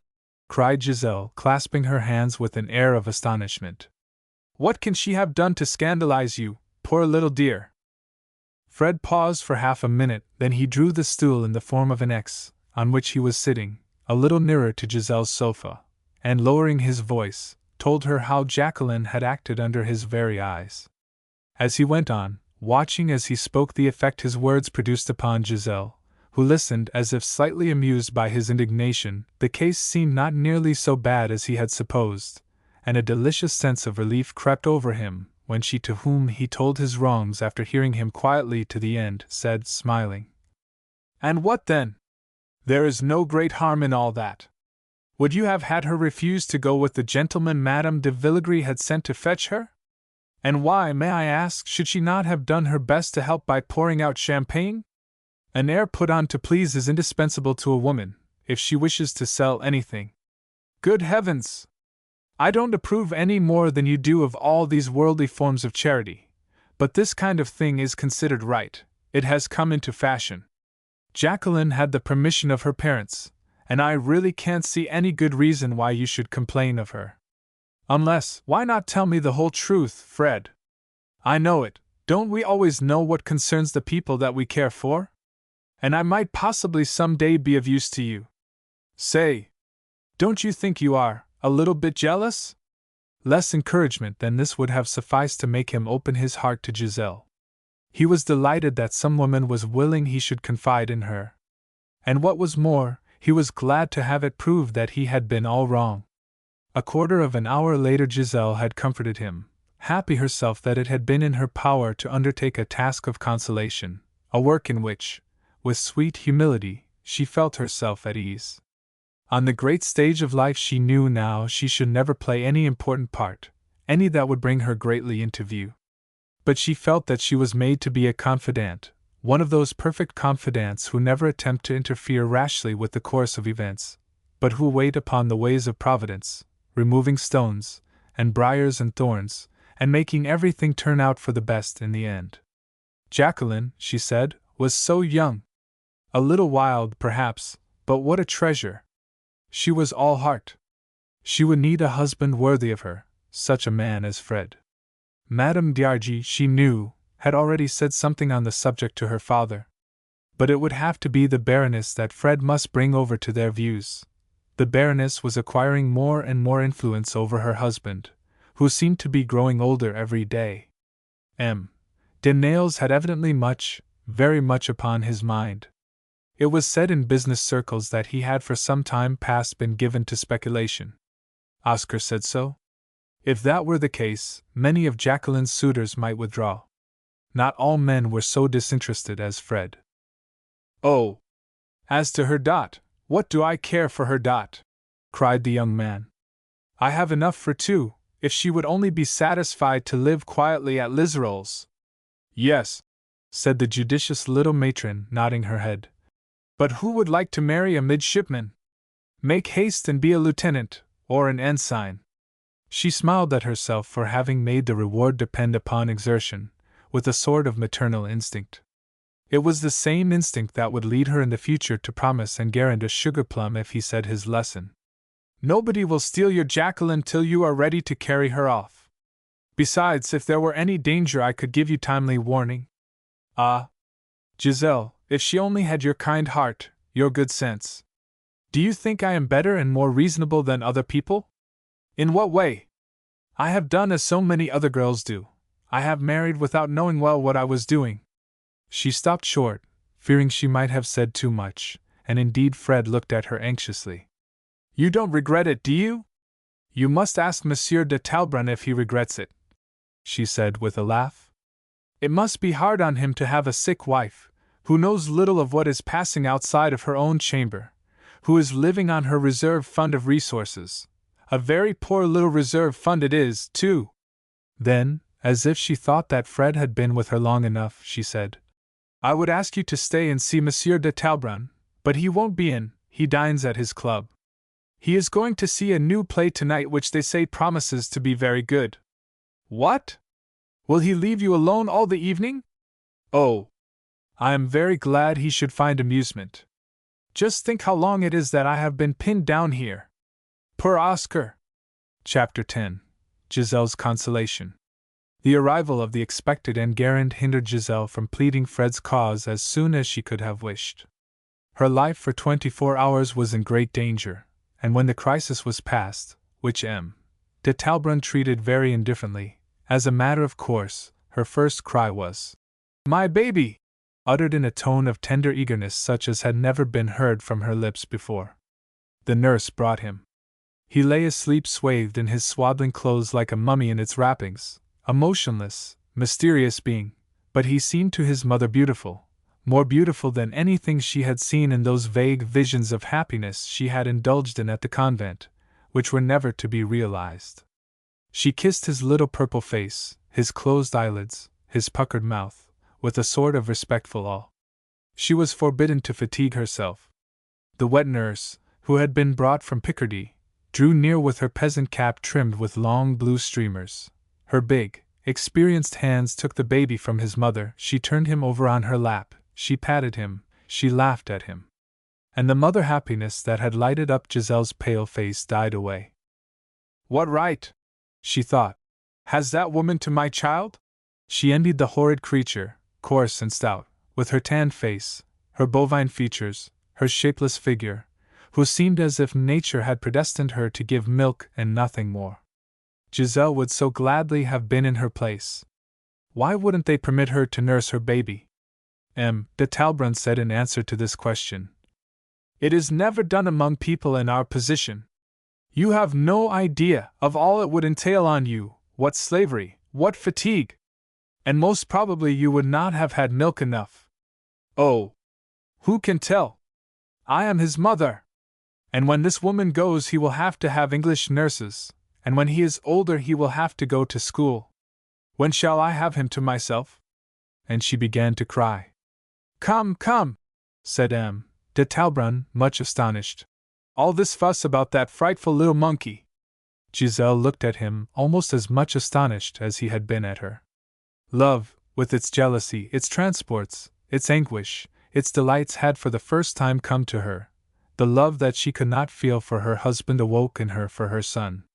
She was ennobled, she was transfigured by a sense of her maternity. It did for her what marriage does for some women. It seemed as if a sudden radiance surrounded her. When she raised her infant in her arms, to show him to those who came to see her, she always seemed like a most chaste and touching representation of the Virgin Mother. She would say, as she exhibited him, Is he not superb? Everyone said, Yes, indeed, out of politeness, but on leaving the mother's presence, would generally remark, He is Monsieur de Talleyrand in baby clothes, the likeness is perfectly horrible. The only visitor who made no secret of this impression was Jacqueline, who came to see her cousin as soon as she was permitted, that is, as soon as her friend was able to sit up and be prettily dressed, as became the mother of such a little gentleman as the heir of all the Talleyrand's. When Jacqueline saw the little creature half smothered in the lace that trimmed his pillows, she burst out laughing, though it was in the presence of his mother. Oh, mon Dieu! She cried. How ugly! I never should have supposed we could have been as ugly as that. Why, his face is all the colors of the rainbow. Who would have imagined it? And he crumples up his little face like those things in gutta percha. My poor Giselle, how can you bear to show him? I never could covet a baby. Giselle, in consternation, asked herself whether this strange girl, who did not care for children, could be a proper wife for Fred. But her habitual indulgence came to her aid, and she thought, she is but a child herself, she does not know what she is saying. And profiting by her first tête-à-tête with Jacqueline's stepmother, she spoke as she had promised to Madame de Nayles. A matchmaker already, said the Baroness, with a smile. And so soon after you have found out what it costs to be a mother. How good of you, my dear Giselle! So you support Fred as a candidate? But I can't say I think he has much chance. Monsieur de Nayles has his own ideas. She spoke as if she really thought that M. de Nayles could have any ideas but her own. When the adroit Clotilde was at a loss, she was likely to evoke this chimerical notion of her husband's having an opinion of his own. Oh, madam, you can do anything you like with him. The clever woman sighed. So you fancy that when people have been long married a wife retains as much influence over her husband as you have kept over Monsieur de Talbrun? You will learn to know better, my dear. But I have no influence, murmured Giselle, who knew herself to be her husband's slave. Oh, I know better. You are making believe. Well, but we were not talking about me, but... Oh, yes. I understood. I will think about it. I will try to bring over Monsieur de Nayles. She was not at all disposed to drop the meat for the sake of the shadow, but she was not sure of him. De Simir, notwithstanding all that Madame de Villegris was at pains to tell her about his serious intentions. On the other hand, she would have been far from willing to break with a man so brilliant, who made himself so agreeable at her Tuesday receptions. Meantime, it would be well if you, dear, were to try to find out what Jacqueline thinks. You may not find it very easy. Will you authorize me to tell her how well he loves her? Oh, then, I am quite satisfied, cried Giselle. But she was under a mistake. Jacqueline, as soon as she began to speak to her of Fred's suit, stopped her. Poor fellow! Why can't he amuse himself for some time longer and let me do the same? Men seem to me so strange. Now, Fred is one who, just because he is good and serious by nature, fancies that everybody else should be the same. He wishes me to be tethered in the flowery meads of Liserolles, and browse where he would place me. Such a life would be an end of everything, an end to my life, and I should not like it at all. I should prefer to grow old in Paris, or some other capital, if my husband happened to be engaged in diplomacy. Even supposing I marry, which I do not think an absolute necessity, unless I cannot get rid otherwise of an inconvenient chaperone, and to do my stepmother justice, she knows well enough that I will not submit to too much of her dictation. Jacqueline, they say you see too much of the Odinskas. There! That's another fault you find in me. I go there because Madame Strawberg is so kind as to give me some singing lessons. If you only knew how much progress I am making, thanks to her. Music is 1,000 times more interesting, I can tell you, than all that you can do as mistress of a household. You don't think so? Oh!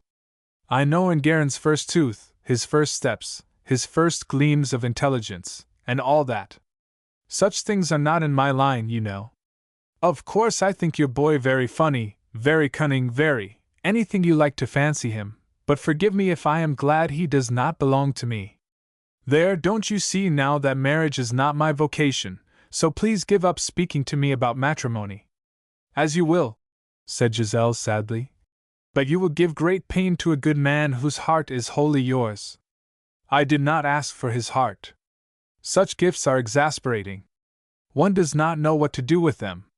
Can't he, poor Fred, love me as I love him, and leave me my liberty? Your liberty! Exclaimed Giselle. Liberty to ruin your life, that's what it will be. Really, one would suppose there was only one kind of existence in your eyes. This life of your own, Giselle. To leave one cage to be shut up in another, that is the fate of many birds I know, but there are others who like to use their wings to soar into the air. I like that expression. Come, little mother, tell me right out, plainly, that your lot is the only one in this world that ought to be envied by a woman. Giselle answered with a strange smile. You seem astonished that I adore my baby, but since he came great things seem to have been revealed to me. When I hold him to my breast I seem to understand, as I never did before, duty and marriage, family ties and sorrows, life itself, in short, its griefs and joys. You cannot understand that now, but you will some day. You, too, will gaze upon the horizon as I do. I am ready to suffer, I am ready for self-sacrifice. I know now whither my life leads me. I am led, as it were, by this little being, who seemed to me at first only a doll, for whom I was embroidering caps and dresses. You ask whether I am satisfied with my lot in life. Yes, I am, thanks to this guide, this guardian angel, thanks to my precious Enguerrand. Jacqueline listened, stupefied, to this unexpected outburst, so unlike her cousin's usual language. But the charm was broken by its ending with the tremendously long name of Enguerrand, which always made her laugh. It was in such perfect harmony with the feudal pretensions of the Marmodans and the Talbruns. How solemn and eloquent and obscure you are, my dear, she answered. You speak like a sibyl. But one thing I see, and that is that you are not so perfectly happy as you would have us believe, seeing that you feel the need of consolations. Then, why do you wish me to follow your example? Fred is not Monsieur de Talbrun, said the young wife, for the moment forgetting herself. Do you mean to say? I meant nothing, except that if you married Fred you would have had the advantage of first knowing him. Ah, that's your fixed idea. But I am getting to know Monsieur de Simir pretty well. You have betrayed yourself, cried Giselle, with indignation. Monsieur de Simir! Monsieur de Simir is coming to our house on Saturday evening, and I must get up a Spanish song that Madame Strahlberg has taught me, to charm his ears and those of other people. Oh, I can do it very well. Won't you come and hear me play the castanets, if Monsieur Enguerrand can spare you? There is a young Polish pianist who is to play our accompaniment. Ah, there is nothing like a Polish pianist to play Chopin. He is charming, poor young man. An exile and in poverty, but he is cared for by those ladies, who take him everywhere. That is the sort of life I should like, the life of Madame Strahlberg, to be a young widow, free to do what I pleased. She may be a widow, but some say she is divorced. Oh! Is it you who repeat such naughty scandals, Giselle? Where shall charity take refuge in this world if not in your heart? I am going, your seriousness may be catching. Kiss me before I go. No, said Madame de Talbrun, turning her head away. After this she asked herself whether she ought not to discourage Fred. She could not resolve on doing so, yet she could not tell him what was false. But by eluding the truth with that ability which kind-hearted women can always show when they try to avoid inflicting pain, she succeeded in leaving the young man hope enough to stimulate his ambition. Chapter 11. Fred asks a question. Time, whatever may be said of it by the calendars, is not to be measured by days, weeks, and months in all cases. Expectation, hope, happiness, and grief have very different ways of counting hours, and we know from our own experience that some are as short as a minute, and others as long as a century. The love or the suffering of those who can tell just how long they have suffered, or just how long they have been in love, is only moderate and reasonable. Madame d'Argy found the 2 lonely years she passed awaiting the return of her son, who was winning his promotion to the rank of ensign, so long, that it seemed to her as if they never would come to an end. She had given a reluctant consent to his notion of adopting the navy as a profession, thinking that perhaps, after all, there might be no harm in allowing her dear boy to pass the most dangerous period of his youth under strict discipline, but she could not be patient forever.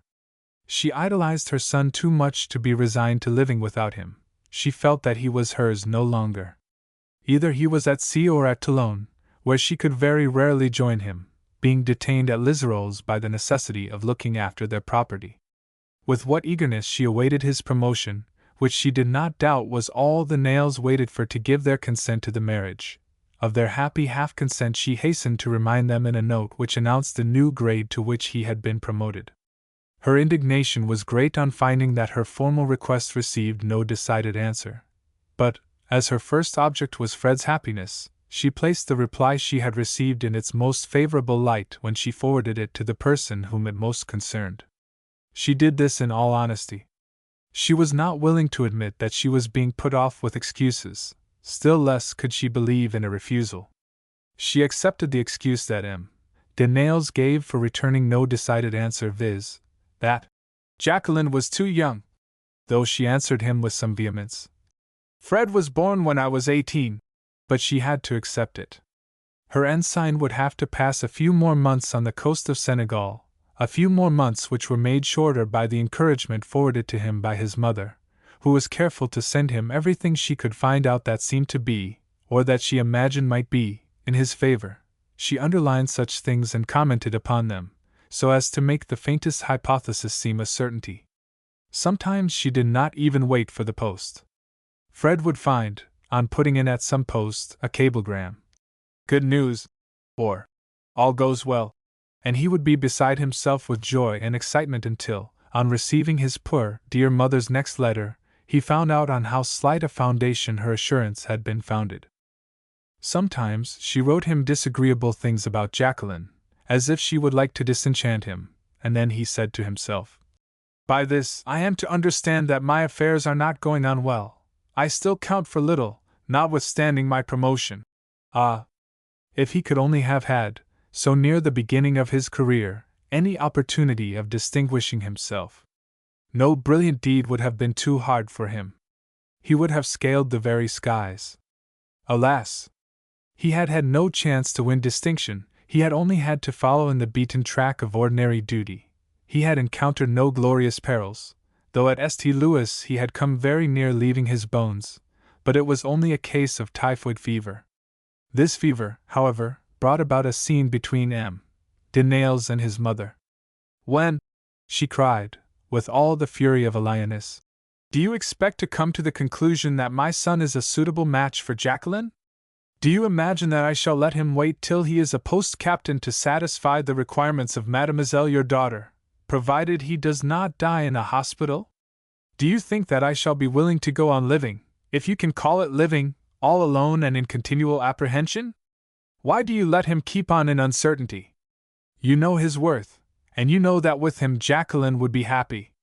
Instead of that, instead of saying once for all to this young man, who is more in love with her than any other man will ever be, there, take her, I give her to you, which would be the straightforward, sensible way, you go on encouraging the caprices of a child who will end by wasting, in the life you are permitting her to lead, all the good qualities she has and keeping nothing but the bad ones. Mon Dieu! I can't see that Jacqueline leads a life like that," said M. de Nayles, who felt that he must say something. You don't see! How can any one see who won't open his eyes? My poor friend, just look for once at what is going on around you, under your own roof. Jacqueline is devoted to music," said her father, good-humoredly. Madame d'Argy in her heart thought he was losing his mind.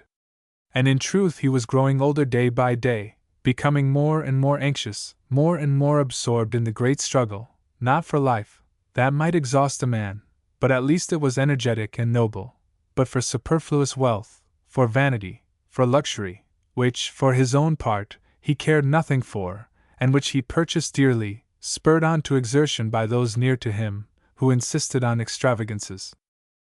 "Oh! Yes, Jacqueline, I know, is devoted to music," went on Madame d'Argy, with an air of extreme disapproval. "Too much so! And when she is able to sing like Madame Strahlberg, what good will it do her? Even now I see more than one little thing about her that needs to be reformed. How can she escape spoiling in that crowd of Slavs and Yankees, people of no position probably in their own countries, with whom you permit her to associate? People nowadays are so imprudent about acquaintances. To be a foreigner is a passport into society. Just think what her poor mother would have said to the bad manners she is adopting from all parts of the globe. My poor dear Adelaide! She was a genuine Frenchwoman of the old type. There are not many such left now. Ah," continued Madame d'Argy, without any apparent connection with her subject, "Monsieur de Talbrun's mother, if he had one, would be truly happy to see him married to Giselle. But, faltered M. de Nayles, struck by the truth of some of these remarks, I make no opposition, quite the contrary. I have spoken several times about your son, but I was not listened to. What can she say against Fred? Nothing. She is very fond of him, that you know as well as I do. But those childish attachments do not necessarily lead to love and marriage. Friendship on her side might be enough, said Madame d'Argy, in the tone of a woman who had never known more than that in marriage. My poor Fred has enthusiasm and all that, enough for two. And in time she will be madly in love with him, she must. It is impossible it should be otherwise. Very good, persuade her yourself if you can, but Jacqueline has a pretty strong will of her own. Jacqueline's will was a reality, though the ideas of M. de Nayles may have been illusion. And my wife, too, resumed the Baron, after a long sigh. I don't know how it is, but Jacqueline, as she has grown up, has become like an unbroken colt, and those two, who were once all in all to each other, are now seldom of one mind. How am I to act when their two wills cross mine, as they often do? I have so many things on my mind. There are times when— Yes, one can see that. You don't seem to know where you are. And do you think that the disposition she shows to act, as you say, like an unbroken colt, is nothing to me? Do you think I am quite satisfied with my son's choice? I could have wished that he had chosen for his wife, but what is the use of saying what I wished? The important thing is that he should be happy in his own way. Besides, I dare say the young thing will calm down of her own accord. Her mother's daughter must be good at heart. All will come right when she is removed from a circle which is doing her no good. It is injuring her in people's opinion already, you must know. And how will it be by and by? I hear people saying everywhere, how can the Nayles let that young girl associate so much with foreigners? You say they are old schoolfellows, they went to the course together. But see if Madame d'Etaples and Madame Ray, under the same pretext, let Isabelle and Yvonne associate with the Odinskas. As to that foolish woman, Madame d'Avrigny, she goes to their house to look up recruits for her operettas, and Madame Strahlberg has one advantage over regular artists, there is no call to pay her. That is the reason why she invites her. Besides which, she won't find it so easy to marry Dolly. Oh, there are several reasons for that, said the Baron, who could see the mote in his neighbor's eye. Mademoiselle d'Avrigny has led a life so very worldly ever since she was a child, so madly fast and lively, that suitors are afraid of her. Jacqueline, thank heaven, has never yet been in what is called the world. She only visits those with whom she is on terms of intimacy. An intimacy which includes all Paris, said Madame d'Argy, raising her eyes to heaven. If she does not go to great balls, it is only because her stepmother is bored by them. But with that exception it seems to me she is allowed to do anything. I don't see the difference. But to be sure, if Jacqueline is not for us, you have a right to say that I am interfering in what does not concern me. Not at all, said the unfortunate father. I feel how much I ought to value your advice, and an alliance with your family would please me more than anything. He said the truth, for he was disturbed by seeing M. de Simir so slow in making his proposals, and he was also aware that young girls in our day are less sought for in marriage than they used to be. His friend Wermont, rich as he was, had had some trouble in capturing for Baird a fellow of no account in the Faubourg St. Germain, and the prize was not much to be envied.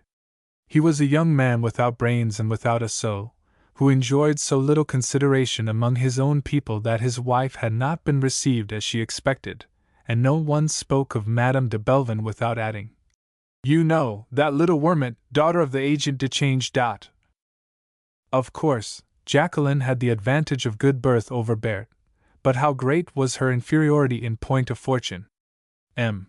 de Nayles sometimes confided these perplexities to his wife, without, however, receiving much comfort from her.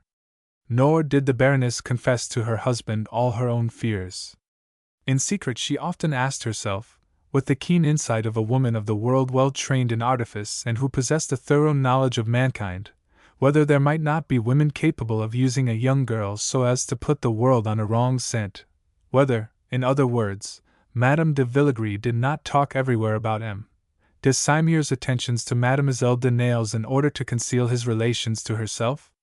Madame de Villegris indeed cared little about standing well in public opinion, but rather the contrary. She would not, however, for the world have been willing, by too openly favoring one man among her admirers, to run the risk of putting the rest to flight. No doubt M. de Saumur was most assiduous in his attendance on the receptions and dances at Madame de Nailes's, but he was there always at the same time as Madame de Villegris herself. They would hold whispered conferences in corners, which might possibly have been about Jacqueline, but there was no proof that they were so, except what Madame de Villegris herself said. At any rate, thought Madame de Nayles, if Fred comes forward as a suitor it may stimulate Monsieur de Saumur. There are men who put off taking a decisive step till the last moment, and are only to be spurred up by competition. So every opportunity was given to Fred to talk freely with Jacqueline when he returned to Paris. By this time he wore 2 gold-lace stripes upon his sleeve. But Jacqueline avoided any tete-a-tete with him as if she understood the danger that awaited her. She gave him no chance of speaking alone with her. She was friendly, nay, sometimes affectionate when other people were near them, but more commonly she teased him, bewildered him, excited him. After an hour or 2 spent in her society he would go home sometimes savage, sometimes desponding, to ponder in his own room, and in his own heart, what interpretation he ought to put upon the things that she had said to him. The more he thought, the less he understood. He would not have confided in his mother for the world. She might have cast blame on Jacqueline. Besides her, he had no one who could receive his confidences, who would bear with his perplexities, who could assist in delivering him from the network of hopes and fears in which, after every interview with Jacqueline, he seemed to himself to become more and more entangled. At last, however, at one of the soirees given every fortnight by Madame de Nayles, he succeeded in gaining her attention. "Give me this quadrille," he said to her. And, as she could not well refuse, he added, as soon as she had taken his arm, "We will not dance, and I defy you to escape me." "This is treason," she cried, somewhat angrily. "We are not here to talk. I can almost guess beforehand what you have to say, and—" But he had made her sit down in the recess of that bow window which had been called the young girl's corner years ago. He stood before her, preventing her escape, and half laughing, though he was deeply moved. "Since you have guessed what I wanted to say, answer me quickly." "Must I? Must I, really? Why didn't you ask my father to do your commission? It is so horribly disagreeable to do these things for oneself." "That depends upon what the things may be that have to be said. I should think it ought to be very agreeable to pronounce the word on which the happiness of a whole life is to depend." "Oh, what a grand phrase! As if I could be essential to anybody's happiness? You can't make me believe that. You are mistaken. You are indispensable to mine. There! My declaration has been made," thought Fred, much relieved that it was over, for he had been afraid to pronounce the decisive words. "Well, if I thought that were true, I should be very sorry," said Jacqueline, no longer smiling, but looking down fixedly at the pointed toe of her little slipper. "Because—" She stopped suddenly. Her face flushed red. "I don't know how to explain to you," she said. "Explain nothing," pleaded Fred. "All I ask is yes, nothing more. There is nothing else I care for." She raised her head coldly and haughtily, yet her voice trembled as she said, "You will force me to say it? Then, no! No!" she repeated, as if to reaffirm her refusal. Then, alarmed by Fred's silence, and above all by his looks, he who had seemed so gay shortly before and whose face now showed an anguish such as she had never yet seen on the face of man, she added, "Oh, forgive me, forgive me!" she repeated in a lower voice, holding out her hand. He did not take it. "You love someone else?" he asked, through his clenched teeth. She opened her fan and affected to examine attentively the pink landscape painted on it to match her dress. "Why should you think so? I wish to be free." "Free? Are you free? Is a woman ever free?" Jacqueline shook her head, as if expressing vague dissent. "Free at least to see a little of the world," she said. To choose to use my wings, in short. And she moved her slender arms with an audacious gesture which had nothing in common with the flight of that mystic dove upon which she had meditated when holding the card given her by Giselle. Free to prefer some other man, said Fred, who held fast to his idea with the tenacity of jealousy. Ah, that is different. Supposing there were anyone whom I liked, not more, but differently from the way I like you, it is possible. But you spoke of loving. Your distinctions are too subtle, said Fred.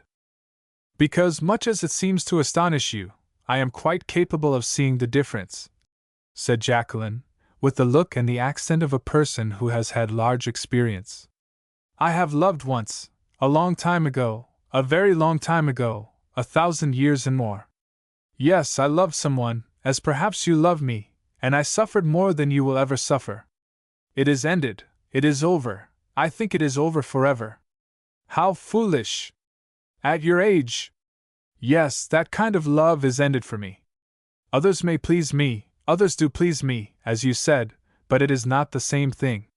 Would you like to see the man I once loved? Asked Jacqueline, impelled by a juvenile desire to exhibit her experience, and also aware instinctively that to cast a scrap of past history to the curious sometimes turns off their attention on another track. He is near us now, she added, and while Fred's angry eyes, under his frowning brows, were wandering all round the salon, she pointed to Hubert Mering with a movement of her fan. Mering was looking on at the dancing, with his old smile, not so brilliant now as it had been. He now only smiled at beauty collectively, which was well represented that evening in Madame de Nailles' salon. Young girls en masse continued to delight him, but his admiration as an artist became less and less personal. He had grown stout, his hair and beard were getting gray. He was interested no longer in Savonarola, having obtained, thanks to his picture, the Medal of Honor, and the Institute some months since had opened its doors to him. Mering? You are laughing at me, cried Fred. It is simply the truth. Some magnetic influence at that moment caused the painter to turn his eyes toward the spot where they were talking. We were speaking of you, said Jacqueline, and her tone was so singular that he dared not ask what they were saying. With humility which had in it a certain touch of bitterness, he said, still smiling, You might find something better to do than to talk good or evil of a poor fellow who counts now for nothing. Counts for nothing! A fellow to be pitied, cried Fred. A man who has just been elected to the Institute. You are hard to satisfy. Jacqueline sat looking at him like a young sorceress engaged in sticking pins into the heart of a waxen figure of her enemy. She never missed an opportunity of showing her implacable dislike of him. She turned to Fred. What I was telling you, she said, I am quite willing to repeat in his presence. The thing has lost its importance now that he has become more indifferent to me than any other man in the world. She stopped, hoping that Mering had understood what she was saying and that he resented the humiliating avowal from her own lips that her childish love was now only a memory. If that is the only confession you have to make to me, said Fred, who had almost recovered his composure, I can put up with my former rival, and I pass a sponge over all that has happened in your long past of 17 years and a half, Jacqueline. Tell me only that at present you like no one better than me. She smiled a half-smile, but he did not see it. She made no answer. Is he here, too, like the other? He asked sternly.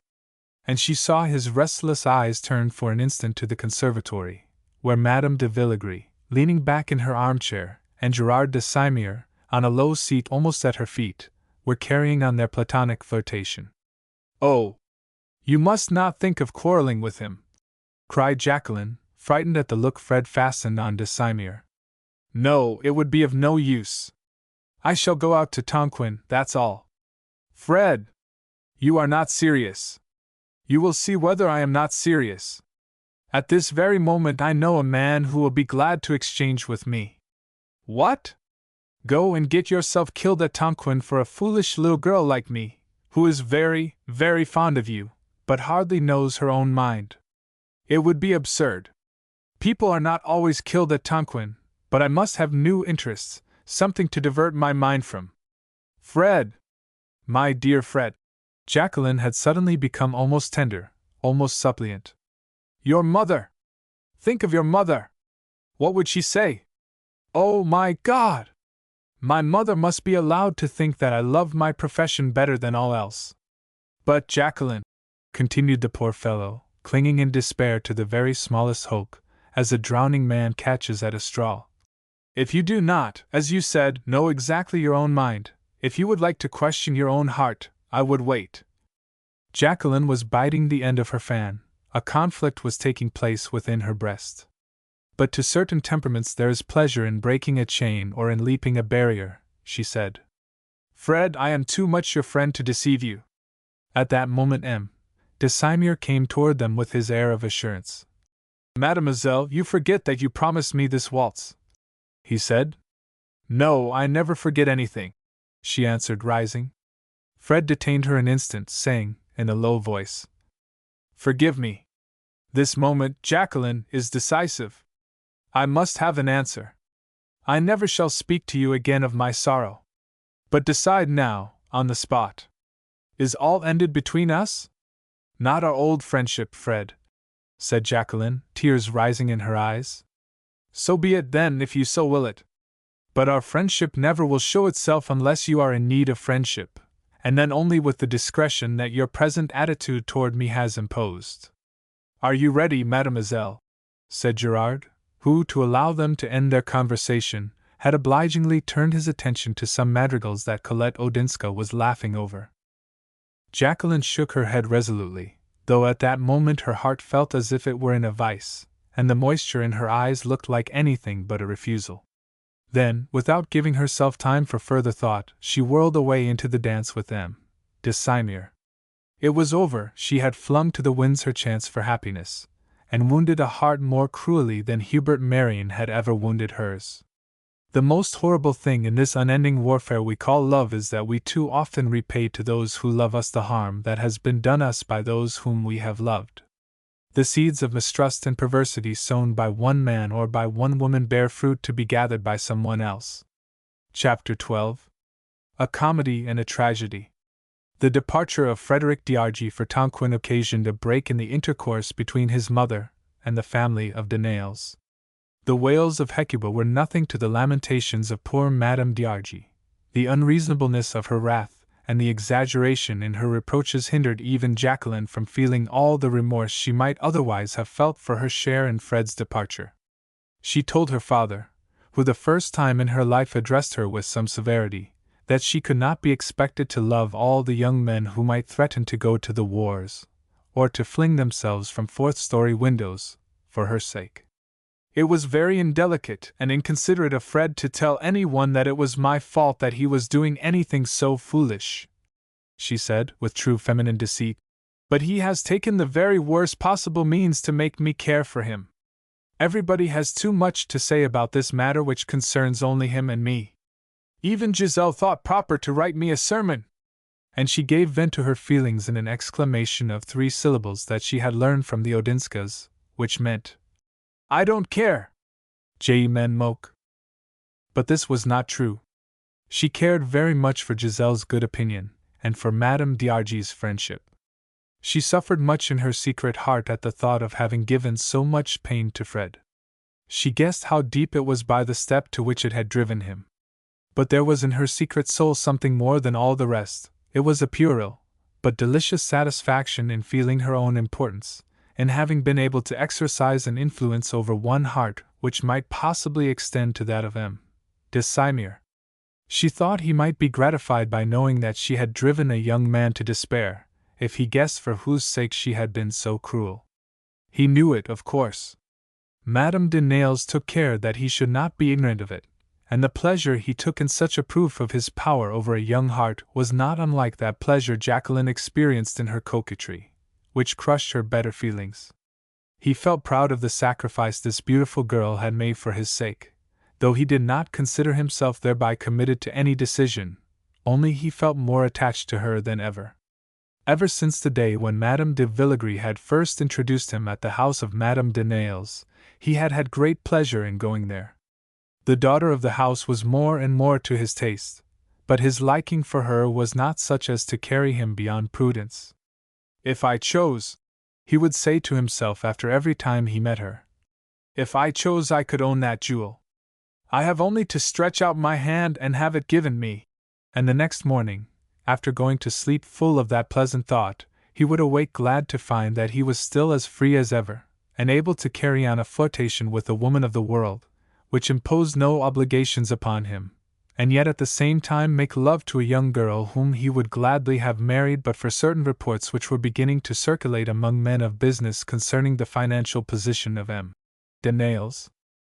They said that he was withdrawing money from secure investments to repair, or to increase, considerable losses made by speculation, and that he operated recklessly on the bourse. These rumors had already withdrawn Marcel Dietaples from the list of his daughter's suitors. The young fellow was a captain of hussars, who had no scruple in declaring the reason of his giving up his interest in the young lady. Gerard de Simir, more prudent, waited and watched, thinking it would be quite time enough to go to the bottom of things when he found himself called upon to make a decision, and greatly interested meantime in the daily increase of Jacqueline's beauty. It was evident she cared for him. After all, it was doing the little thing no harm to let her live on in the intoxication of vanity and hope, and to give her something to dwell upon in her innocent dreams. Never did Gerard allow himself to overstep the line he had marked out for himself.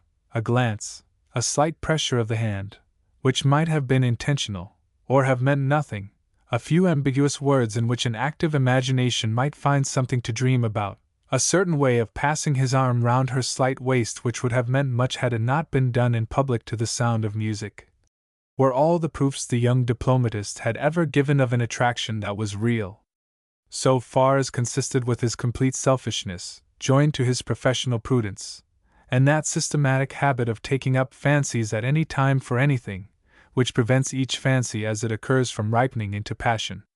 He alluded indirectly to Fred's departure in a way that turned it into ridicule. While playing a game of Boston, he whispered into Jacqueline's ear something about the old-fashionedness and stupidity of Paul and Virginia, and his opinion of calf love, as the English call an early attachment, and something about the right of every girl to know a suitor long before she consents to marry him. He said he thought that the days of courtship must be the most delightful in the life of a woman, and that a man who wished to cut them short was a fellow without delicacy or discretion.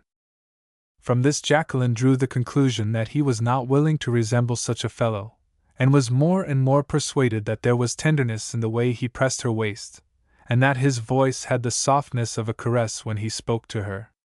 He made many inquiries as to what she liked and what she wished for in the future, as if his great object in all things was to anticipate her wishes. As for his intimacy with Madame de Villegris, Jacqueline thought nothing of it, notwithstanding her habitual mistrust of those she called old women. In the first place, Madame de Villegris was her own mistress, nothing hindered them from having been married long ago had they wished it. Besides, had not Madame de Villegris brought the young man to their house and let every one see, even Jacqueline herself, what was her object in doing so? In this matter she was their ally, a most zealous and kind ally, for she was continually advising her young friend as to what was most becoming to her, and how she might make herself most attractive to men in general, with little covert allusions to the particular tastes of Gerard, which she said she knew as well as if he had been her brother. All this was lightly insinuated, but never insisted upon, with the tact which stood Madame de Villegris instead of talent, and which had enabled her to perform some marvelous feats upon the tightrope without losing her balance completely. She, too, made fun of the tragic determination of Fred, which all those who composed the society of the de Nayles had been made aware of by the indiscreet lamentations of Madame d'Argy. "Is not Jacqueline fortunate?" cried Colette Odinska, who, herself always on a high horse, looked on love in its tragic aspect, and would have liked to resemble Marie Stuart as much as she could. "Is she not fortunate? She has had a man who has gone abroad to get himself killed, and all for her." Colette imagined herself under the same circumstances, making the most of a slain lover, with a crape veil covering her fair hair, her mourning copied from that of her divorced sister, who wore her weeds so charmingly, but who was getting rather tired of a single life. As for Miss Kate Sparks and Miss Nora, They could not understand why the breaking of half a dozen hearts should not be the prelude to every marriage. That, they said with much conviction, was always the case in America, and a girl was thought all the more of who had done so. Jacqueline, however, thought more than was reasonable about the dangers that the friend of her childhood was going to encounter through her fault. Fred's departure would have lent him a certain prestige, had not a powerful new interest stepped in to divert her thoughts. Madame d'Avrigny was getting up her annual private theatricals, and wanted Jacqueline to take the principal part in the play, saying that she ought to put her lessons in elocution to some use. The piece chosen was to illustrate a proverb, and was entirely new. It was as unexceptionable as it was amusing. The most severe critic could have found no fault with its morality, or with its moral, which turned on the eagerness displayed by young girls nowadays to obtain diplomas. Scylla and Charybdis was its name. Its story was that of a young bride, who, thinking to please a husband, a stupid and ignorant man, was trying to obtain in secret a high place in the examination at the Sorbonne, un brevet supérieur. The husband, disquieted by the mystery, is at first suspicious, then jealous, and then is overwhelmed with humiliation when he discovers that his wife knows more of everything than himself. He ends by imploring her to give up her higher education if she wishes to please him. The little play had all the modern loveliness and grace which Octave Feuillet alone can give, and it contained a lesson from which any one might profit, which was by no means always the case with Madame d'Avrigny's plays, which too often were full of risky allusions, of critical situations, and the like, likely, in short, to sail too close to the wind, as Fred had once described them. But Madame d'Avrigny's prime object was the amusement of society, and society finds pleasure in things which, if innocence understood them, would put her to the blush. This play, however, was an exception. There had been very little to cut out this time. Madame de Nails had been asked to take the mother's part, but she declined, not caring to act such a character in a house where years before in all her glory she had made a sensation as a young coquette. So Madame d'Avrigny had to take the part herself, not sorry to be able to superintend everything on the stage, and to prompt Dolly, if necessary, Dolly, who had but 4 words to say, which she always forgot, but who looked lovely in a little cap as a femme de chambre. People had been surprised that M. de Saumur should have asked for the part of the husband, a local magistrate, stiff and self-important, whom everybody laughed at. Jacqueline alone knew why he had chosen it. It would give him the opportunity of giving her 2 kisses. Of course those kisses were to be reserved for the representation, but whether intentionally or otherwise, the young husband ventured upon them at every rehearsal, in spite of the general outcry, not, however, very much in earnest, for it is well understood that in private theatricals certain liberties may be allowed, and M. de Saumur had never been remarkable for reserve when he acted at the clubs, where the female parts were taken by ladies from the smaller theaters. In this school he had acquired some reputation as an amateur actor. Besides, as he remarked on making his apology, "We shall do it very awkwardly upon the stage if we are not allowed to practice it beforehand." Jacqueline burst out laughing, and did not make much show of opposition. To play the part of his wife, to hear him say to her, to respond with the affectionate and familiar toy, was so amusing. It was droll to see her cut out her husband in chemistry, history, and grammar, and make him confound La Fontaine with Corneille. She had such a little air while doing it. And at the close, when he said to her, "If I give you a pony tomorrow, and a good hearty kiss this very minute, shall you be willing to give up getting that degree?"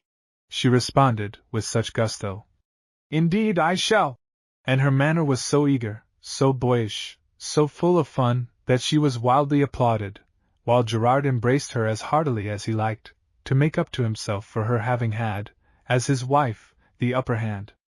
All this kissing threw him rather off his balance, and he might soon have sealed his fate, had not a very sad event occurred, which restored his self-possession. The dress rehearsal was to take place one bright spring day at about 4 o'clock in the afternoon. A large number of guests was assembled at the house of Madame d'Avrigny.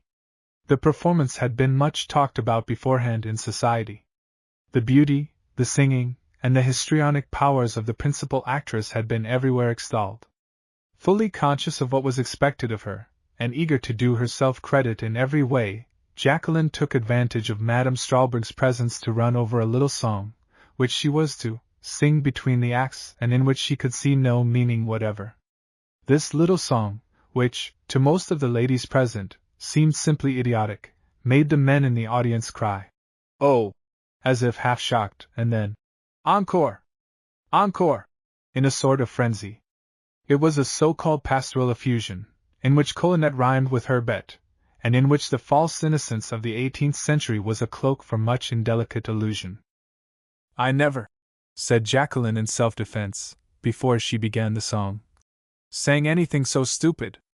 And that is saying much when one thinks of all the nonsensical words that people set to music. It's a marvel how any one can like this stuff. Do tell me what there is in it," she added, turning to Gerard, who was charmed by her ignorance. Standing beside the grand piano, with her arms waving as she sang, repeating, by the expression of her eyes, the question she had asked and to which she had received no answer, she was singing the verses she considered nonsense with as much point as if she had understood them, thanks to the hints given her by Madame Strawberg, who was playing her accompaniment, when the entrance of a servant, who pronounced her name aloud, made a sudden interruption. "Mademoiselle de Nails is wanted at home at once. Modeste has come for her," Madame d'Avrigny went out to say to the old servant. "She cannot possibly go home with you. It is only half an hour since she came. The rehearsal is just beginning." But something Modeste said in answer made her give a little cry, full of consternation. She came quickly back, and going up to Jacqueline, "My dear," she said, "you must go home at once. There is bad news, your father is ill." "Ill?" The solemnity of Madame d'Avrigny's voice, the pity in her expression, the affection with which she spoke, and above all her total indifference to the fate of her rehearsal, frightened Jacqueline. She rushed away, not waiting to say good-bye, leaving behind her a general murmur of "Poor thing!"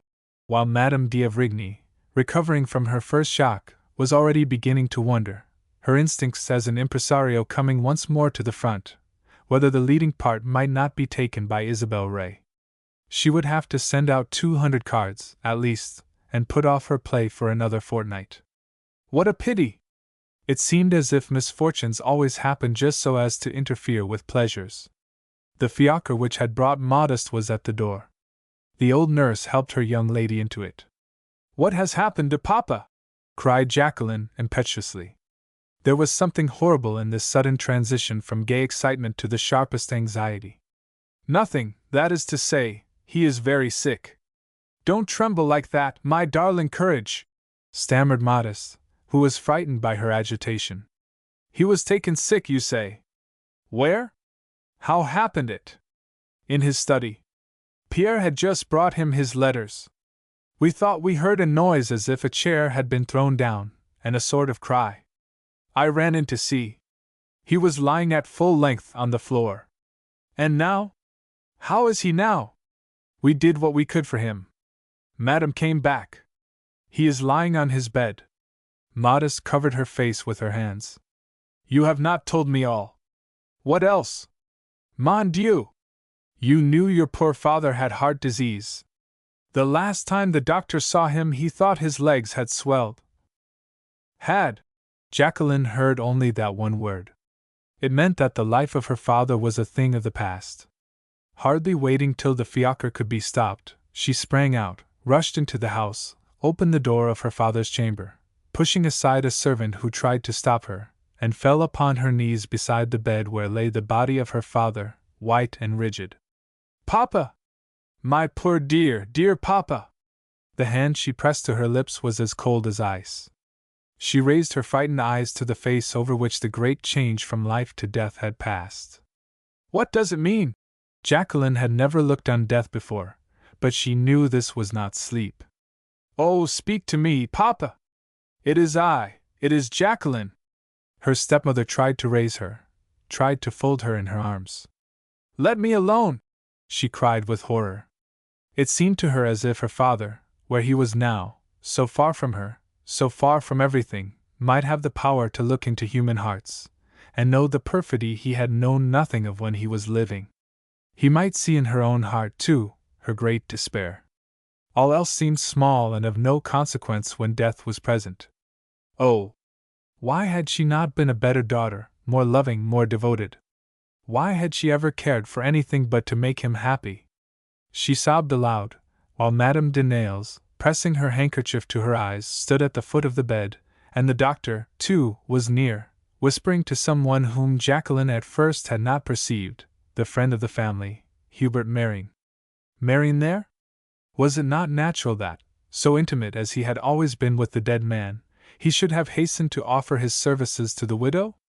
Jacqueline flung herself upon her father's corpse, as if to protect it from profanation. She had an impulse to bear it away with her to some desert spot where she alone could have wept over it. She lay thus a long time, beside herself with grief. The flowers which covered the bed and lay scattered on the floor gave a festal appearance to the death chamber. They had been purchased for a fete, but circumstances had changed their destination. That evening there was to have been a reception in the house of M. de Nayles, but the unexpected guest that comes without an invitation had arrived before the music and the dancers. Chapter 13. The storm breaks. Monsieur de Nayles was dead, struck down suddenly by what is called indefinitely heart failure. The trouble in that organ from which he had long suffered had brought on what might have been long foreseen, and yet every one seemed stupefied by the event. It came upon them like a thunderbolt. It often happens so when people who are really ill persist in doing all that may be done with safety by other persons. They persuaded themselves, and those about them are easily persuaded, that small remedies will prolong indefinitely a state of things which is precarious to the last degree. Friends are ready to believe, when the sufferer complains that his work is too hard for him, that he thinks too much of his ailments, and that he exaggerates trifles to which they are well accustomed, but which are best known to him alone. When M.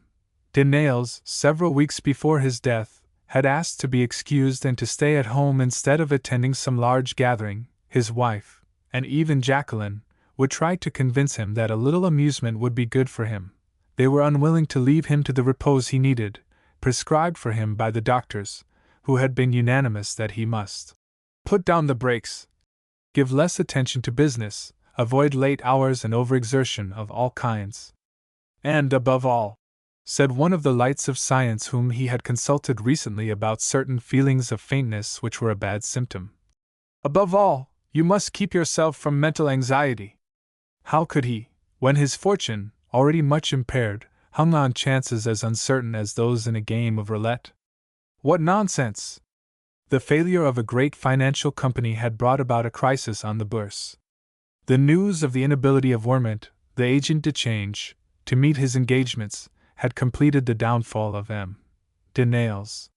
Not only death, but ruin, had entered that house, where, a few hours before, luxury and opulence had seemed to reign.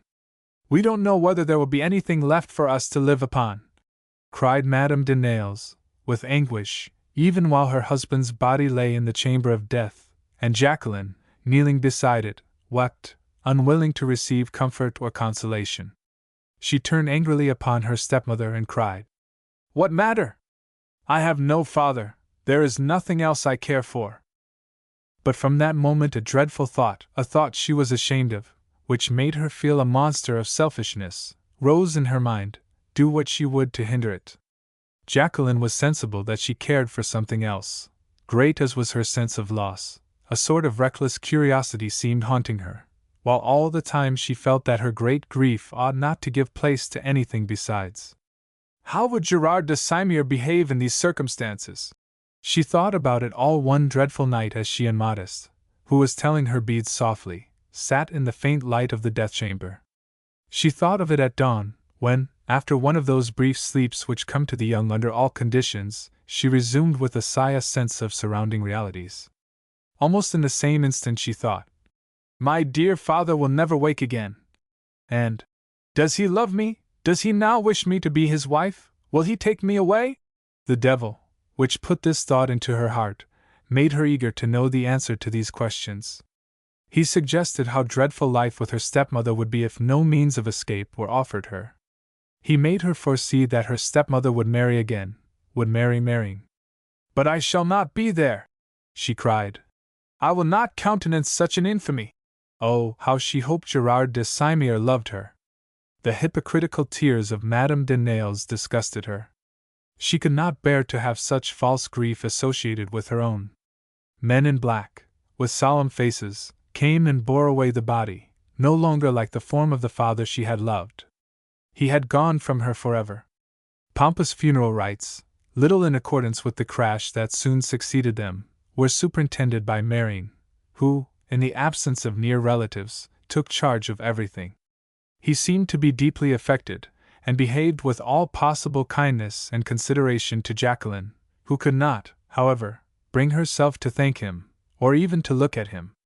She hated him with an increase of resentment, as if the soul of her dead father, who now knew the truth, had passed into her own. Meantime, M. de Simier took care to inform himself of the state of things. It was easy enough to do so. All Paris was talking of the shipwreck in which life and fortune had been lost by a man whose kindliness as a host at his wife's parties every one had appreciated. That was what came, people said, of striving after big dividends. The house was to be sold, with the horses, the pictures, and the furniture. What a change for his poor wife and daughter! There were others who suffered by the Wormont crash, but those were less interesting than the de Nayles. M. de Belvin found himself left by his father-in-law's failure with a wife on his hands who not only had not a sou, but who was the daughter of an agent de change who had behaved dishonorably. This was a text for dissertations on the disgrace of marrying for money, those who had done the same thing, minus the same consequences, being loudest in reprobating alliances of that kind. M. de Simier listened attentively to such talk, looking and saying the right things, and as he heard more and more about the deplorable condition of M. de Nayles' affairs, he congratulated himself that a prudent presentiment had kept him from asking the hand of Jacqueline. He had had vague doubts as to the firm foundation of the opulence which made so charming a frame for her young beauty. It seemed to him as if she were now less beautiful than he had imagined her. The enchantment she had exercised upon him was thrown off by simple considerations of good sense. And yet he gave a long sigh of regret when he thought she was unattainable except by marriage. He, however, thanked heaven that he had not gone far enough to have compromised himself with her. The most his conscience could reproach him with was an occasional imprudence in moments of forgetfulness. No court of honor could hold him bound to declare himself her suitor. The evening that he made up his mind to this he wrote 2 letters, very nearly alike. One was to Madame d'Avrigny, the other to Madame de Nayles, announcing that, having received orders to join the embassy to which he was attached at Vienna, he was about to depart at once, with great regret that he should not be able to take leave of anyone. To Madame d'Avrigny he made apologies for having to give up his part in her theatricals. He entreated Madame de Nayles to accept both for herself and for Mademoiselle Jacqueline his deepest condolences and the assurance of his sympathy. The manner in which this was said was all it ought to have been, except that it might have been rather more brief. M. de Simier said more than was necessary about his participation in their grief, because he was conscious of a total lack of sympathy. He begged the ladies would forgive him if, from feelings of delicacy and a sense of the respect due to a great sorrow, he did not, before leaving Paris, which he was about due to probably for a long time, personally present to them ses homages a tristes. Then followed a few lines in which he spoke of the pleasant recollections he should always retain of the hospitality he had enjoyed under M. de Nayles' roof, in a way that gave them clearly to understand that he had no expectation of ever entering their family on a more intimate footing. Madame de Nayles received this letter just as she had had a conversation with a man of business, who had shown her how complete was the ruin for which in a great measure she herself was responsible. She had no longer any illusions as to her position. When the estate had been settled there would be nothing left but poverty, not only for herself, who, having brought her husband no dot, had no right to consider herself wronged by the bankruptcy, but for Jacqueline, whose fortune, derived from her mother, had suffered under her father's management. There are such men, unfaithful guardians of a child's property, but yet good fathers. In every way in which it was possible to evade the provisions of the code intended to protect the rights of minor children. In the little salon so charmingly furnished, Where never before had sorrow or sadness been discussed, Madame de Nayles poured out her complaints to her stepdaughter and insisted upon plans of strict economy. When M. de Simeur's letter was brought in. "Read," said the Baroness, handing the strange document to Jacqueline, after she had read it through. Then she leaned back in her chair with a gesture which signified, "This is the last straw," and remained motionless, apparently overwhelmed, with her face covered by one hand, but furtively watching the face of the girl so cruelly forsaken. That face told nothing, for pride supplies some sufferers with necessary courage. Jacqueline sat for some time with her eyes fixed on the decisive adieu which swept away what might have been her secret hope. The paper did not tremble in her hand, a half-smile of contempt passed over her mouth. The answer to the restless question that had intruded itself upon her in the first moments of her grief was now before her. Its promptness, its polished brutality, had given her a shock, but not the pain she had expected. Perhaps her great grief, the real, the true, the grief death brings, recovered its place in her heart, and prevented her from feeling keenly any secondary emotion. Perhaps this man, who could pay court to her in her days of happiness and disappear when the first trouble came, seemed to her not worth caring for. She silently handed back the letter to her stepmother. "No more than I expected," said the Baroness. "Indeed?" replied Jacqueline with complete indifference. She wished to give no opening to any expressions of sympathy on the part of Madame de Nayles. "Poor Madame d'Avrigny," she added, "has bad luck. All her actors seem to be leaving her." This speech was the vain bravado of a young soldier going into action.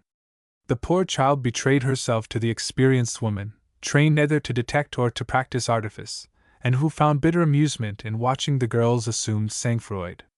But the mask fell off at the first touch of genuine sympathy. When Giselle, forgetful of a certain coolness between them ever since Fred's departure, came to clasp her in her arms, she showed only her true self, a girl suffering all the bitterness of a cruel, humiliating desertion. Long talks ensued between the friends, in which Jacqueline poured into Giselle's ear her sad discoveries in the past, her sorrows and anxieties in the present, and her vague plans for the future. "I must go away," she said. "I must escape somewhere. I cannot go on living with Madame de Nayles. I should go mad. I should be tempted every day to upbraid her with her conduct." Giselle made no attempt to curb an excitement which she knew would resist all she could say to calm it.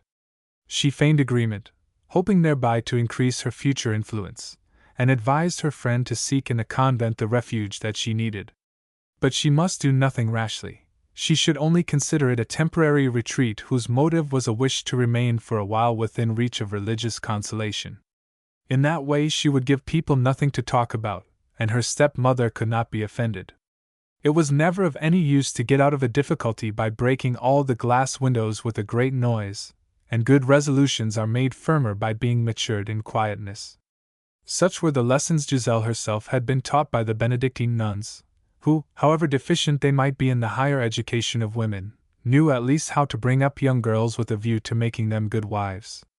Giselle illustrated this day by day in her relations to a husband as disagreeable as a husband well could be, a man of small intelligence, who was not even faithful to her.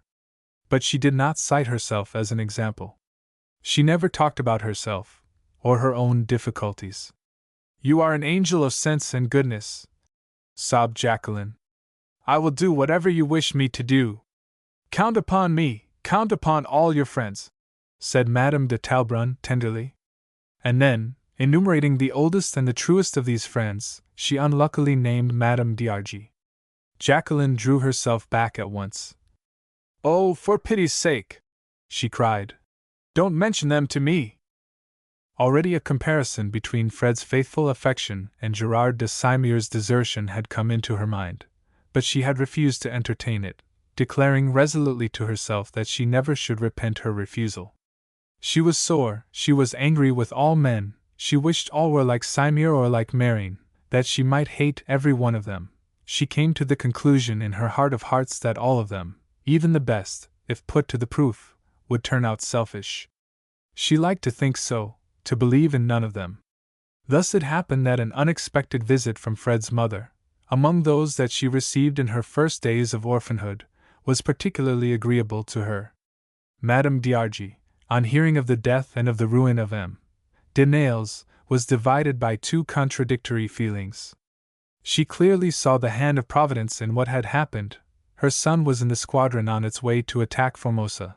He was in peril from the climate, in peril from Chinese bullets, and assuredly those who had brought him into peril could not be punished too severely. On the other hand, the last mail from Tonquin had brought her one of those great joys which always incline us to be merciful. Fred had so greatly distinguished himself in a series of fights upon the River Min that he had been offered his choice between the Cross of the Legion of Honor or promotion. He told his mother now that he had quite recovered from a wound he had received which had brought him some glory, but which he assured her had done him no bodily harm, and he repeated to her what he would not tell her at first, some words of praise from Admiral Courbet of more value in his eyes than any reward. Triumphant herself, and much moved by pity for Jacqueline, Madame d'Argy felt as if she must put an end to a rupture which could not be kept up when a great sorrow had fallen on her old friends, besides which she longed to tell every one, those who had been blind and ungrateful in particular, that Fred had proved himself a hero. So Jacqueline and her stepmother saw her arrive as if nothing had ever come between them. There were kisses and tears, and a torrent of kindly meant questions, affectionate explanations, and offers of service. But Fred's mother could not help showing her own pride and happiness to those in sorrow. They congratulated her with sadness. Madame d'Argy would have liked to think that the value of what she had lost was now made plain to Jacqueline. And if it caused her one more pang, what did it matter? He and his mother had suffered too. It was the turn of others. God was just. Resentment, and kindness, and a strange mixed feeling of forgiveness and revenge contended together in the really generous heart of Madame d'Argy, but that heart was still sore within her. Pity, however, carried the day, and had it not been for the irritating coldness of that little hard-hearted thing, as she called Jacqueline, she would have entirely forgiven her. She never suspected that the exaggerated reserve of manner that offended her was owing to Jacqueline's dread, commendable in itself, of appearing to wish in her days of misfortune for the return of one she had rejected in the time of prosperity. In spite of the received opinion that society abandons those who are overtaken by misfortune, all the friends of the de Nayles flocked to offer their condolences to the widow and the orphan with warm demonstrations of interest, curiosity, a liking to witness, or to experience, emotion, the pleasure of being able to tell what has been seen and heard, to find out new facts and repeat them again to others, joined to a sort of vague, commonplace, almost intrusive pity, are sentiments, which sometimes in hours of great disaster, produce what appears to wear the look of sympathy. A fortnight after M. de Nailes's death, between the acts of Scylla and Charybdis, the principal parts in which were taken by young Diataples and Isabel Ray, the company, as it ate ices, was glibly discussing the real drama which had produced in their own elegant circle much of the effect a blow has upon an ant-hill: fear, agitation, and a tumultuous rush to the scene of the disaster.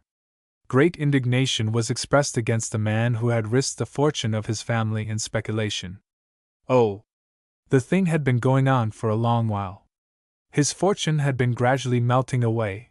Grandchalk's was loaded down with mortgages and would bring almost nothing at a forced sale. Everybody forgot that had M.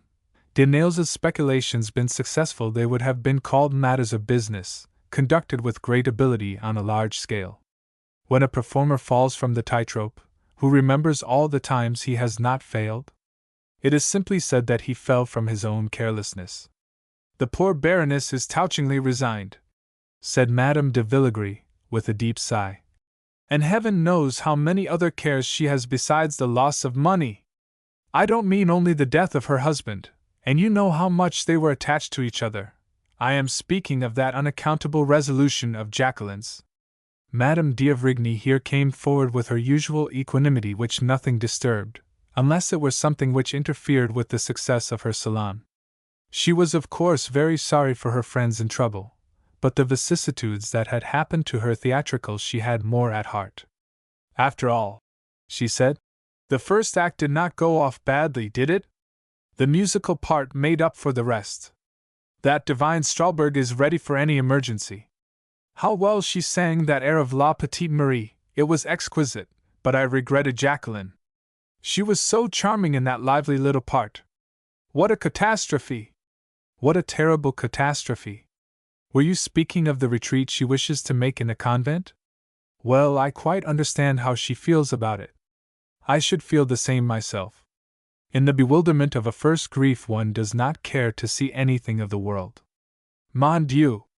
Youth always has these exaggerated notions. She will come back to us. Poor little thing! Of course it was no fault of hers, and I should not think of blaming Monsieur de Saumur. The exigencies of his career. But you all must own that unexpected things happen so suddenly in this life that it is enough to discourage any one who likes to open her house and provide amusement for her friends. Every one present pitied her for the contretemps over which she had triumphed so successfully. Then she resumed serenely. Don't you think that Isabelle played the part almost as well as Jacqueline? Up to the last moment I was afraid that something would go wrong. When one gets into a streak of ill luck. But all went off to perfection, thank heaven! Meantime Madame Odinska was whispering to one of those who sat near her belief that Jacqueline would never get over her father's loss. It would not astonish me, she said, to hear that the child, who has a noble nature, would remain in the convent and take the veil. Any kind of heroic deed seemed natural to this foolish enthusiast, who, as a matter of fact, in her own life, had never shown any tendency to heroic virtues. Her mission in life had seemed to be to spoil her daughters in every possible way, and to fling away more money than belonged to her. Really? Was she so very fond of her father? Asked Madame Ray, incredulously. When he was alive, they did not seem to make much of him in his own house. Maybe this retreat is a good way of getting over a little wound to her amour propre dot. The proper thing, I think, said Madame d'Etaples, would be for the mother and daughter to keep together, to bear the troubles before them hand in hand. Jacqueline does not seem to think much of the last wishes of the father she pretends to be so fond of. The Baroness showed me, with many tears, a letter he left joined to his will, which was written some years ago, and which now, of course, is of no value. He told mother and daughter to take care of each other, and hoped they would always remain friends, loving each other for love of him. Jacqueline's conduct amazes me. It looks like ingratitude. Oh! She is a hard-hearted little thing.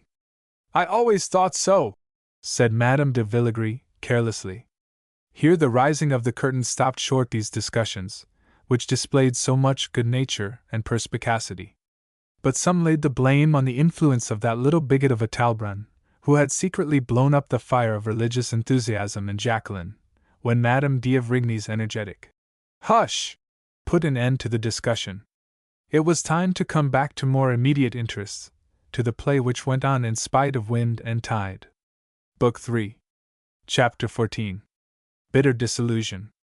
Some people in this world who turn round and round in a daily circle of small things, like squirrels in a cage, have no idea of the pleasure a young creature, conscious of courage, has in trying its strength. This struggle with fortune loses its charm as it grows longer and longer and more difficult, but at the beginning it is an almost certain remedy for sorrow. To her resolve to make head against misfortune Jacqueline owed the fact that she did not fall into those morbid reveries which might have converted her passing fancy for a man who was simply a male flirt into the importance of a lost love. Is there any human being conscious of energy, and with faith in his or her own powers, who has not wished to know something of adversity in order to rise to the occasion and confront it? To say nothing of the pleasure there is in eating brown bread, when one has been fed only on cake, or of the satisfaction that a child feels when, after strict discipline, he is left to do as he likes, to say nothing of the pleasure ladies boarding in nunneries are sure to feel on re-entering the world, at recovering their liberty. Jacqueline by nature loved independence, and she was attracted by the novelty of her situation as larks are attracted by a mirror. She was curious to know what life held for her in reserve, and she was extremely anxious to repair the error she had committed in giving way to a feeling of which she was now ashamed. What could do this better than hard work? To owe everything to herself, to her talents, to her efforts, to her industry, such was Jacqueline's ideal of her future life. She had, before this, crowned her brilliant reputation in the corps of M. Regis by passing her preliminary examination at the Sorbonne. She was confident of attaining the highest degree, the brevet supérieur, and while pursuing her own studies she hoped to give lessons in music and in foreign languages, etc., thus assured of making her own living.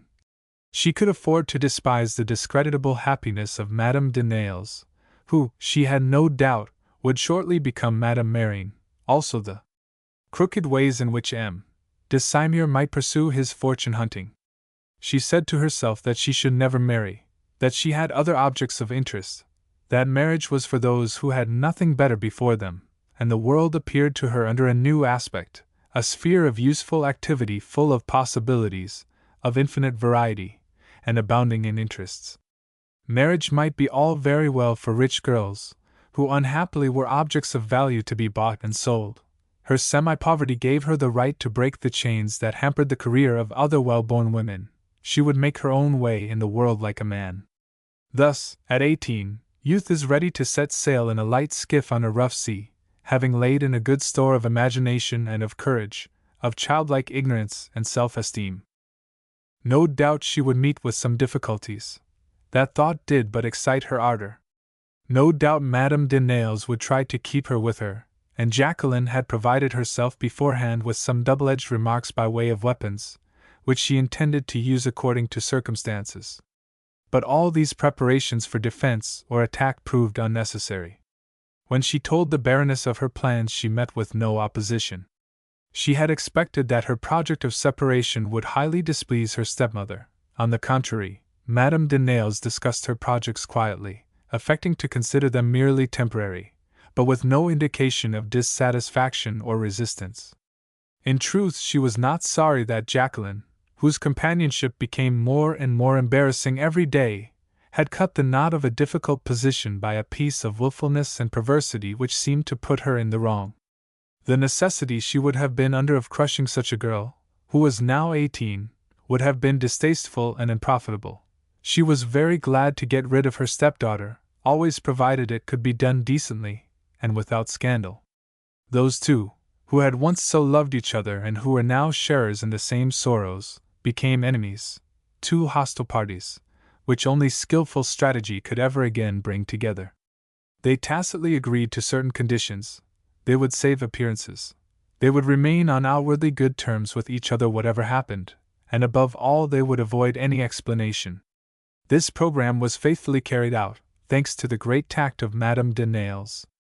No one could have been more watchful to appear ignorant of everything which, if once brought to light, would have led to difficulties. For instance, she feigned not to know that her stepdaughter was in possession of a secret which, if the world knew, would forever make them strangers to each other, nor would she seem aware that Hubert Marine, weary to death of the tie that bound him to her, was restrained from breaking it only by a scruple of honor. Thanks to this seeming ignorance, she parted from Jacqueline without any open breach, as she had long hoped to do, and she retained as a friend who supplied her wants a man who was only too happy to be allowed at this price to escape the act of reparation which Jacqueline, in her simplicity, had dreaded. All those who, having for years dined and danced under the roof of the Nayles, were accounted their friends by society, formed themselves into two parties, one of which lauded to the skies the dignity and resignation of the Baroness, while the other admired the force of character in Jacqueline. Visitors flocked to the convent which the young girl, by the advice of Giselle, had chosen for her retreat because it was situated in a quiet quarter. She who looked so beautiful in her crape garments, who showed herself so satisfied in her little cell with hardly any furniture, who was grateful for the services rendered her by the lay sisters, content with having no salon but the convent parlor, who was passing examinations to become a teacher, and who seemed to consider it a favor to be sometimes allowed to hear the children in the convent schools say their lessons, was surely like a heroine in a novel. And indeed Jacqueline had the agreeable sensation of considering herself one.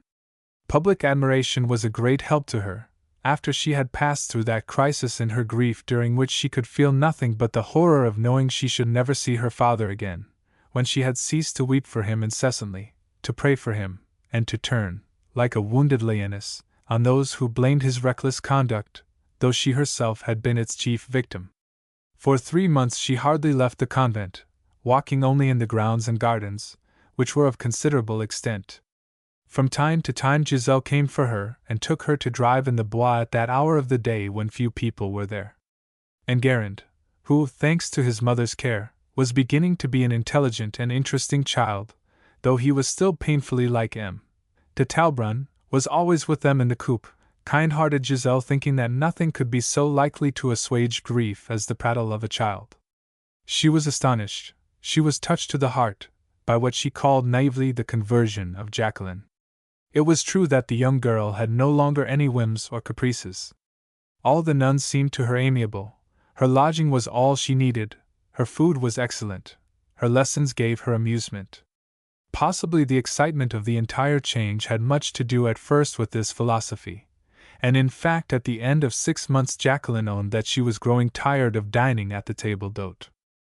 There was a little knot of crooked old ladies who were righteous overmuch, and several sour old maids whose only occupation seemed to be to make remarks on any person who had anything different in dress, manners, or appearance from what they considered the type of the becoming. If it is not good that man should live alone, it is equally true that women should not live together. Jacqueline found this out as soon as her powers of observation came back to her. And about the same time she discovered that she was not so free as she had flattered herself she should be. The appearance of a lady, fair and with light hair, very pretty and about her own age, gave her for the first time an inclination to talk at table. She and this young woman met twice a day at their meals, in the morning and in the evening.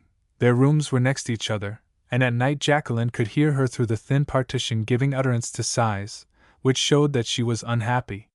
Several times, too, she came upon her in the garden, looking earnestly at a place where the wall had been broken, a spot whence it was said a Spanish countess had been carried off by a bold adventurer.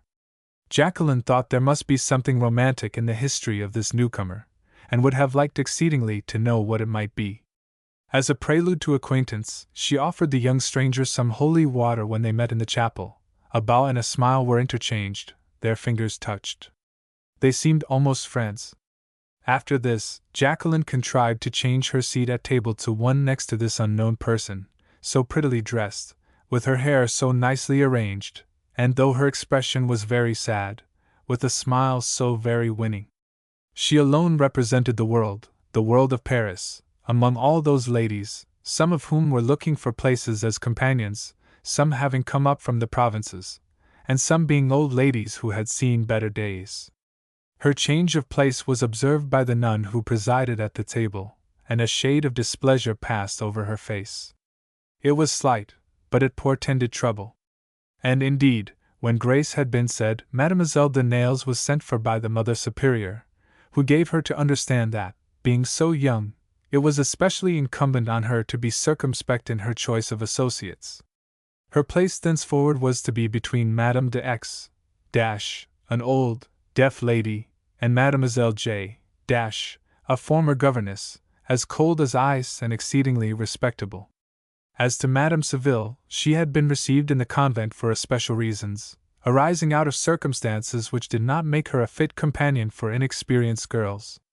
The superior hesitated a moment, and then said, "Her husband requested us to take charge of her," in a tone by which Jacqueline quite understood that "take charge" was a synonym for keep a strict watch upon her. She was spied upon, she was persecuted, unjustly, no doubt. All this increased the interest that Jacqueline already felt in the lady with the light hair. But she made a low curtsy to the Mother Superior and returned no answer. Her intercourse with her neighbor was thenceforward, however, sly and secret, which only made it more interesting and exciting. They would exchange a few words when they met upon the stairs, in the garden, or in the cloisters, when there was no curious eye to spy them out, and the first time Jacqueline went out alone Madame Seville was on the watch, and without speaking, slipped a letter into her hand. This first time Jacqueline went out was an epoch in her life, as small events are sometimes in the annals of nations. It was the date of her emancipation, it coincided with what she called her choice of a career.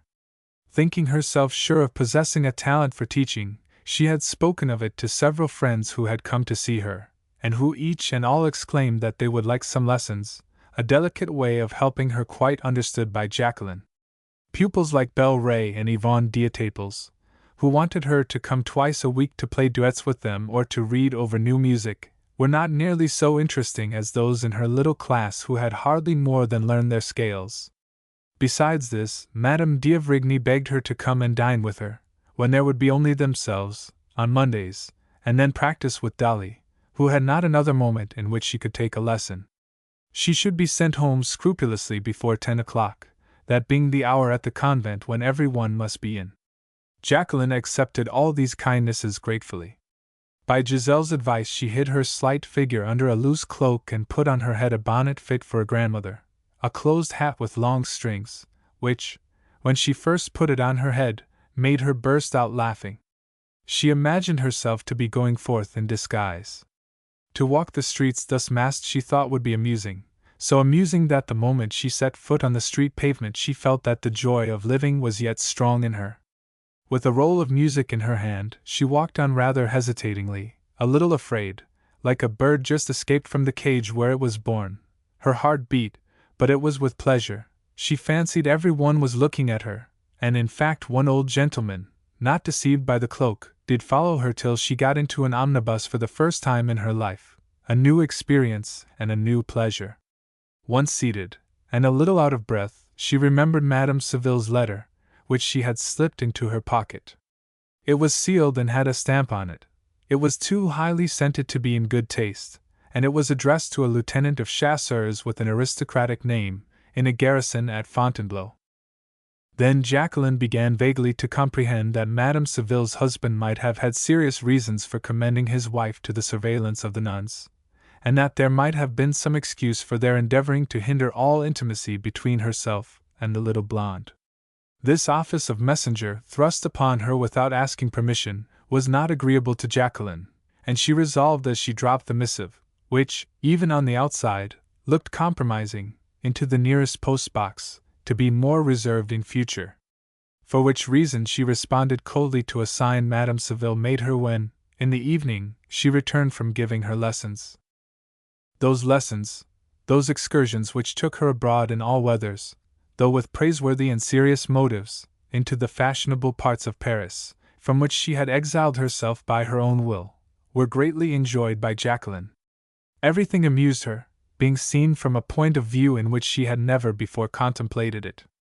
She seemed to be at a play, all personal interests forgotten for the moment, looking at the world of which she was no longer a part with a lively, critical curiosity, without regrets but without cynicism.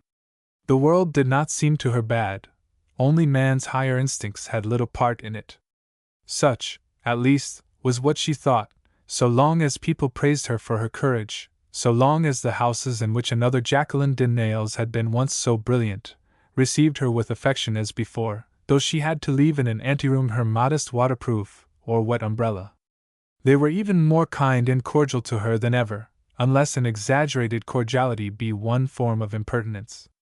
But the enthusiasm bestowed on splendid instances of energy in certain circles, to which after all such energy is a reproach, is superficial, and not being genuine is sure not to last long. Some people said that Jacqueline's staid manners were put on for effect, and that she was only attempting to play a difficult part to which she was not suited. Others blamed her for not being up to concert pitch in matters of social interest. The first time she felt the pang of exclusion was at Madame d'Avrigny's, who was at the same moment overwhelming her with expressions of regard. In the first place, she could see that the little family dinner to which she had been so kindly invited was attended by so many guests, that her deep mourning seemed out of place among them. Then Madame d'Avrigny would make whispered explanations, which Jacqueline was conscious of, and which were very painful to her. Such words as, "Old friend of the family, is giving music lessons to my daughter," fell more than once upon her ear, followed by exclamations of, "Poor thing! So courageous!" Chivalric sentiments.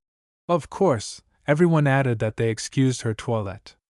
Then when she tried to escape such remarks by wearing a new gown, Dolly, who was always a little fool, "There is no cure for that infirmity," cried out in a tone such as she never would have dared to use in the days when Jacqueline was a model of elegance. "Oh, how fine you are!"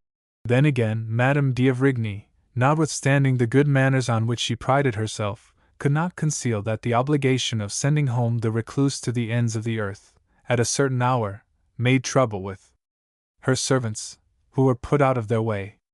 Jacqueline seized on this pretext to propose to give up the Monday music lesson, and after some polite hesitation her offer was accepted, evidently to Madame d'Avrigny's relief. In this case she had the satisfaction of being the one to propose the discontinuance of the lessons. At Madame Ray's she was simply dismissed. About the close of winter she was told that as Isabel was soon to be married she would have no time for music till her wedding was over, and about the same time the D'Etaples told her much the same thing.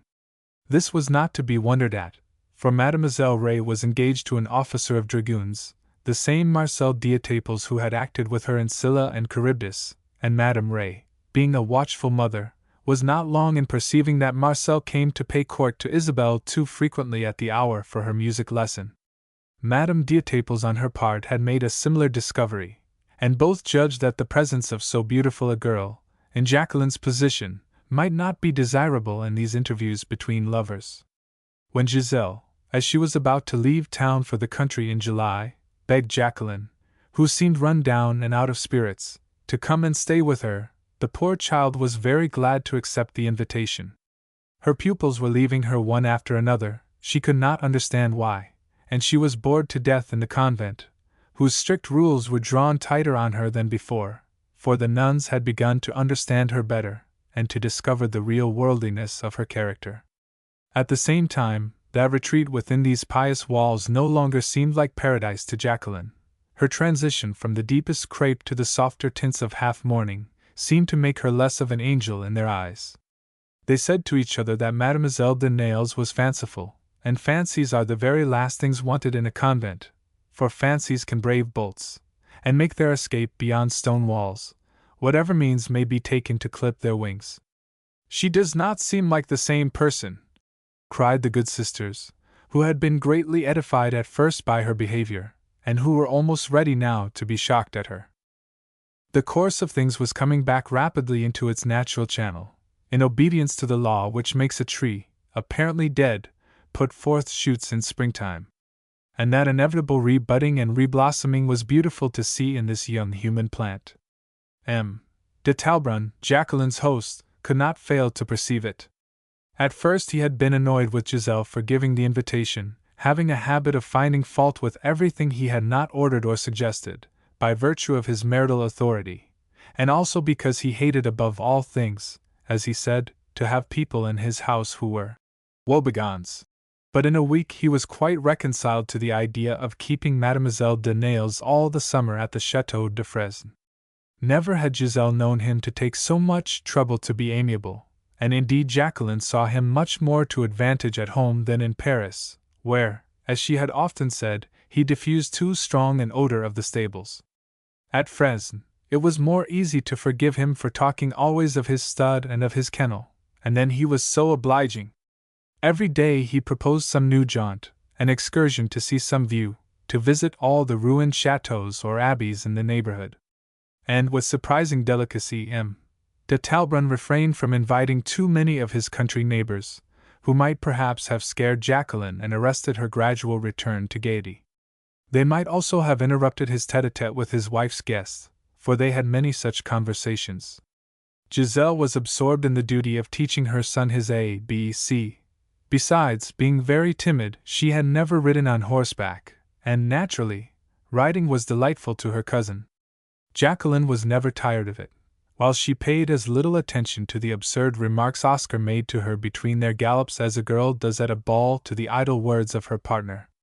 She supposed it was his custom to talk in that manner, a sort of rough gallantry, but with the best intentions. Jacqueline was disposed to look upon her life at Fresnes as a feast after a long famine. Everything was to her taste, the whole appearance of this lordly chateau of the time of Louis XIII, the splendid trees in the home park, the gardens laid out à la Française, decorated with art and kept up carefully. Everything, indeed, that pertained to that high life which to Giselle had so little importance, was to her delightful. Giselle's taste was so simple that it was a constant subject of reproach from her husband. To be sure, it was with him a general rule to find fault with her about everything. He did not spare her his reproaches on a multitude of subjects. All day long he was worrying her about small trifles with which he should have had nothing to do. It is a mistake to suppose that a man cannot be brutal and fussy at the same time. De Talbrun was proof to the contrary. "You are too patient," said Jacqueline often to Giselle. "You ought to answer him back, to defend yourself. I am sure if you did so you would have him, by and by, at your beck and call." "Perhaps so.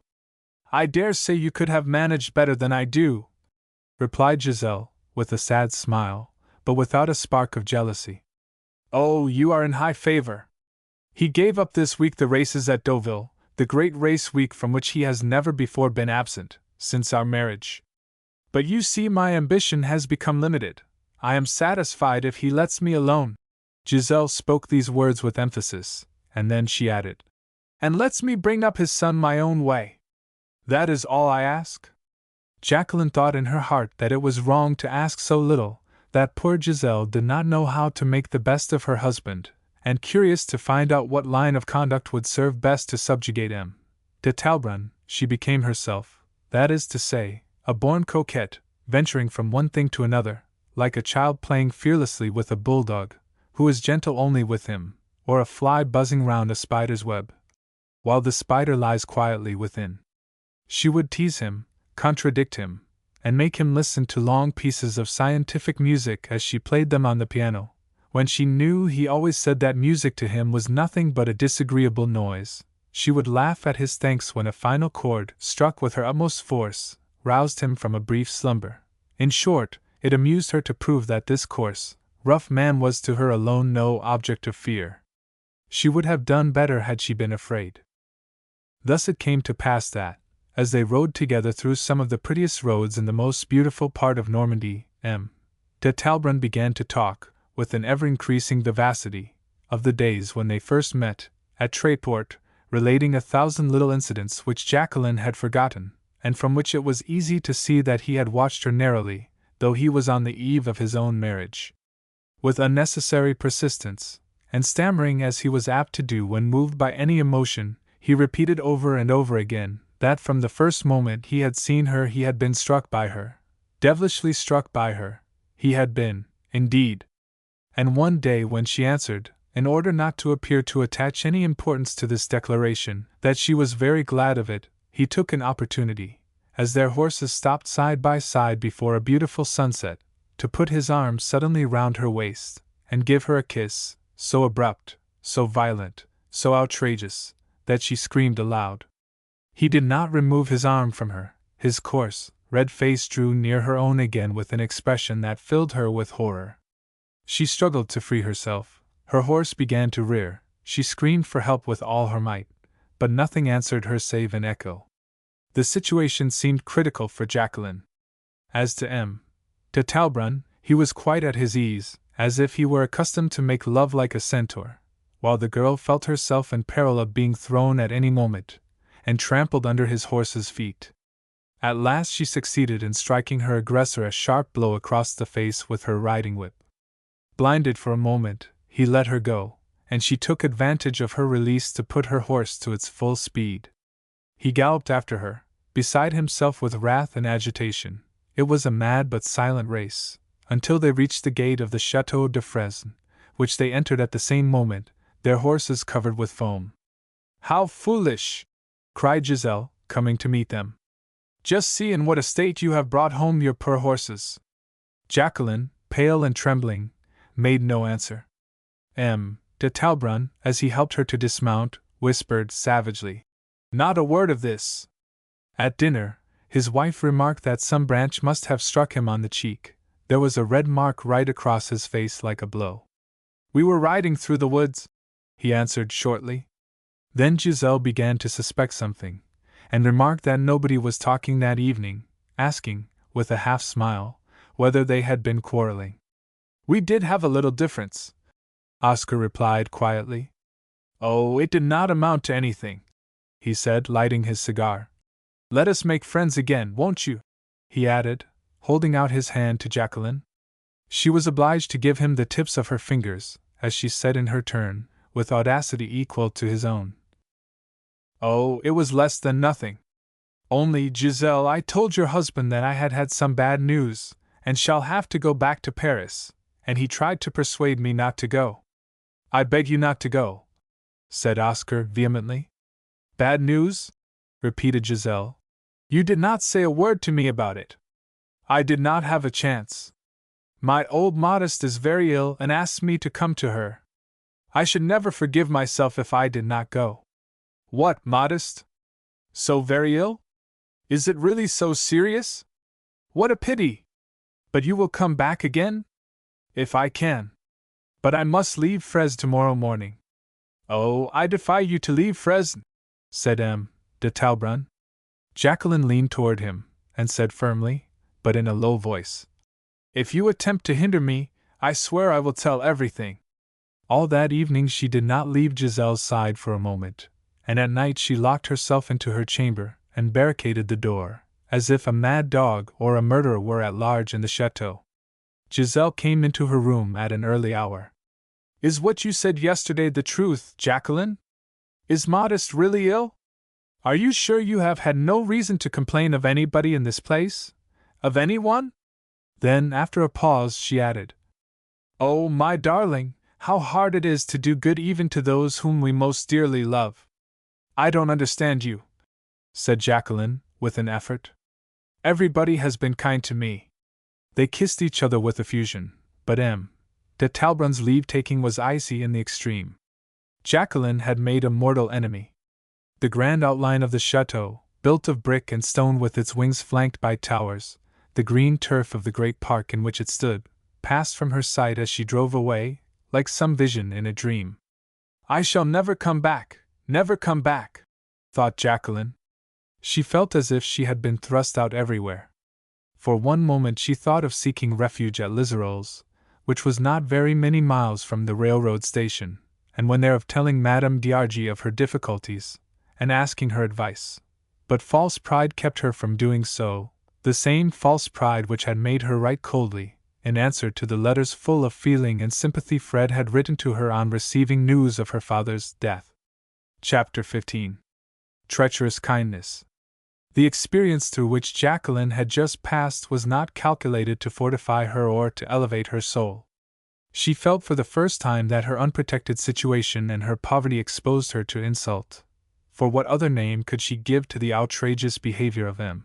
de Talleyrand, which had degraded her in her own eyes? What right had that man to treat her as his plaything? Her pride and all her womanly instincts rose up in rebellion. Her nerves had been so shaken that she sobbed behind her veil all the way to her destination. Paris, when she reached it, offered her almost nothing that could comfort or amuse her. That city is always empty and dull in August, more so than at any other season. Even the poor occupation of teaching her little class of music pupils had been taken away by the holidays.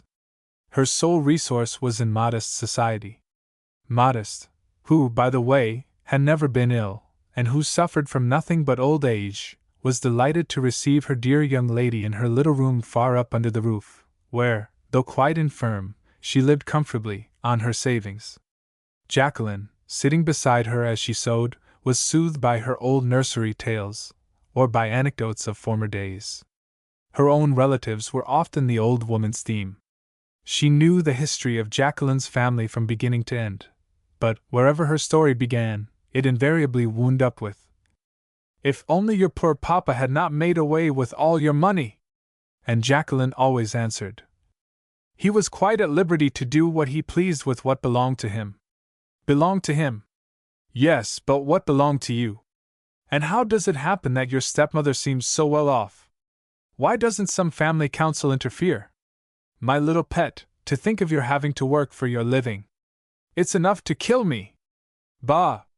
Modest, there are worse things than being poor. Maybe so, answered the old nurse doubtfully. But when one has money troubles along with the rest, the money troubles make other things harder to bear. Whereas, if you have money enough you can bear anything, and you would have had enough, after all, if you had married Monsieur Fred. At which point Jacqueline insisted that Modest should be silent, and answered, resolutely, "I mean never to marry at all." To this Modest made answer, "That's another of your notions. The worst husband is always better than none, and I know, for I never married. That's why you talk such nonsense, my poor dear Modest. You know nothing about it.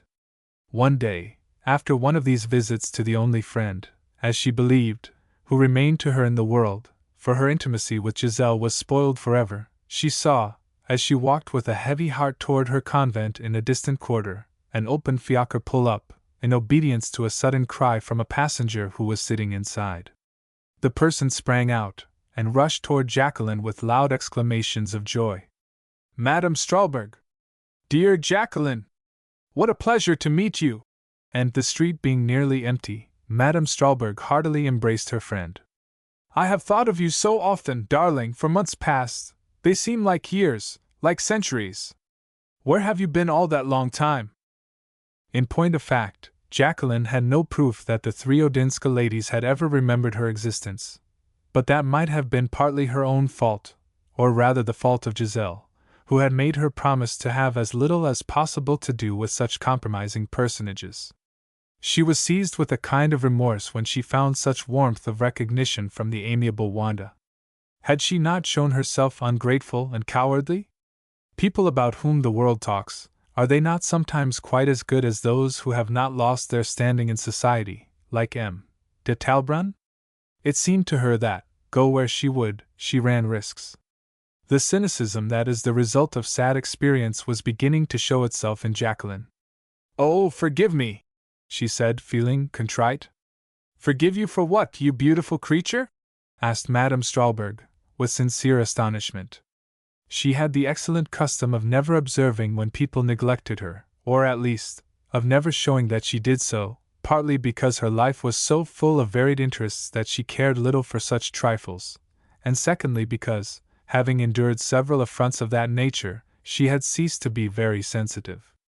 I knew through the D'Avrigny's, she said, that you were still at the convent. You are not going to take the veil there, are you? It would be a great pity. No? You wish to lead the life of an intelligent woman who is free and independent. That is well, but it was rather an odd idea to begin by going into a cloister. Oh, I see, public opinion? And Madame Strawberg made a little face, expressive of her contempt for public opinion.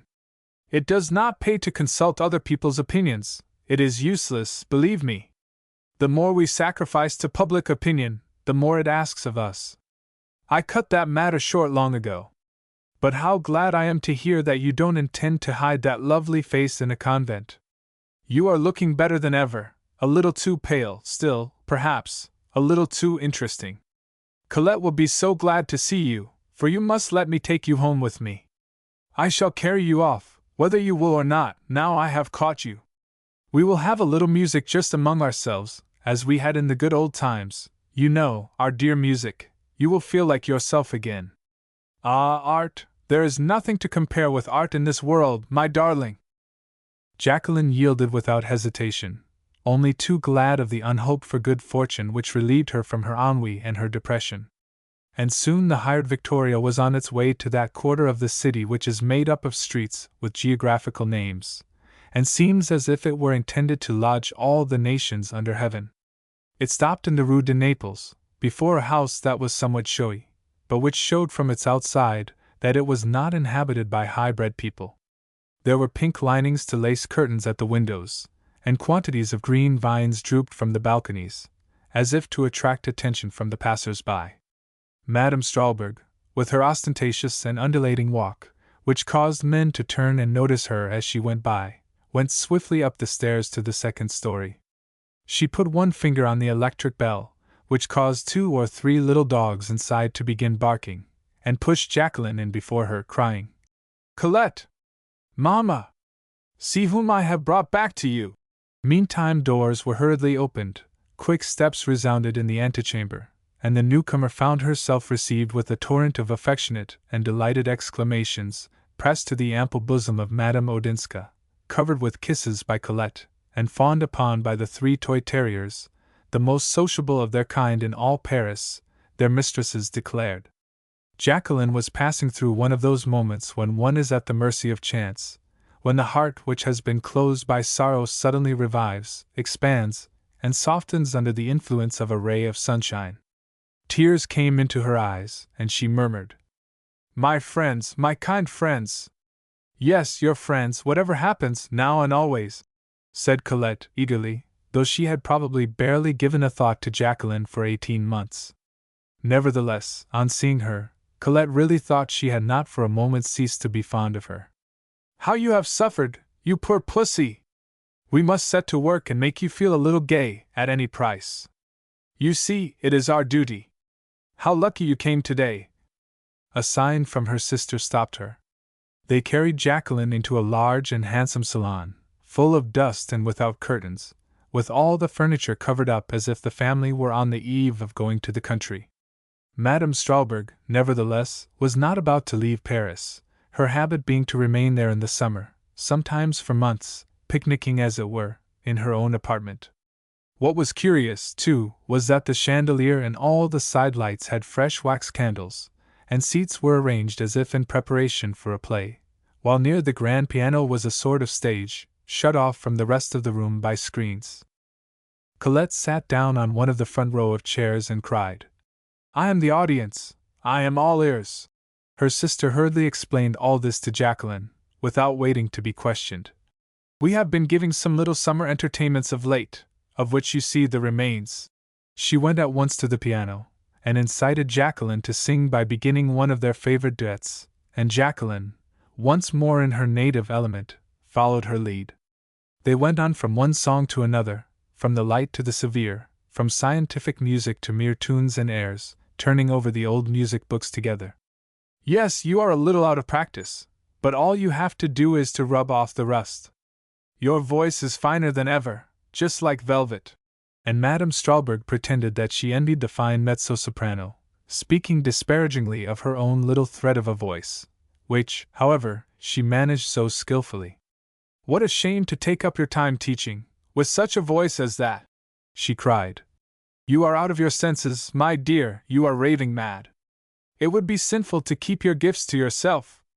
I am very sorry to discourage you, but you have none of the requisites for a teacher.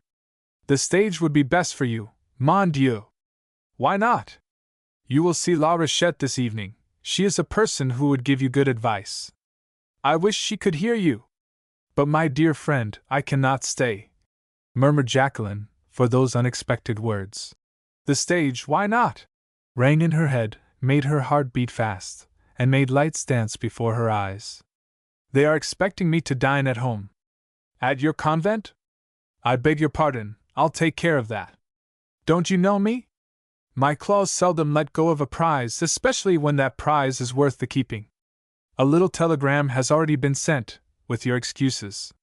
The telegraph is good for that, if not for anything else. It facilitates impromptus. Long live impromptus!" cried out Colette. "There is nothing like them for fun."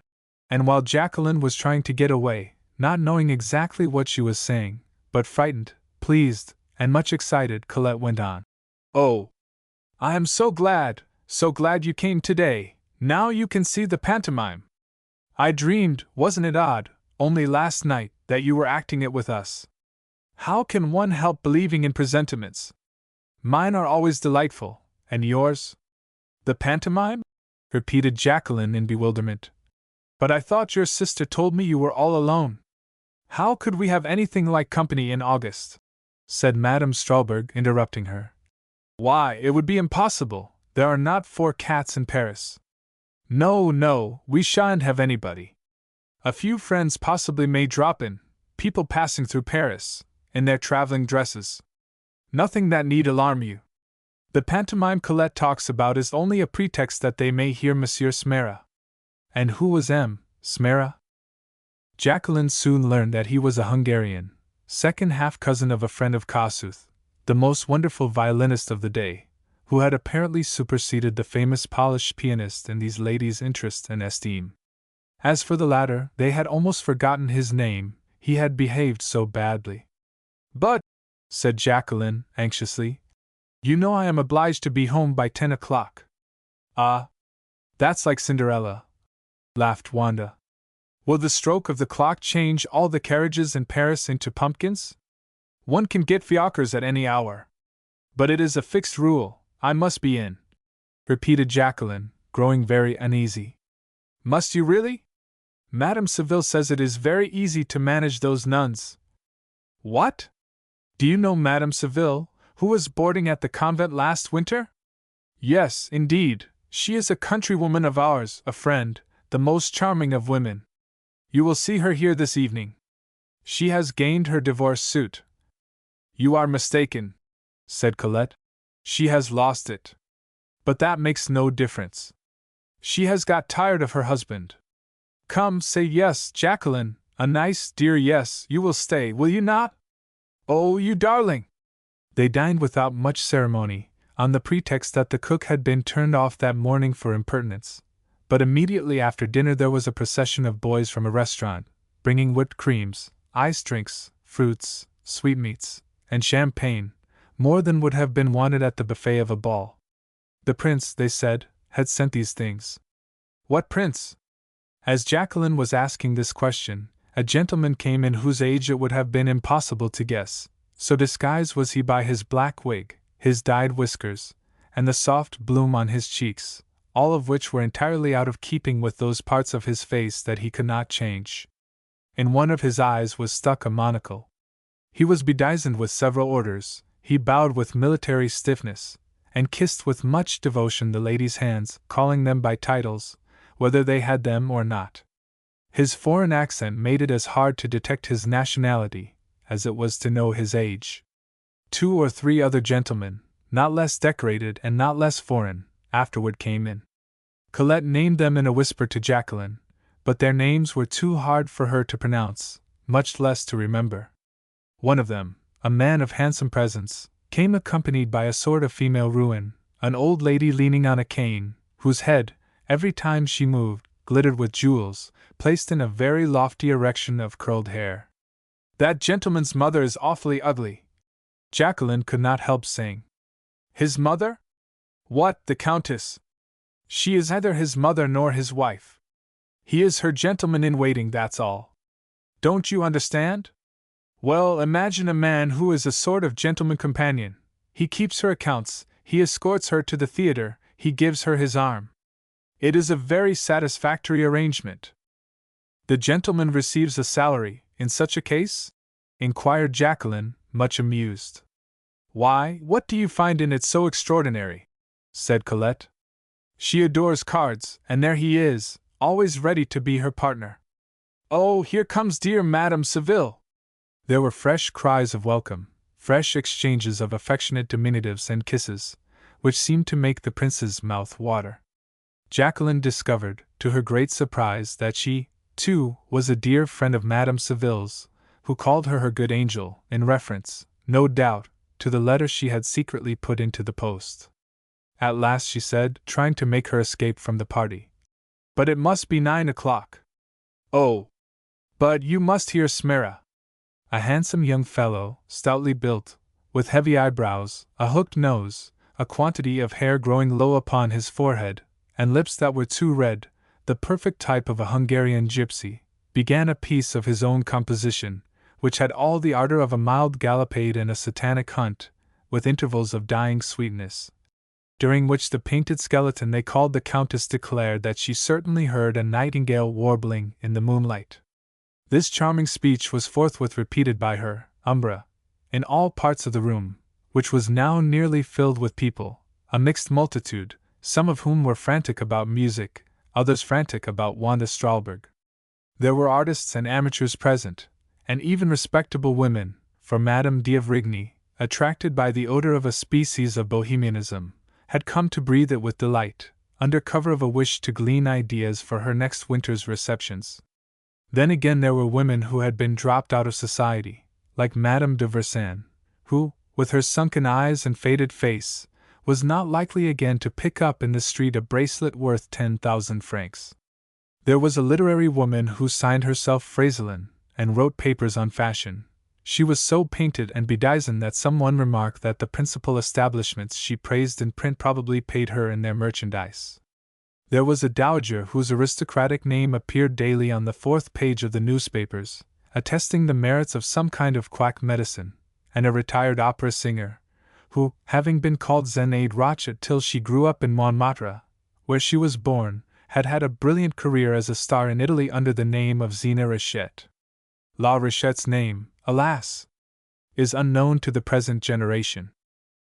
In all, there were about 20 persons, who made more noise with their applause than 100 ordinary guests, for enthusiasm was exacted by Madame Strahlberg. Profiting by the ovation to the Hungarian musician, Jacqueline made a movement toward the door, but just as she reached it she had the misfortune of falling in with her old acquaintance, Nora Sparks, who was at that moment entering with her father. She was forced to sit down again and hear all about Kate's marriage. Kate had gone back to New York, her husband being an American, but Nora said she had made up her mind not to leave Europe till she had found a satisfactory match. "You had better make haste about it, if you expect to keep me here," said Mr. Sparks, with a peculiar expression in his eye. He was eager to get home, having important business to attend to in the West. "Oh, Papa, be quiet! I shall find somebody at Bellagio." "Why, darling, are you still in mourning?" She had forgotten that Jacqueline had lost her father. Probably she would not have thought it necessary to wear black so long for Mr. Sparks. Meantime, Madame Strahlberg and her sister had left the room. "When are they coming back?" said Jacqueline, growing very nervous. "It seems to me this clock must be wrong. It says 9:30. I am sure it must be later than that." 9:30? Why, it is past 11, replied Miss Nora, with a giggle. "Do you suppose they pay any attention to clocks in this house? Everything here is topsy-turvy." "Oh, what shall I do?" sighed poor Jacqueline, on the verge of tears. "Why do they keep you such a prisoner as that? Can't you come in a little late?" "They wouldn't open the doors.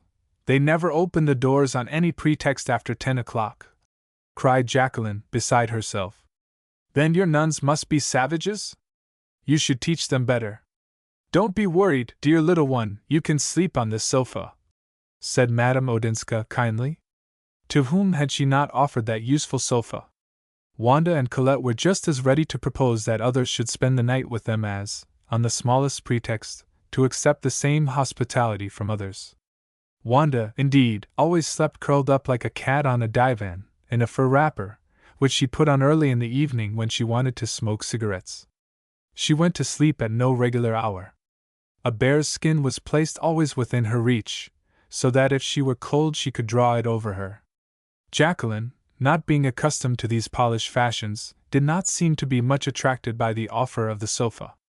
She blamed herself bitterly for her own folly in having got herself into a scrape which might lead to serious consequences. But this was neither time nor place for expressions of anxiety. It would be absurd to trouble every one present with her regrets. Besides, the harm was done, it was irreparable, and while she was turning over in her mind in what manner she could explain to the Mother Superior that the mistake about the hour had been no fault of hers, and the Mother Superior, alas, would be sure to make inquiries as to the friends whom she had visited, the magic violin of M. Smera played its first notes, accompanied by Madame Odinska on the piano, and by a delicious little flute. They played an overture, the dreamy sweetness of which extorted cries of admiration from all the women. Suddenly, the screens parted, and upon the little platform that represented a stage bounded a sort of anomalous being, supple and charming, in the traditional dress of Pierrot, whom the English vulgarize and call Harlequin. He had white camellias instead of buttons on his loose white jacket, and the bright eyes of Wanda shone out from his red and white face. He held a mandolin, and imitated the most charming of serenades, before a make-believe window, which, being opened by a white, round arm, revealed Colette dressed as Columbine. The little pantomime piece was called Pierrot in Love. It consisted of a series of dainty coquetries, sudden quarrels, fits of jealousy, and tender reconciliations, played by the two sisters. Colette with her beauty, Wanda with her talent, her impishness, her graceful and voluptuous attitudes, electrified the spectators, especially in a long monologue, in which Pierrot contemplated suicide, made more effective by the passionate and heart-piercing strains of the Hungarian's violin, so that old Richet cried out, "What a pity such a wonder should not be upon the stage!"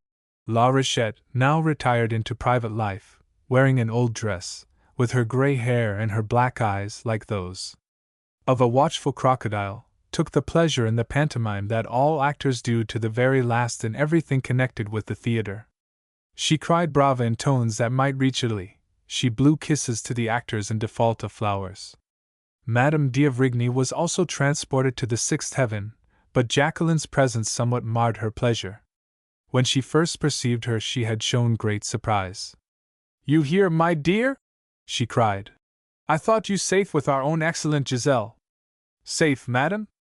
It seems to me one can be safe anywhere," Jacqueline answered, though she was tempted to say, "Safe nowhere." But instead she inquired for Dolly. Dolly's mother bit her lips and then replied, "You see, I have not brought her." "Oh, yes, this house is very amusing, but rather too much so. The play was very pretty, and I am sorry it would not do at my house. It is too risqué, you know." And she rehearsed her usual speech about the great difficulties encountered by a lady who wished to give entertainments and provide amusement for her friends. Meantime Pierrot, or rather Madame Strahlberg, had leaped over an imaginary barrier and came dancing toward the company, shaking her large sleeves and settling her little snake-like head in her large quilled collar, dragging after her the Hungarian, who seemed not very willing. She presented him to Madame d'Avrigny, hoping that so fashionable a woman might want him to play at her receptions during the winter, and to a journalist who promised to give him a notice in his paper, provided. And here he whispered something to Pierrot, who, smiling, answered neither yes nor no. The sisters kept on their costumes. Colette was enchanting with her bare neck, her long-waisted black velvet corsage, her very short skirt, and a sort of three-cornered hat upon her head. All the men paid court to her, and she accepted their homage, becoming gayer and gayer at every compliment, laughing loudly, possibly that her laugh might exhibit her beautiful teeth. Wanda, as Pierrot sang, with her hands in her pockets, a Russian village song. "Ah, Donai moi Donai, oh, thou my Danube." Then she imperiously called Jacqueline to the piano. "It is your turn now," she said. "Most humble Violet." Up to that moment, Jacqueline's deep mourning had kept the gentleman present from addressing her, though she had been much stared at. Although she did not wish to sing, for her heart was heavy as she thought of the troubles that awaited her the next day at the convent, she sang what was asked of her without resistance or pretension. Then, for the first time, she experienced the pride of triumph. Smera, though he was furious at not being the sole lion of the evening, complimented her, bowing almost to the ground, with one hand on his heart. Madame Rachette assured her that she had a fortune in her throat whenever she chose to seek it. Persons she had never seen and who did not know her name pressed her hands fervently, saying that her singing was adorable. All cried, "Encore, encore!" and, yielding to the pleasure of applause, she thought no more of the flight of time. Dawn was peeping through the windows when the party broke up. "What kind people!" thought the debutante, whom they had encouraged and applauded. "Some perhaps are a little odd, but how much cordiality and warmth there is among them! It is catching. This is the sort of atmosphere in which talent should live." Being very much fatigued, she fell asleep upon the offered sofa, half pleased, half frightened, but with two prominent convictions: one, that she was beginning to return to life; the other, that she stood on the edge of a precipice. In her dreams old Rachette appeared to her, her face like that of an affable frog, her dress the dress of Pierrot, and she croaked out, in a variety of tones, "The stage! Why not? Applaud it every night, it would be glorious!" Then she seemed in her dream to be falling down from a great height, as one falls from fairyland into stern reality. She opened her eyes, it was noon. Madame Odinska was waiting for her. She intended herself to take her to the convent, and for that purpose had assumed the imposing air of a noble matron. Alas! It was in vain.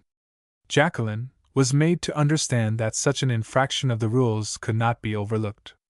To pass the night without leave out of the convent, and not with her own family, was cause for expulsion. Neither the prayers nor the anger of Madame Odinska had any power to change the sentence. While the Mother Superior calmly pronounced her decree, she was taking the measure of this stout foreigner who appeared in behalf of Jacqueline, a woman overdressed, yet at the same time shabby, who had a far from well-bred or aristocratic air. "Out of consideration for Madame de Talleyrand," she said, "the convent consents to keep Mademoiselle de Nayles a few days longer, a few weeks perhaps, until she can find some other place to go. That is all we can do for her." Jacqueline listened to this sentence as she might have watched a game of dice when her fate hung on the result, but she showed no emotion. "No," she thought, "my fate has been decided. Respectable people will have nothing more to do with me. I will go with the others, who, perhaps, after all are not worse, and who most certainly are more amusing." A fortnight after this, Madame de Nayles, having come back to Paris, from some watering place, was telling Marion that Jacqueline had started for Bellagio with Mr. and Miss Sparks, the latter having taken a notion that she wanted that kind of chaperone who is called a companion in England and America. "But they are of the same age," said Marion. "That is just what Miss Sparks wants. She does not wish to be hampered by an elderly chaperone, but to be accompanied, as she would have been by her sister. Jacqueline will be exposed to see strange things. How could you have consented?" "Consented? As if she cared for my consent! And then she manages to say such irritating things as soon as one attempts to blame her or advise her. For example, this is one of them. 'Don't you suppose,' she said to me, 'that every one will take the most agreeable chance that offers for a visit to Italy?' What do you think of that allusion? It closed my lips absolutely. Perhaps she did not mean what you think she meant. Do you think so?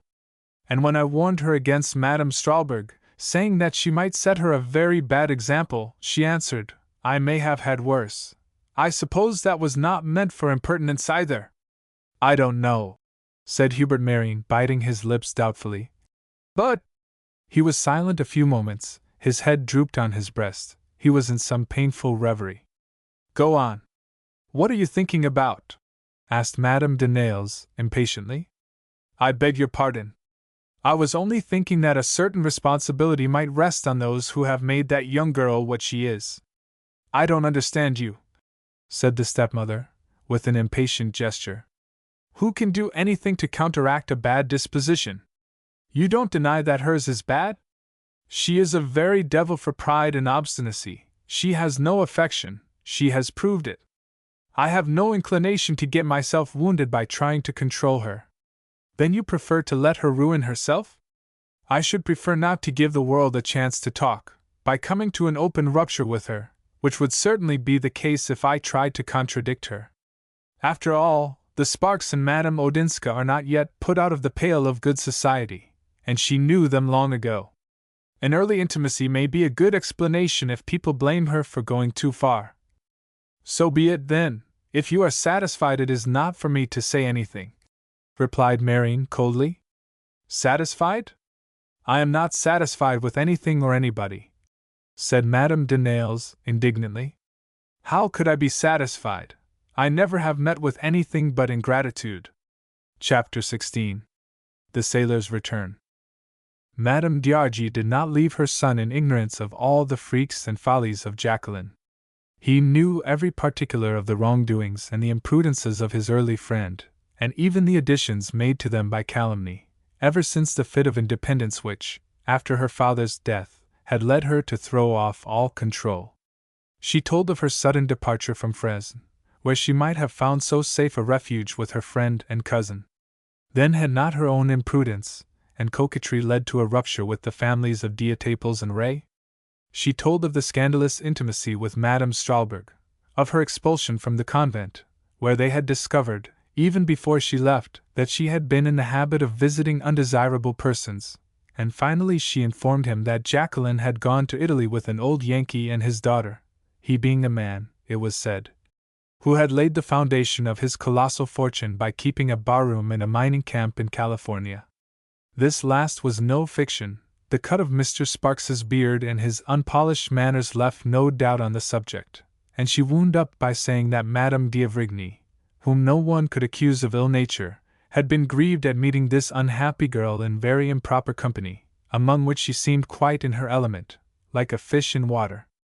It was said also that she was thinking of studying for the stage with La Richette. M.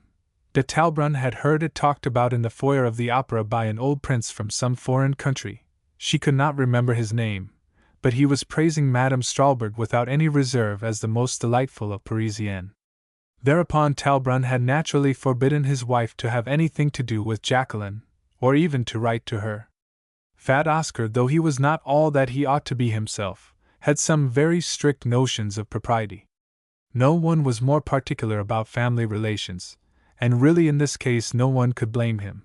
But Giselle had been very unhappy, and to the very last had tried to stand up for her unhappy friend. Having told him all this, she added, she would say no more on the subject. Giselle was a model woman in everything, in tact, in goodness, in good sense, and she was very attentive to the poor old mother of Fred, who but for her must have died long ago of loneliness and sorrow. Thereupon ensued the poor lady's usual lamentations over the long absence of her beloved son. As usual, she told him she did not think she should live to see him back again. She gave him a full account of her maladies, caused, or at least aggravated, by her mortal, constant, incurable sorrow, and she told how Giselle had been nursing her with all the patience and devotion of a sister of charity. Through all Madame d'Argy's letters at this period the angelic figure of Giselle was contrasted with the very different one of that young and incorrigible little devil of a Jacqueline. Fred at first believed his mother's stories were all exaggeration, but the facts were there, corroborated by the continued silence of the person concerned.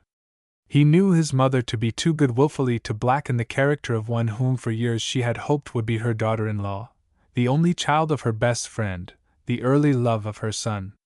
But by degrees he fancied that the love so long living at the bottom of his heart was slowly dying, that it had been extinguished, that nothing remained of it but remembrance, such remembrance as we retain for dead things, a remembrance without hope, whose weight added to the homesickness which with him was increasing every day.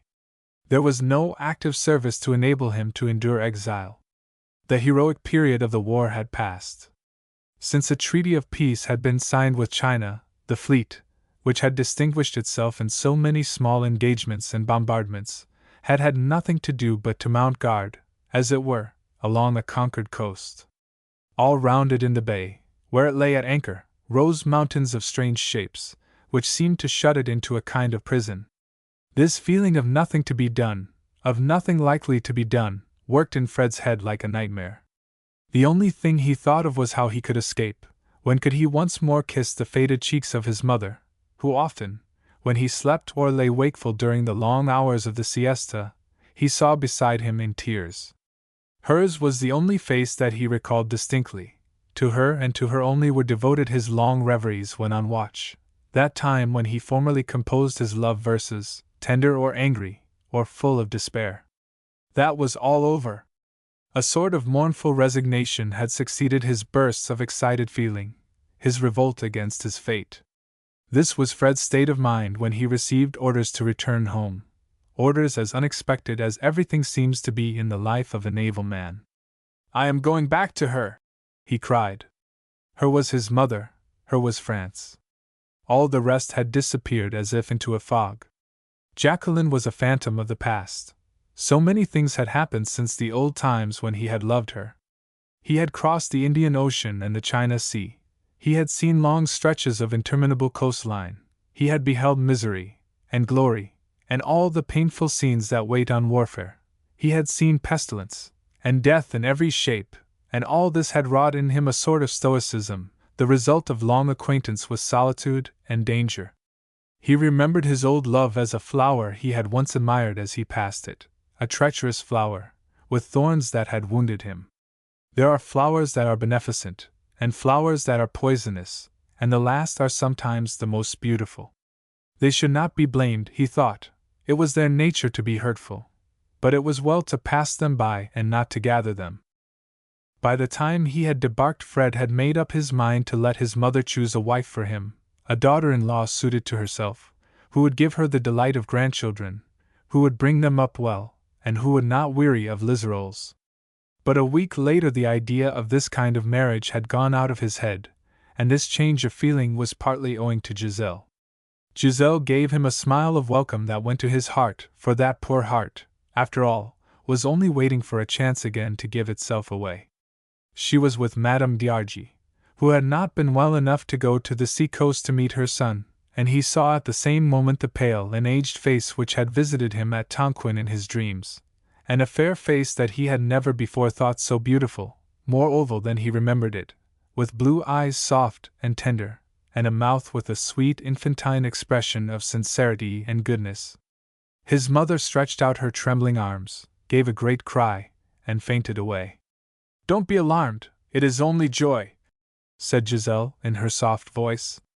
And when Madame d'Argy proved her to be right by recovering very quickly, overwhelming her son with rapid questions and covering him with kisses, Giselle held out her hand to him and said, "I too am very glad you have come home."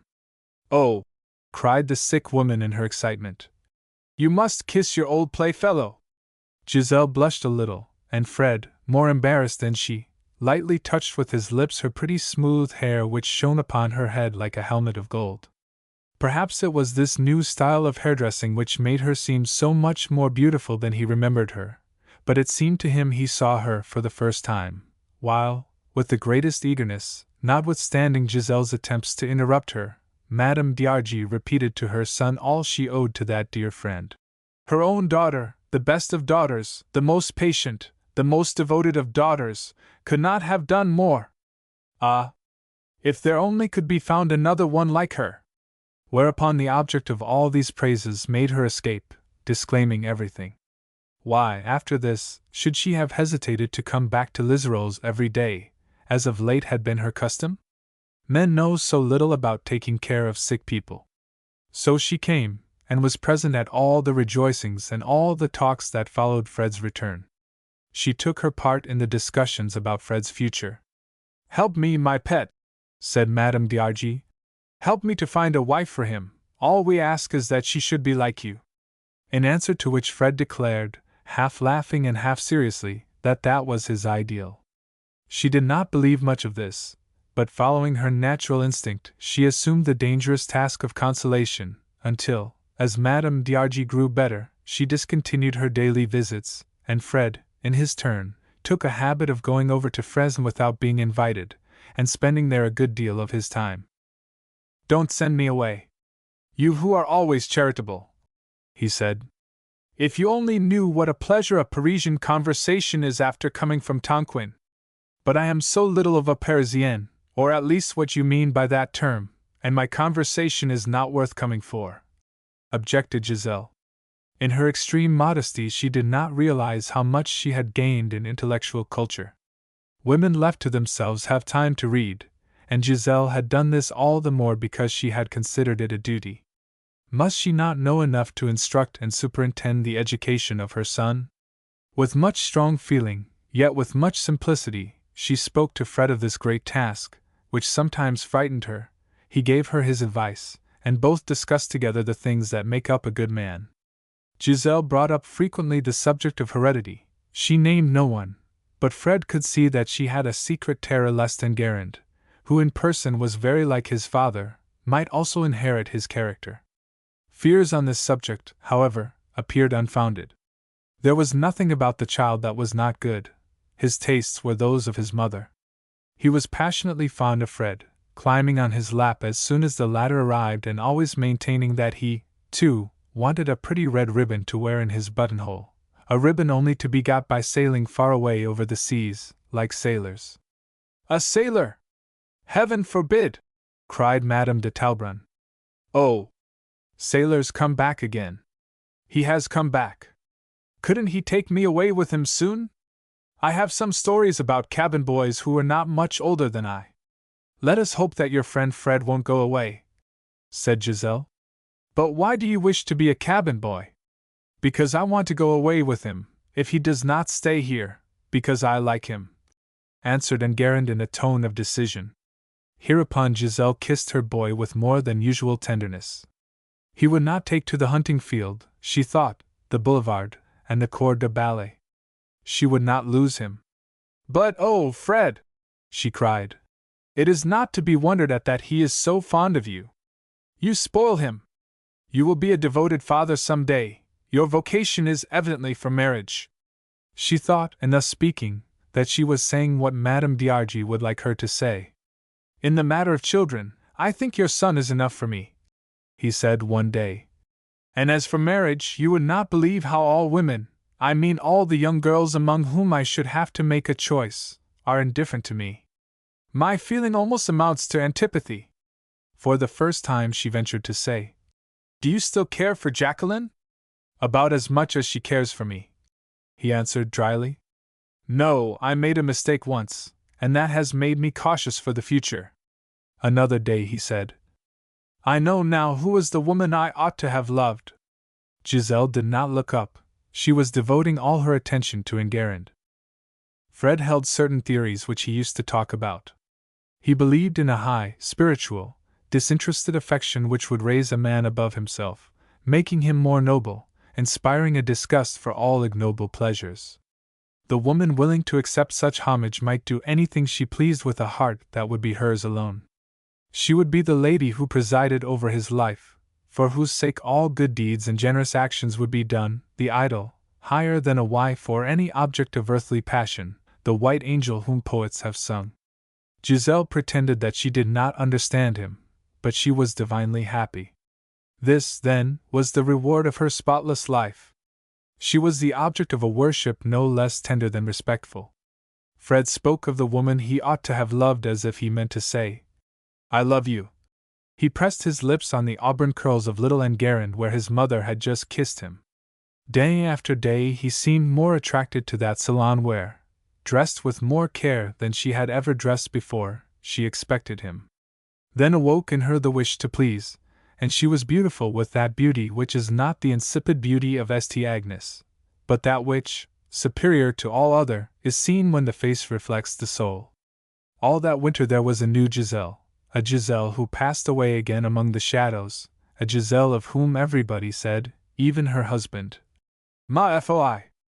But she is beautiful! Oscar de Talleyrand, as he made this remark, never thought of wondering why she was more beautiful. He was ready to take offense, and was jealous by nature, but he was perfectly sure of his wife, as he had often said. As to Fred, the idea of being jealous of him would never have entered his mind. Fred was a relative and was admitted to all the privileges of a cousin or a brother. Besides, he was a fellow of no consequence in any way. While this platonic attachment grew stronger and stronger between Fred and Giselle, assisted by the innocent complicity of little Enguerrand, Jacqueline was discovering how hard it is for a girl of good birth, if she is poor, to carry out her plans of honest independence. Possibly she had allowed herself to be too easily misled by the title of companion, which, apparently more cordial than that of demoiselle de compagnie, means in reality the same thing, a sort of half-servile position. Money is a touchstone which influences all social relations, especially when on one side there is a somewhat morbid susceptibility, and on the other a lack of good breeding and education. The Sparks, father and daughter, Americans of the lower class, though willing to spend any number of dollars for their own pleasure, expected that every penny they disbursed should receive its full equivalent in service. The place therefore offered so gracefully and spontaneously to Mademoiselle de Nayles was far from being a sinecure. Jacqueline received her salary on the same footing as Justine, the Parisian maid, received her wages, for, although her position was apparently one of much greater importance and consideration than Justine's, she was really at the beck and call of a girl who, while she called her darling, gave her orders and paid her for her services. Very often Miss Nora asked her to sew, on the plea that she was as skillful with her fingers as a fairy, but in reality that her employer might feel the superiority of her own position. Hitherto Miss Nora had been delighted to meet at watering places a friend of whom she could say proudly, "She is a representative of the old nobility of France," which was not true, by the way, for the title of Baron borne by M. de Nayles went no farther back than the days of Louis XVIII, and she was still more proud to think that she was now waited on by this same daughter of a nobleman, when her own father had kept a drinking saloon. She did not acknowledge this feeling to herself, and would certainly have maintained that she never had had such an idea, but it existed all the same, and she was under its influence, being very vain and rather foolish. And indeed, Jacqueline would have been very willing to plan trimmings and alter finery from morning to night in her own chamber in a hotel, exactly as Mademoiselle Justine did, if she could by this means have escaped the special duties of her difficult position, which duties were to follow Miss Nora everywhere, like her own shadow, to be her confidant and to act sometimes as her screen, or even as her accomplice, in matters that occasionally involved risks, and were never to her liking. The young American girl had already said to her father, when he asked her to give up her search for an entirely satisfactory European suitor, which search he feared might drag on forever without any results. "Oh, I shall be sure to find him at Bellagio." And she made up her mind that there he was to be sought and found at any price. Hotel life offered her opportunities to exercise her instincts for flirtation, for there she met many specimens of men she called chic, with a funny little foreign accent, which seemed to put new life into the worn-out word. 20 times a day she baited her hook, and 20 times a day some fish would bite, or at least nibble, according as he was a fortune hunter or a dilettante. Miss Nora, being incapable of knowing the difference, was ready to capture good or bad, and went about dragging her slaves at her chariot wheels. Sometimes she took them rowing, with the stars and stripes floating over her boat, by moonlight. Sometimes she drove them recklessly in a drag through roads bordered by olive groves and vineyards, all these expeditions being undertaken under pretense of admiring the romantic scenery. Her father was not disposed to interfere with what he called a little harmless dissipation. He was confident his daughter's companion must know what was proper, she being, as he said, accustomed to good society. Were not all Italian ladies attended by gentlemen? Who could blame a young girl for amusing herself? Meantime Mr. Sparks amused himself after his own fashion, which was to sit comfortably, with his feet up on the piazza rail of the hotel, imbibing strong iced drinks through straws. But in reality Jacqueline had no power whatever to preserve propriety, and only compromised herself by her associations, though her own conduct was irreproachable. Indeed, she was considered quite prudish, and the rest of the mad crowd laughed at her for having the manners of a governess. In vain she tried to say words of warning to Nora. What she said was laughed at or resented in a tone that told her that a paid companion had not the right to speak as frankly as a friend. Her business, she was plainly told one day, was to be on the spot in case any impertinent suitor should venture too far in a tete-a-tete, but short of that she was not to spoil sport. "I am not doing anything wrong, it is allowable in America," was Miss Nora's regular speech on such occasions, and Jacqueline could not dispute the double argument. Nora's conduct was not wicked, and in America such things might be allowed. Yet Jacqueline tried to demonstrate that a young girl cannot pass unscathed through certain adventures, even if they are innocent in the strict sense of the word, which made Nora cry out that all she said was subterfuge and that she had no patience with prejudices. In vain her young companion pointed out to her charge that other Americans at Bellagio seemed far from approving her conduct.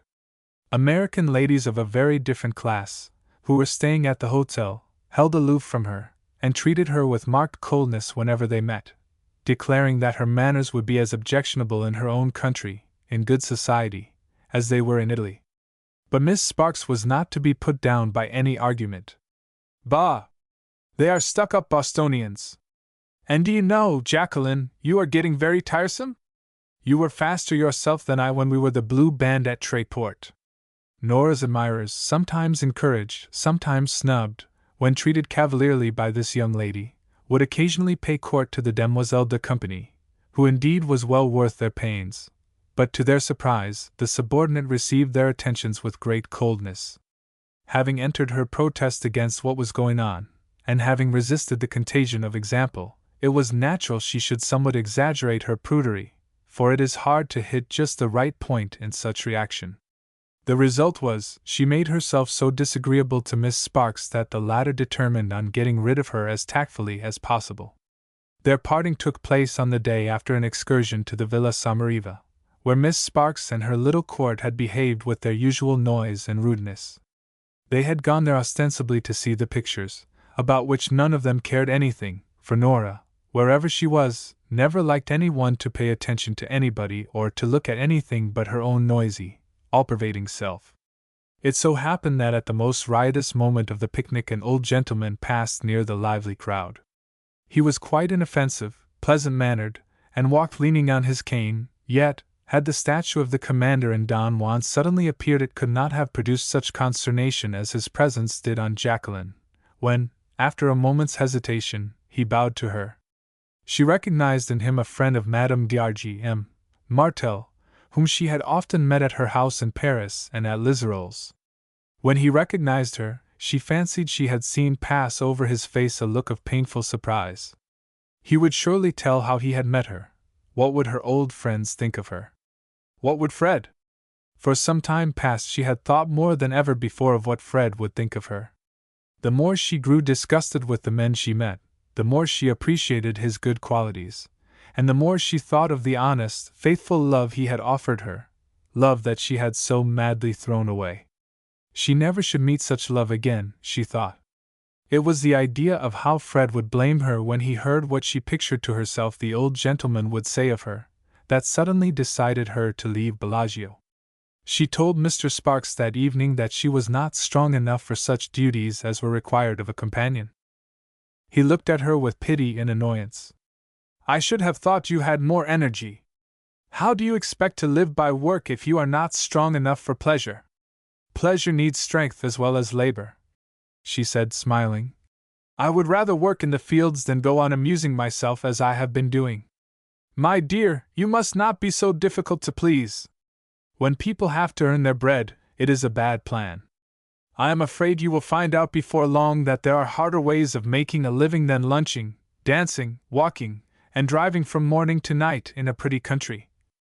Here Mr. Sparks began to laugh as he thought of all he had had to do, without making objections, in the far West, in the heroic days of his youthful vigor.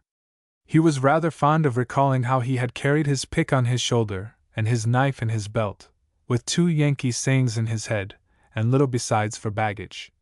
"Muscle and pluck, and go ahead forever." That was the sort of thing to be done when a man or a woman had not a cent. And now, what was Jacqueline to do next? She reflected that in a very short time she had attempted many things. It seemed to her that all she could do now was to follow the advice which, when first given her by Madame Strawberg, had frightened her, though she had found it so attractive.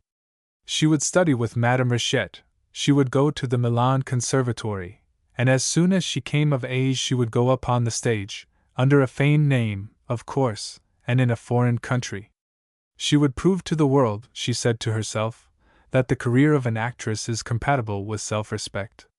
This resolve that she would never be found wanting in self-respect held a prominent place in all her plans, as she began to understand better those dangers in life which are for the most part unknown to young girls born in her social position.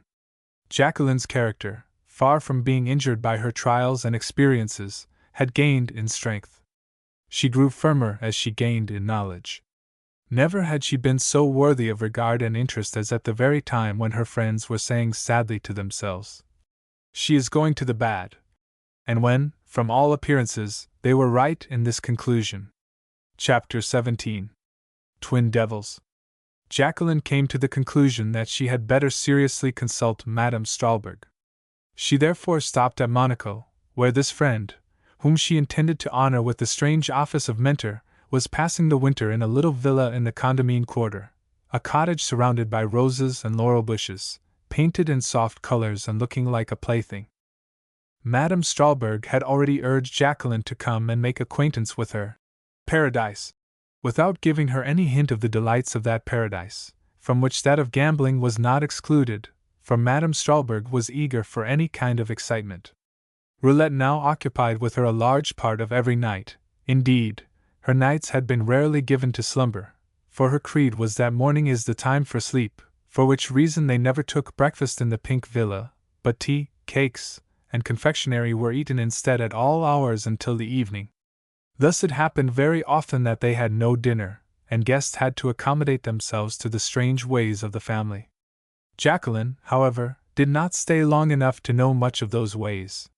She arrived, poor thing, with weary wing, like some bird, who, escaping from the fowler's net, where it has left its feathers, flies straight to the spot where a sportsman lies ready to shoot it. She was received with the same cries of joy, the same kisses, the same demonstrations of affection, as those which, the summer before, had welcomed her to the Rue de Naples. They told her she could sleep on a sofa, exactly like the one on which she had passed that terrible night which had resulted in her expulsion from the convent, and it was decided that she must stay several days, at least, before she went on to Paris, to begin the life of hard study and courageous work which would make of her a great singer. Tired? No, she was hardly tired at all. The journey over the enchanting road of the Corniche had awakened in her a fervor of admiration which prevented her from feeling any bodily needs, and now she seemed to have reached fairyland, where the verdure of the tropics was like the hanging gardens of Babylon, only those had never had a mirror to reflect back their ancient, far-famed splendor, like that before her eyes, as she looked down upon the Mediterranean, with the sun setting in the west in a sky all crimson and gold. Notwithstanding the disorder of her traveling dress, Jacqueline allowed her friend to take her straight from the railway station to the terrace of Monte Carlo. She fell into ecstasies at sight of the African cacti, the century plants, and the fig trees of Barbary, covering the low walls whence they looked down into the water, at the fragrance of the evergreens that surrounded the beautiful palace with its balustrades, dedicated to all the worst passions of the human race, with the sharp rocky outline of Turbia, with an almost invisible speck on the horizon which they said was Corsica, with everything which, whether mirage or reality, lifted her out of herself, and plunged her into that state of excited happiness and indescribable sense of bodily comfort, which exterior impressions so easily produce upon the young. After exhausting her vocabulary in exclamations and in questions, she stood silent, watching the sun as it sank beneath the waters, thinking that life is well worth living if it can give us such glorious spectacles, notwithstanding all the difficulties that may have to be passed through. Several minutes elapsed before she turned her radiant face and dazzled eyes toward Wanda, or rather toward the spot where Wanda had been standing beside her. "Oh, my dear, how beautiful!" she murmured with a long sigh. The sigh was echoed by a man, who for a few moments had looked at her with as much admiration as she had looked at the landscape. He answered her by saying, in a low voice, the tones of which made her tremble from head to foot, "Jacqueline! Monsieur de Saint-Mier!" The words slipped through her lips as they suddenly turned pale. She had an instinctive, sudden persuasion that she had been led into a snare. If not, why was Madame Strahlberg now absorbed in conversation with 3 other persons at some little distance? "Forgive me, you did not expect to see me, you seem quite startled," said the young man, drawing near her. With an effort she commanded herself and looked full in his face. Her anger rose. She had seen the same look in the ugly, brutal face of Oscar de Talleyrand. From the terrace of Monte Carlo her memory flew back to a country road in Normandy, and she clenched her hand round an imaginary riding whip. She needed coolness and she needed courage. They came as if by miracle. "It is certain, monsieur," she answered slowly, "that I did not expect to meet you here. Chance has had pity on me," he replied, bowing low, as she had set him the example of ceremony. But he had no idea of losing time in commonplace remarks. He wished to take up their intimacy on the terms it had been formerly, to resume the romance he himself had interrupted. "I knew," he said in the same low voice, full of persuasion, which gave a special meaning to his words, "I knew that, after all, we should meet again." "I did not expect it," said Jacqueline, haughtily. "Because you do not believe in the magnetism of a fixed desire." "No, I do not believe any such thing. When, opposed to such a desire, there is a strong, firm will," said Jacqueline, her eyes burning. "Ah," he murmured, and he might have been supposed to be really moved, so much his look changed. "Do not abuse your power over me, do not make me wretched, if you could only understand." She made a swift movement to rejoin Madame Strahlberg, but that lady was already coming toward them with the same careless ease with which she had left them together. "Well, you have each found an old acquaintance," she said gaily. "I beg your pardon, my loveliest, but I had to speak to some old friends, and ask them to join us tomorrow evening. We shall sup at the restaurant of the Grand Hotel, after the opera, for, I did not tell you before, you will have the good luck to hear Patti. Monsieur de Saint-Mier, we shall expect you. Au revoir." He had been on the point of asking leave to walk home with them. But there was something in Jacqueline's look, and in her stubborn silence, that deterred him. He thought it best to leave a skillful advocate to plead his cause before he continued a conversation which had not begun satisfactorily. Not that Gerard de Simere was discouraged by the behavior of Jacqueline.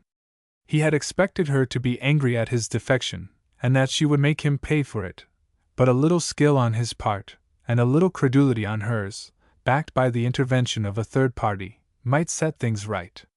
One moment he lingered to look at her, admiring her as she stood in the light of the dying sun, as beautiful in her plain dress and her indignant paleness, while she looked far out to sea, that she might not be obliged to look at him, as she had been when he had known her in prosperity.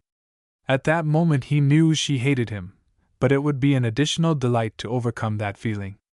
The two women, when he left them, continued walking on the terrace side by side, without a word.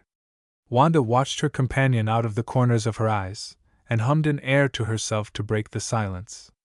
She saw a storm gathering under Jacqueline's black eyebrows, and knew that sharp arrows were likely to shoot forth from those lips which several times had opened, though not a word had been uttered, probably through fear of saying too little or too much. At last she made some trifling comment on the view, explaining something about pigeon shooting. "Wanda," interrupted Jacqueline, "did you not know what happened once?" "Happened how?" "About what?" asked Madame Strahlberg, with an air of innocence. "I am speaking of the way Monsieur de Simere treated me." "Bah! He was in love with you." "Who didn't know it? Every one could see that." "It was all the more reason why you should have been glad to meet him."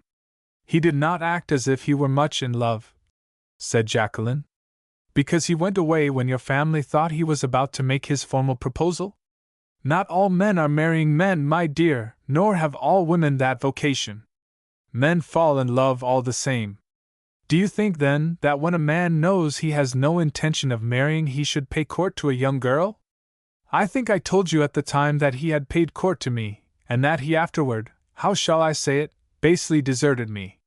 The sharp and thrilling tone in which Jacqueline said this amused Madame Strahlberg. "What big words, my dear! No, I don't remember that you ever said anything of the sort to me before. But you are wrong. As we grow older we lay aside harsh judgments and sharp words. They do no good. In your place I should be touched by the thought that a man so charming had been faithful to me." "Faithful!" cried Jacqueline, her dark eyes flashing into the cat-like eyes of Madame Strahlberg. Wanda looked down, and fastened a ribbon at her waist. "Ever since we have been here," she said, "he has been talking of you." "Really? For how long?" "Oh, if you must know, for the last 2 weeks. It is just a fortnight since you wrote and asked me to stay with you," said Jacqueline, coldly and reproachfully. "Oh, well, what's the harm? Suppose I did think your presence would increase the attractions of Monaco? Why did you not tell me?" "Because I never write a word more than is necessary. You know how lazy I am. And also because I may as well confess it might have scared you off, you are so sensitive." "Then you meant to take me by surprise?" said Jacqueline, in the same tone. "Oh, my dear, why do you try to quarrel with me?" replied Madame Strahlberg, stopping suddenly and looking at her through her eyeglass. "We may as well understand what you mean by a free and independent life." And thereupon ensued an address to which Jacqueline listened, leaning one hand on a balustrade of that enchanted garden, while the voice of the serpent, as she thought, was ringing in her ears. Her limbs shook under her, her brain reeled. All her hopes of success as a singer on the stage Madame Strahlberg swept away, as not worth a thought. She told her that, in her position, had she meant to be too scrupulous, she should have stayed in the convent. Everything to Jacqueline seemed to dance before her eyes. The evening closed around them, the light died out, the landscape, like her life, had lost its glow. She uttered a brief prayer for help, such a prayer as she had prayed in infancy. She whispered it in terror, like a cry in extreme danger. She was more frightened by Wanda's wicked words than she had been by M. de Talbrun or by M. de Simere. She ceased to know what she was saying till the last words, "You have good sense and you will think about it," met her ear. Jacqueline said not a word. Wanda took her arm. "You may be sure," she said, "that I am thinking only of your good. Come! Would you like to go into the casino and look at the pictures? No, you are tired? You can see them some evening. The ballroom holds 1,000 persons. Yes, if you prefer, we will go home. You can take a nap till dinner time. We shall dine at 8 o'clock. Conversation languished till they reached the Villa Rosa.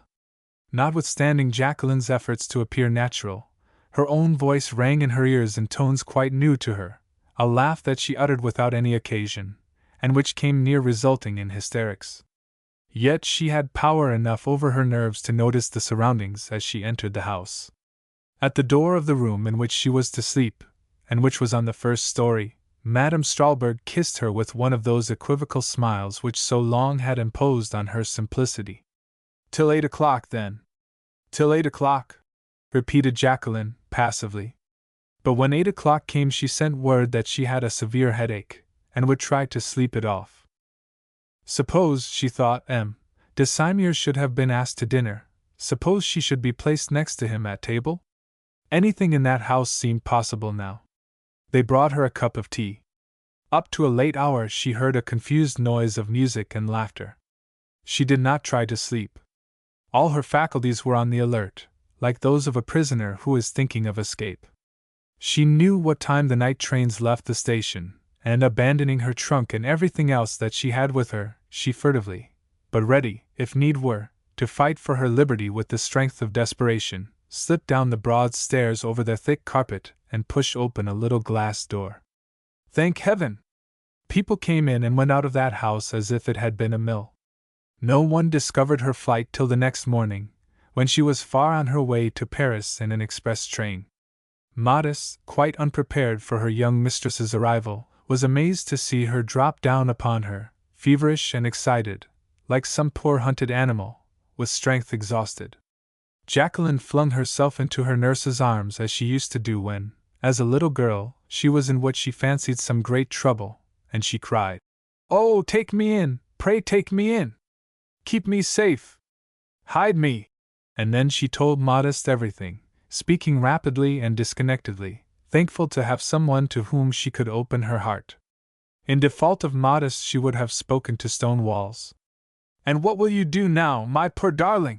asked the old nurse, as soon as she understood that her young lady had come back to her, with weary foot and broken wing, from what she had assured her on her departure would be a brilliant excursion. "Oh, I don't know," answered Jacqueline, in utter discouragement. "I am too worn out to think or to do anything. Let me rest, that is all. Why don't you go to see your stepmother?" "My stepmother? Oh, no! She is at the bottom of all that has happened to me. Or Madame d'Argy? Or Madame de Talbrun? Madame de Talbrun is the one who would give you good advice." Jacqueline shook her head with a sad smile. "Let me stay here. Don't you remember, years ago, but it seems like yesterday, all the rest is like a nightmare, how I used to hide myself under your petticoats, and you would say, going on with your knitting, 'You see she is not here, I can't think where she can be. Hide me now just like that, dear old Modest. Only hide me.' And Modest, full of heartfelt pity, promised to hide her, dear child, from every one, which promise, however, did not prevent her, for she was very self-willed, from going, without Jacqueline's knowledge, to see Madame de Talbrun and tell her all that had taken place. She was hurt and amazed at her reception by Giselle, and at her saying, without any offer of help or words of sympathy, "She has only reaped what she has sown." Giselle would have been more than woman had not Fred, and a remembrance of the wrongs that he had suffered through Jacqueline, now stood between them. For months he had been the prime object in her life. Her mission of comforter had brought her the greatest happiness she had ever known. She tried to make him turn his attention to some serious work in life. She wanted to keep him at home, for his mother's sake, she thought. She fancied she had inspired him with a taste for home life. If she had examined herself, she might have discovered that the task she had undertaken of doing good to this young man was not wholly for his sake but partly for her own. She wanted to see him nearly every day and to occupy a place in his life ever larger and larger. But for some time past the conscientious Giselle had neglected the duty of strict self-examination. She was thankful to be happy, and though Fred was a man little given to self-flattery in his relations with women, he could not but be pleased at the change produced in her by her intercourse with him. But while Fred and Giselle considered themselves as two friends trying to console each other, people had begun to talk about them. Even Madame d'Argy asked herself whether her son might not have escaped from the cruel claws of a young coquette of the new school to fall into a worse scrape with a married woman. She imagined what might happen if the jealousy of that wild boar of an Oscar de Talleyrand were aroused, the dangers, far more terrible than the perils of the sea, that might in such a case await her only son, the child for whose safety her mother-love caused her to suffer perpetual torments. "Oh, mothers! Mothers!" she often said to herself. "How much they are to be pitied! And they are very blind. If Fred must get into danger and difficulty for any woman, it should not have been for Giselle de Talleyrand." Chapter 18. An Affair of Honor. Such was the announcement in a daily paper that met the eyes of Jacqueline, as she lay hidden in Modest's lodging, like a fawn in its covert, her eyes and ears on the alert, watching for the least sign of alarm, in fear and trembling. She expected something, she knew not what. She felt that her sad adventure at Monaco could not fail to have its epilogue, but this was one of which she never had dreamed. "Modest, give me my hat! Get me a carriage! Quick! Oh my God, it is my fault! I have killed him!" These incoherent cries came from her lips while Modest, in alarm, picked up the newspaper and adjusted her silver spectacles upon her nose to read the paragraph. "Monsieur Fred wounded! Holy Virgin! His poor mother! That is a new trouble fallen on her, to be sure. But this quarrel had nothing to do with you, my pet. You see, they say it was about cards." And folding up the Figaro, while Jacqueline in all haste was wrapping her head in a veil, Modest, with the best intentions, went on to say, "Nobody ever dies of a sword thrust in the arm. But you see, it says that they are going to fight all over again. Don't you understand? You are so stupid! What could they have had to quarrel about but me? O God! Thou art just! This is indeed punishment, too much punishment for me." So saying, she ran down the many stairs that led up to Modest's little lodging in the roof, her feet hardly touching them as she ran, while Modest followed her more slowly, crying, "Wait for me! Wait for me, mademoiselle!" Calling a fiacre, Jacqueline, almost roughly, pushed the old woman into it, and gave the coachman the address of Madame d'Argy, having, in her excitement, first given him that of their old house in the Parc Monceau. So much was she possessed by the idea that this was a repetition of that dreadful day, when with Modest, just as now, she went to meet an irreparable loss. She seemed to see before her dead father. He looked like Fred, and now, as before, Marion had his part in the tragedy. Could he not have prevented the duel? Could he not have done something to prevent Fred from exposing himself? The wound might be no worse than it was said to be in the newspaper, but then a second meeting was to take place. No, it should not, she would stop it at any price. And yet, as the coach drew nearer to the Rue de Varenne, where Madame d'Argy had her winter residence, a little calm, a little sense returned to Jacqueline. She did not see how she could dare to enter that house, where probably they cursed her very name. She would wait in the street with the carriage blinds pulled down, and Modest should go in and ask for information. 5 minutes passed, 10 minutes passed, they seemed ages. How slow Modest was, slow as a tortoise. How could she leave her there when she knew she was so anxious? What could she be doing? All she had to do was to ask news of him, Fred, in just 2 words. At last, Jacqueline could bear suspense no longer. She opened the coach door and jumped out on the pavement. Just at that moment Modest appeared, brandishing the umbrella that she carried instead of a stick, in a manner that meant something. It might be bad news, she would know in a moment. Anything was better than suspense. She sprang forward. "What did they say, Modest? Speak, why have you been such a time?" "Because the servants had something else to do than to attend to me. I wasn't the only person there, they were writing in a register. Get back into the carriage, mademoiselle, or somebody will see you, There are lots of people there who know you, Monsieur and Madame d'Etaples. What do I care? The truth! Tell me the truth. But didn't you understand my signals? He is going on well. It was only a scratch. Ah! Madam, that's only my way of talking. He will be laid up for a fortnight. The doctor was there. He has some fever, but he is not in any danger. Oh! What a blessing! Kiss me, Modest. We have a fortnight in which we may interfere, but how? Oh, how? Ah! There is Giselle. We will go to Giselle at once. And the fiacre was ordered to go as fast as possible to the Rue Barbette de Joly. This time Jacqueline herself spoke to the concierge. Madame la Comtesse is out. But she never goes out at this hour. I wish to see her on important business. I must see her. And Jacqueline passed the concierge, only to encounter another refusal from a footman, who insisted that Madame la Comtesse was at home to no one. But me, she will see me. Go and tell her it is Mademoiselle de Nails. Moved by her persistence, the footman went in to inquire, and came back immediately with the answer. Madame la Comtesse cannot see Mademoiselle. Ah, thought Jacqueline. She, too, throws me off, and it is natural. I have no friends left. No one will tell me anything. I think it will drive me mad. She was half mad already. She stopped at a newsstand and bought all the evening journals. Then, up in her garret, in her poor little nest under the roof which, as she felt bitterly, was her only refuge, she began to look over those printed papers in which she might possibly find out the true cause of the duel. Nearly all related the event in almost the exact terms used by the Figaro. Ah, here was a different one! A reporter who knew something more added in Gil Blas. We have stated the cause of the dispute as it has been given to the public, but in affairs of this nature more than in any others, it is safe to remember the old proverb, look for the woman. The woman could doubtless have been found enjoying herself on the sunny shores of the Mediterranean, while men were drawing swords in her defense.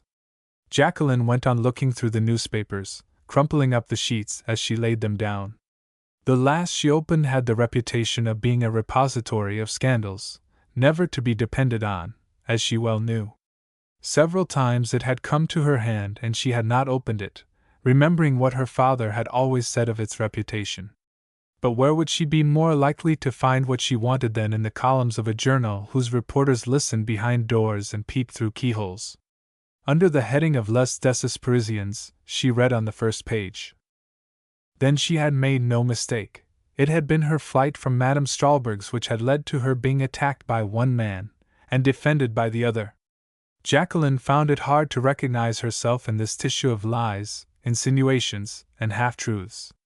What did the paper mean its readers to understand by its account? Was it a jealous rivalry between herself and Madame Strahlburg? Was M. de Simir meant by the cock? And Fred had heard all this. He had drawn his sword to refute the calumny. Brave Fred! Alas! He had been prompted only by chivalric generosity. Doubtless he, also, looked upon her as an adventuress. All night poor Jacqueline wept with such distress that she wished that she might die. She was dropping off to sleep at last, overpowered by fatigue, when a ring at the bell in the early morning roused her. Then she heard whispering. Do you think she is so unhappy? It was the voice of Giselle. Come in quickly! She cried, springing out of bed. Wrapped in a dressing gown, with bare feet, her face pale, her eyelids red, her complexion clouded, she rushed to meet her friend, who was almost as much disordered as herself. It seemed as if Madame de Talleyrand might also have passed a night of sleeplessness and tears. You have come! Oh! You have come at last! Cried Jacqueline, throwing her arms around her, but Giselle repelled her with a gesture so severe that the poor child could not but understand its meaning. She murmured, pointing to the pile of newspapers. Is it possible? Can you have believed all those dreadful things? What things? I have read nothing, said Giselle, harshly. I only know that a man who was neither your husband nor your brother, and who consequently was under no obligation to defend you, has been foolish enough to be nearly killed for your sake. Is not that a proof of your downfall? Don't you know it? Downfall? Repeated Jacqueline, as if she did not understand her. Then, seizing her friend's hand, she forcibly raised it to her lips. "Ah! What can anything matter to me?" she cried. "If only you remain my friend, and he has never doubted me." "Women like you can always find defenders," said Giselle, tearing her hand from her cousin's grasp. Giselle was not herself at that moment. "But for your own sake, it would have been better he should have abstained from such an act of Quixotism." "Giselle! Can it be that you think me guilty?" "Guilty!" cried Madame de Talleyrand, her pale face aflame. "A little more and Monsieur de Simeur's sword point would have pierced his lungs." "Good heavens!" cried Jacqueline, hiding her face in her hands. "But I have done nothing nothing except to set two men against each other, to make them suffer, or to make fools of them, and to be loved by them all the same." "I have not been a coquette," said Jacqueline, with indignation. "You must have been, to authorize the boasts of Monsieur de Simeur." He had seen Fred so seldom, and Tonquin had so changed him that he spoke in his presence, without supposing any one would interfere. "I dare not tell you what he said. Whatever spite or revenge suggested to him, no doubt," said Jacqueline. "Listen, Giselle, oh, you must listen. I shall not be long." She forced her to sit down. She crouched on a footstool at her feet, holding her hands in hers so tightly that Giselle could not draw them away, and began her story, with all its details, of what had happened to her since she left Fresnes. She told of her meeting with Wanda, of the fatal evening which had resulted in her expulsion from the convent, her disgust at the Sparks family, the snare prepared for her by Madame Strahlberg. "And I cannot tell you all," she added. "I cannot tell you what drove me away from my true friends, and threw me among these people." Giselle's sad smile seemed to answer. "No need, I am aware of it. I know my husband." Encouraged by this, Jacqueline went on with her confession, hiding nothing that was wrong, showing herself just as she had been, a poor, proud child who had set out to battle for herself in a dangerous world. At every step she had been more and more conscious of her own imprudence, of her own weakness, and of an ever-increasing desire to be done with independence, to submit to law, to be subject to any rules which would deliver her from the necessity of obeying no will but her own. "Ah!" she cried. "I am so disgusted with independence, with amusement, and amusing people. Tell me what to do in future. I am weary of taking charge of myself. I said so the other day to the Abbé Bardin. He is the only person I have seen since my return.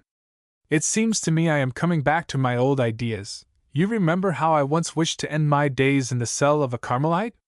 You might love me again then, perhaps, and Fred and poor Madame d'Argy, who must feel so bitterly against me since her son was wounded, might forgive me.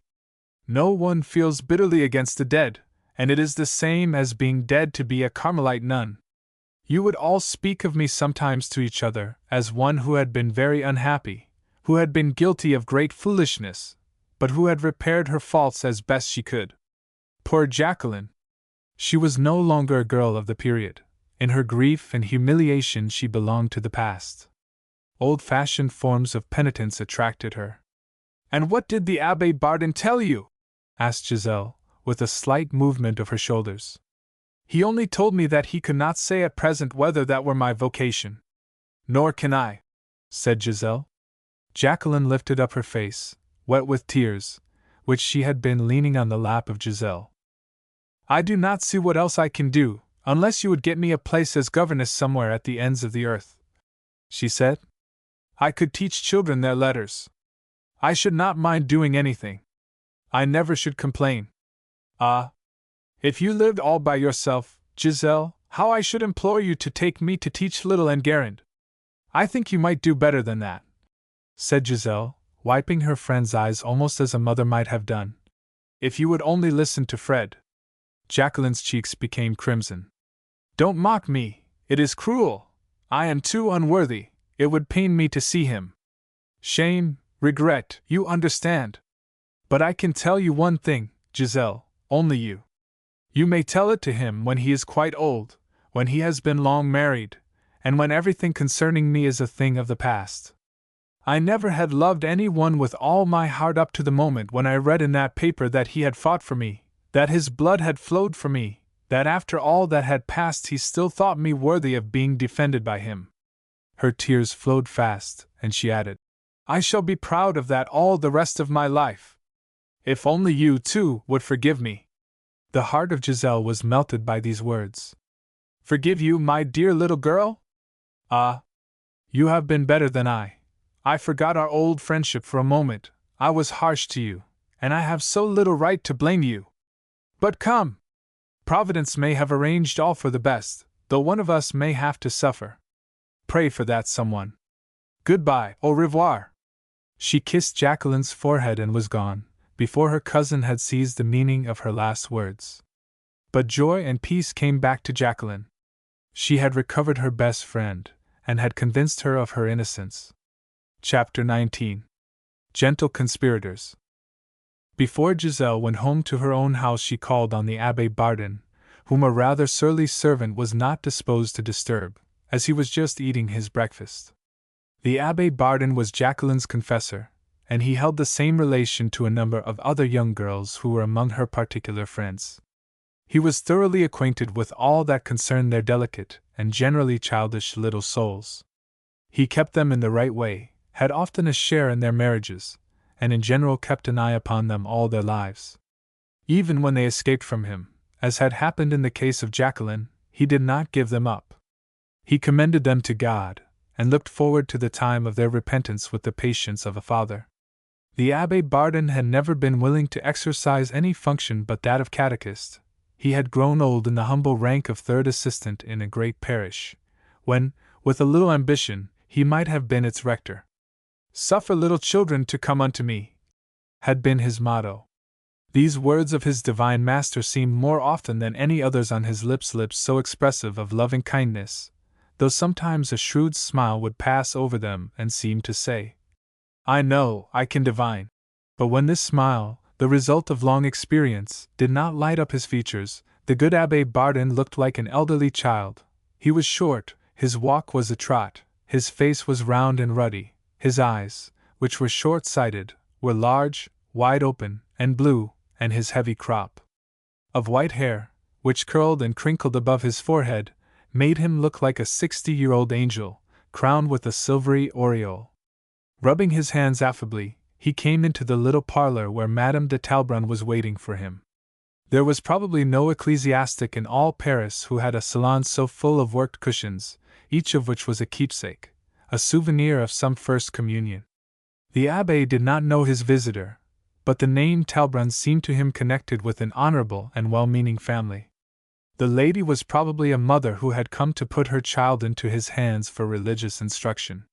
He received visits from dozens of such mothers, some of whom were a little tiresome, from a wish to teach him what he knew better than they, and at one time he had set apart Wednesday as his day for receiving such visits, that he might not be too greatly disturbed, as seemed likely to happen to him that day. Not that he cared very much whether he ate his cutlet hot or cold, but his housekeeper cared a great deal. A man may be a very experienced director, and yet be subject to direction in other ways. The youth of Giselle took him by surprise. Monsieur l'Abbé, she said, without any preamble, while he begged her to sit down. I have come to speak to you of a person in whom you take an interest, Jacqueline de Nails. He passed the back of his hand over his brow and said with a sigh, Poor little thing! She is even more to be pitied than you think. You have not seen her, I believe, since last week. Yes, she came. She has kept up, thank God, some of her religious duties.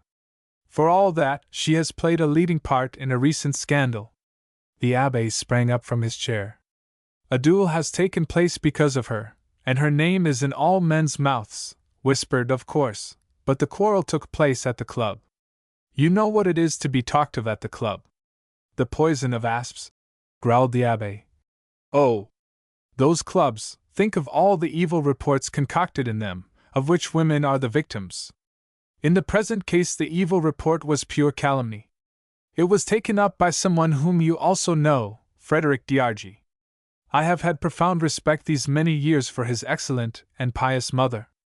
I thought so. In that case, Monsieur l'Abbé, you would not object to going to Madame d'Argy's house and asking how her son is? No, of course not, but it is my duty to disapprove.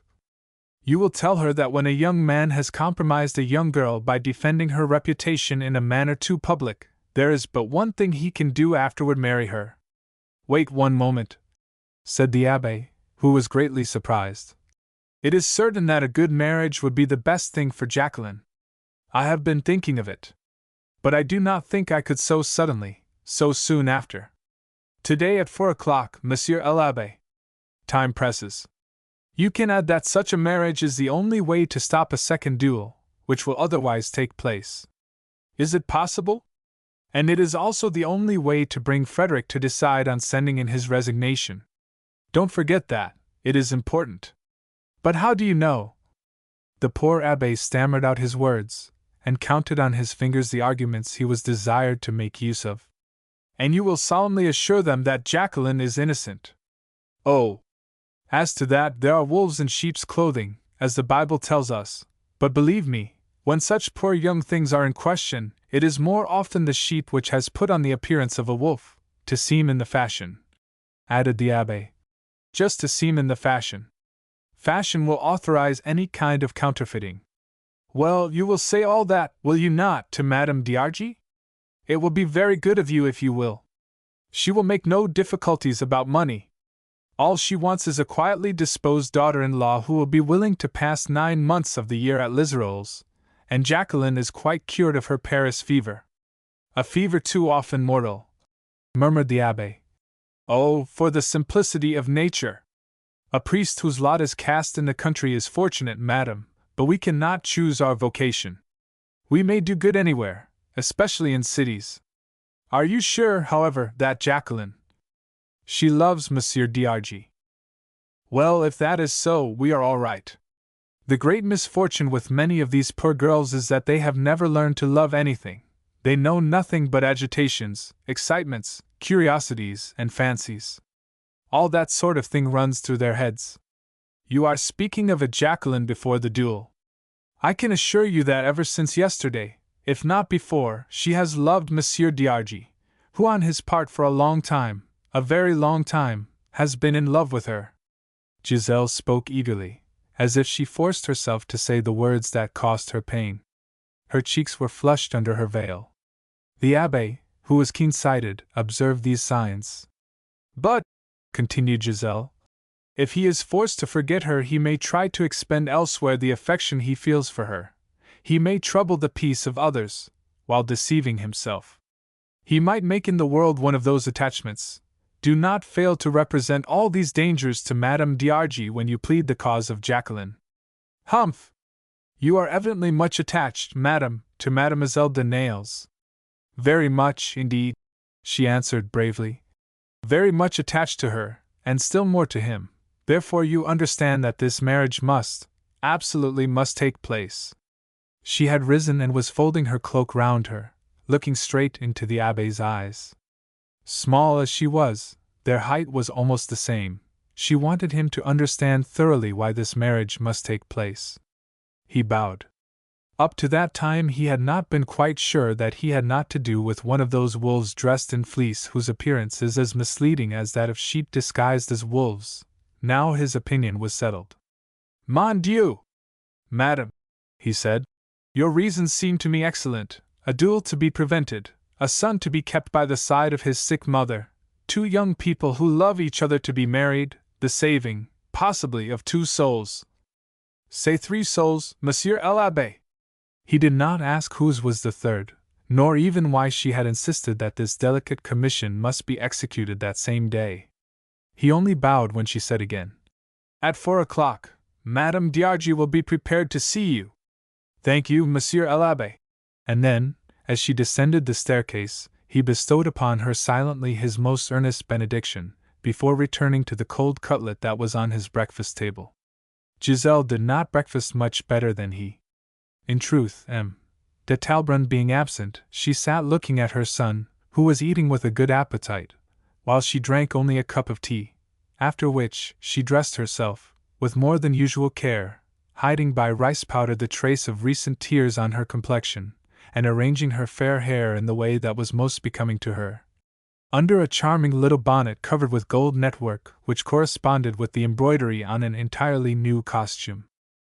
When she went into the dining room, Enguerrand, who was there with his nurse finishing his dessert, cried out, "Oh, Mamma, how pretty you are!" which went to her heart. She kissed him 2 or 3 times, one kiss after another. "I try to be pretty for your sake, my darling. Will you take me with you?" "No, but I will come back for you, and take you out." She walked a few steps, and then turned to give him such a kiss as astonished him, for he said, "Is it really going to be long?" "What? Before you come back?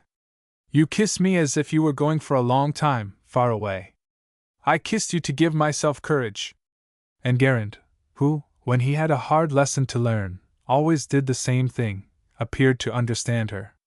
"You are going to do something you don't like." "Yes, but I have to do it, because you see it is my duty." "Do grown people have duties?" "Even more than children." "But it isn't your duty to write a copy, your writing is so pretty." "Oh, that's what I hate most." "And you always say it is my duty to write my copy." "I'll go and do it while you do your duty. So that will seem as if we were both together doing something we don't like, won't it, Mamma?" She kissed him again, even more passionately. "We shall be always together, we two, my love!" This word love struck the little ear of Enguerrand as having a new accent, a new meaning, and boy-like, he tried to turn this excess of tenderness to advantage. "Since you love me so much, will you take me to see the puppet show?" "Anywhere you like, when I come back. Goodbye." Chapter 20. A Chivalrous Soul. Madame d'Argy sat knitting by the window in Fred's chamber, with that resigned but saddened air that mothers wear when they are occupied in repairing the consequences of some rash folly.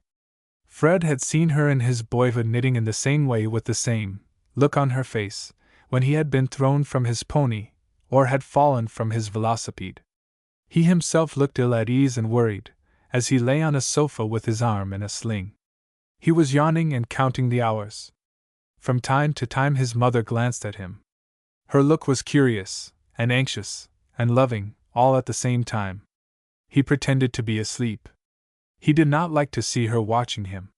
His handsome masculine face, tanned that pale brown which tropical climates give to fair complexions, looked odd as it rose above a light blue cape, a very feminine garment which, as it had no sleeves, had been tied round his neck to keep him from being cold. He felt himself, with some impatience, at the mercy of the most tender, but the most sharp-eyed of nurses, a prisoner to her devotion, and made conscious of her power every moment. Her attentions worried him. He knew that they all meant, "It is your own fault, my poor boy, that you are in this state, and that your mother is so unhappy." He felt it. He knew as well as if she had spoken that she was asking him to return to reason, to marry, without more delay, their little neighbor in Normandy, Mademoiselle d'Argeville, a niece of M. Martel, whom he persisted in not thinking of as a wife, always calling her a cider apple, in allusion to her red cheeks. A servant came in, and said to Madame d'Argy that Madame de Talbrun was in the salon. "I am coming," she said, rolling up her knitting. But Fred suddenly woke up. "Why not ask her to come here?" "Very good," said his mother, with hesitation.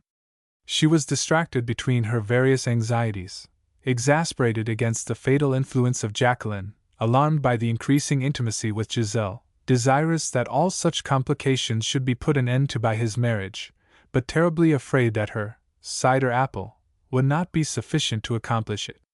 "Beg Madame de Talbrun to come in here," she said, repeating the order after her son, but she settled herself in her chair with an air more patient, more resigned than ever, and her lips were firmly closed. Giselle entered in her charming new gown, and Fred's first words, like those of Enguerrand, were, "How pretty you are!" "It is charity," he added, smiling. "To present such a spectacle to the eyes of a sick man, it is enough to set him up again." "Isn't it?" said Giselle, kissing Madame d'Argy on the forehead. The poor mother had resumed her knitting with a sigh, hardly glancing at the pretty walking costume, nor at the bonnet with its network of gold. "Isn't it pretty?" repeated Giselle. I am delighted with this costume. It is made after one of Regine's.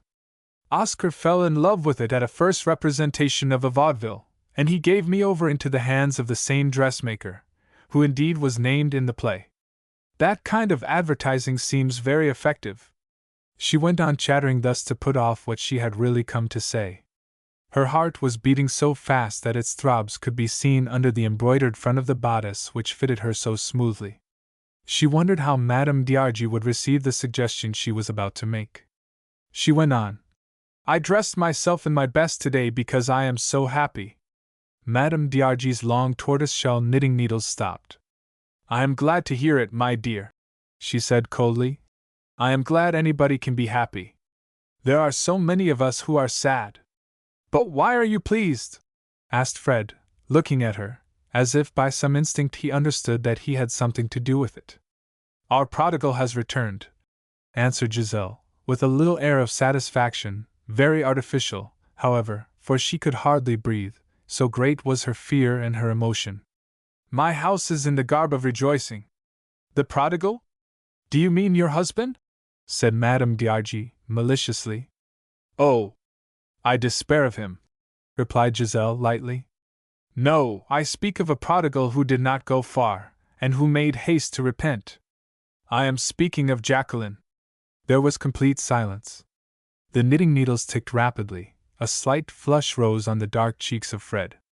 All I beg, said Madame d'Argy, is that you will not ask me to eat the fatted calf in her honor. The comings and going of Mademoiselle de Nayles have long ceased to have the slightest interest for me.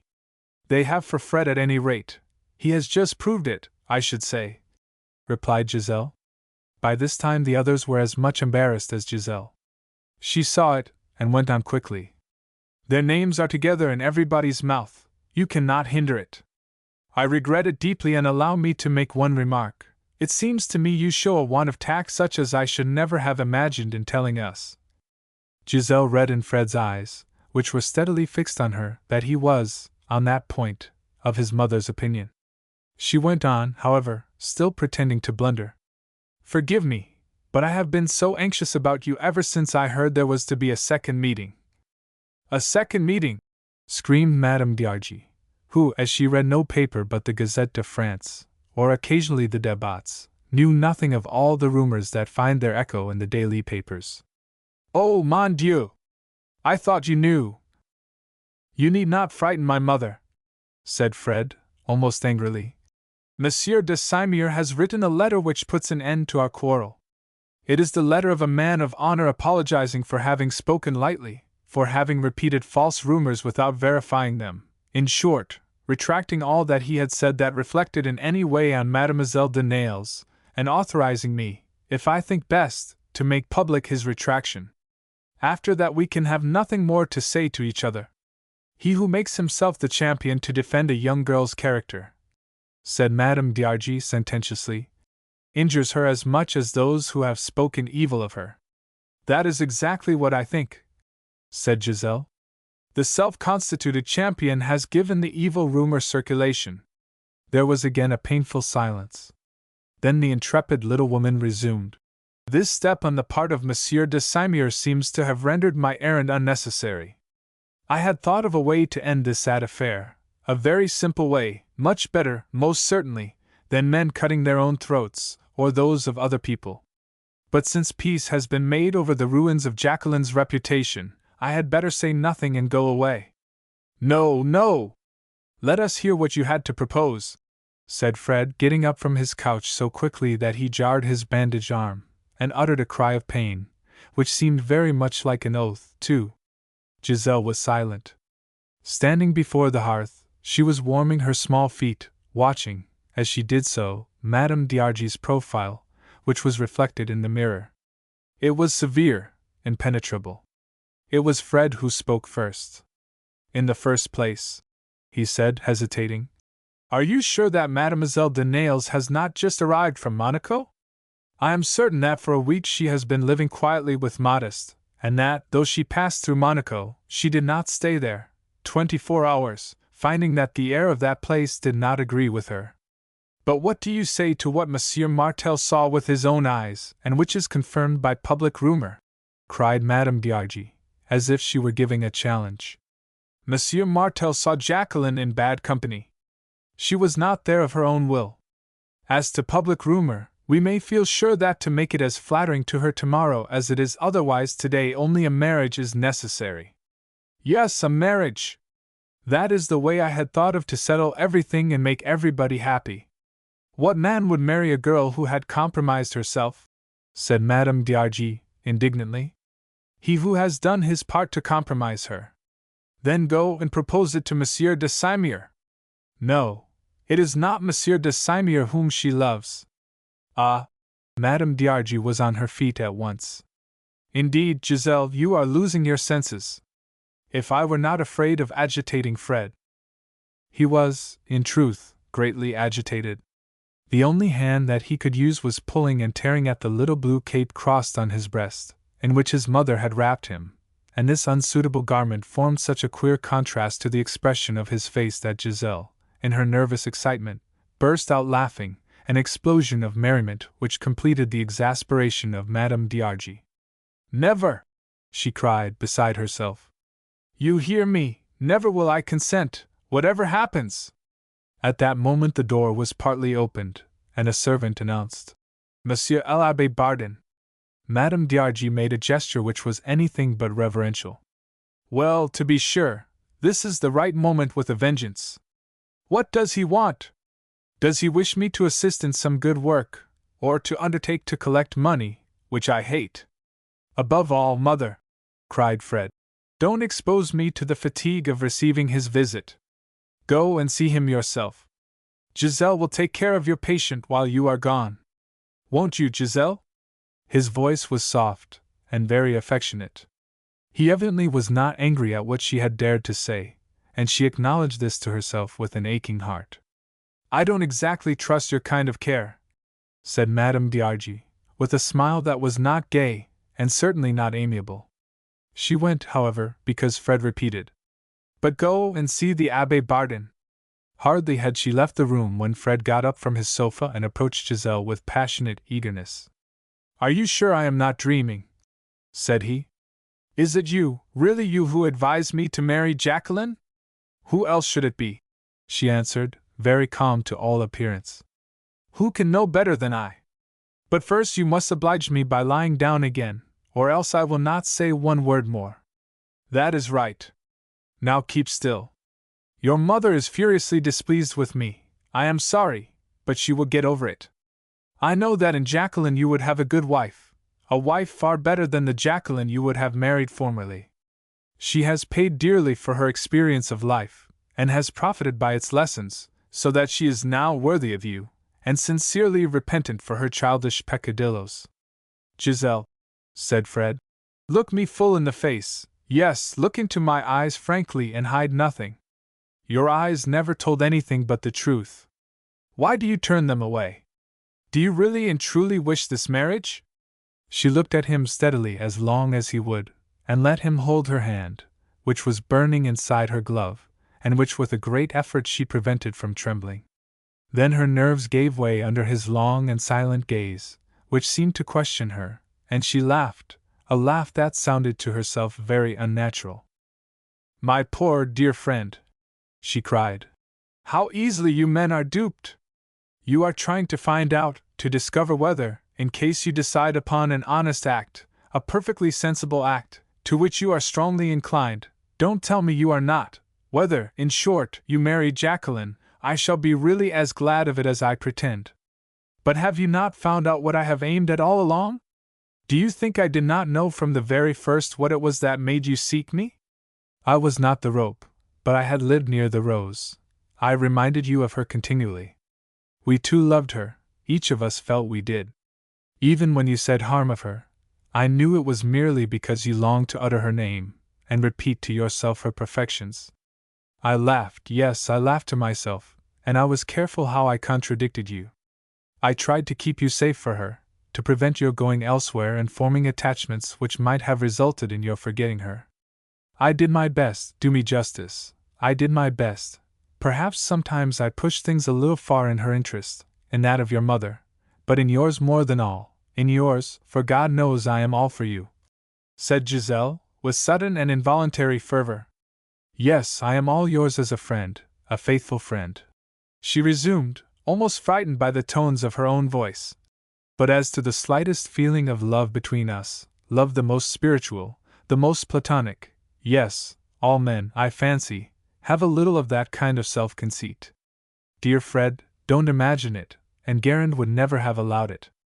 She was smiling, half laughing, and he looked at her with astonishment, asking himself whether he could believe what she was saying, when he could recollect what seemed to him so many proofs to the contrary. Yet in what she said there was no hesitation, no incoherence, no false note.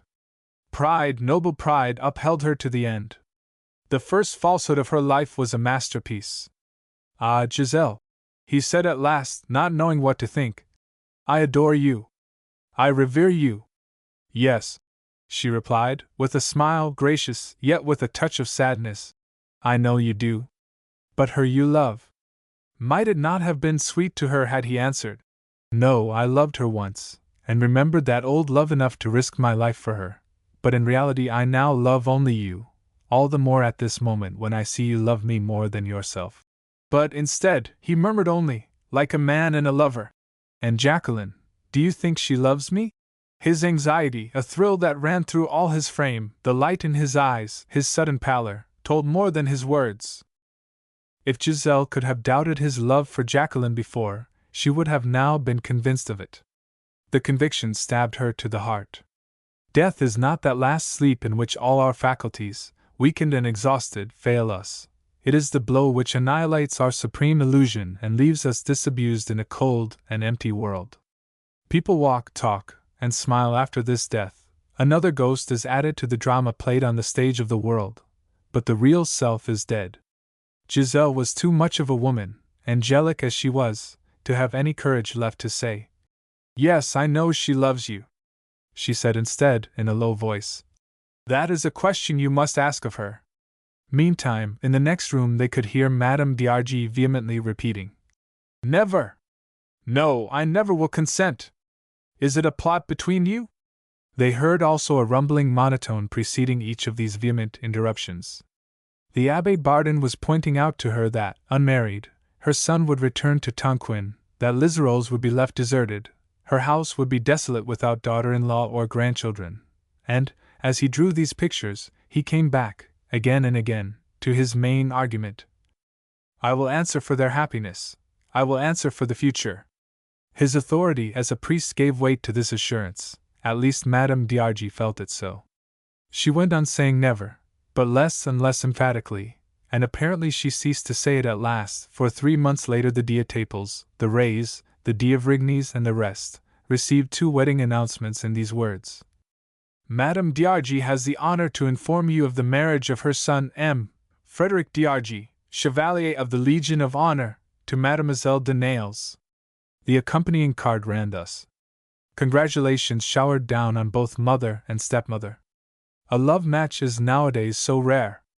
It turned out that every one had always wished all kinds of good fortune to young Madame d'Argy, and every one seemed to take a sincere part in the joy that was expressed on the occasion, even Dolly, who, it was said, had in secret set her heart on Fred for herself, even Nora Sparks, who, not having carried out her plans, had gone back to New York, whence she sent a superb wedding present. Madame de Nayles apparently experienced at the wedding all the emotions of a real mother. The roses at Lizero's bloomed that year with unusual beauty, as if to welcome the young pair. Modest sang Nunc Dimittis. The least demonstrative of all those interested in the event was Giselle.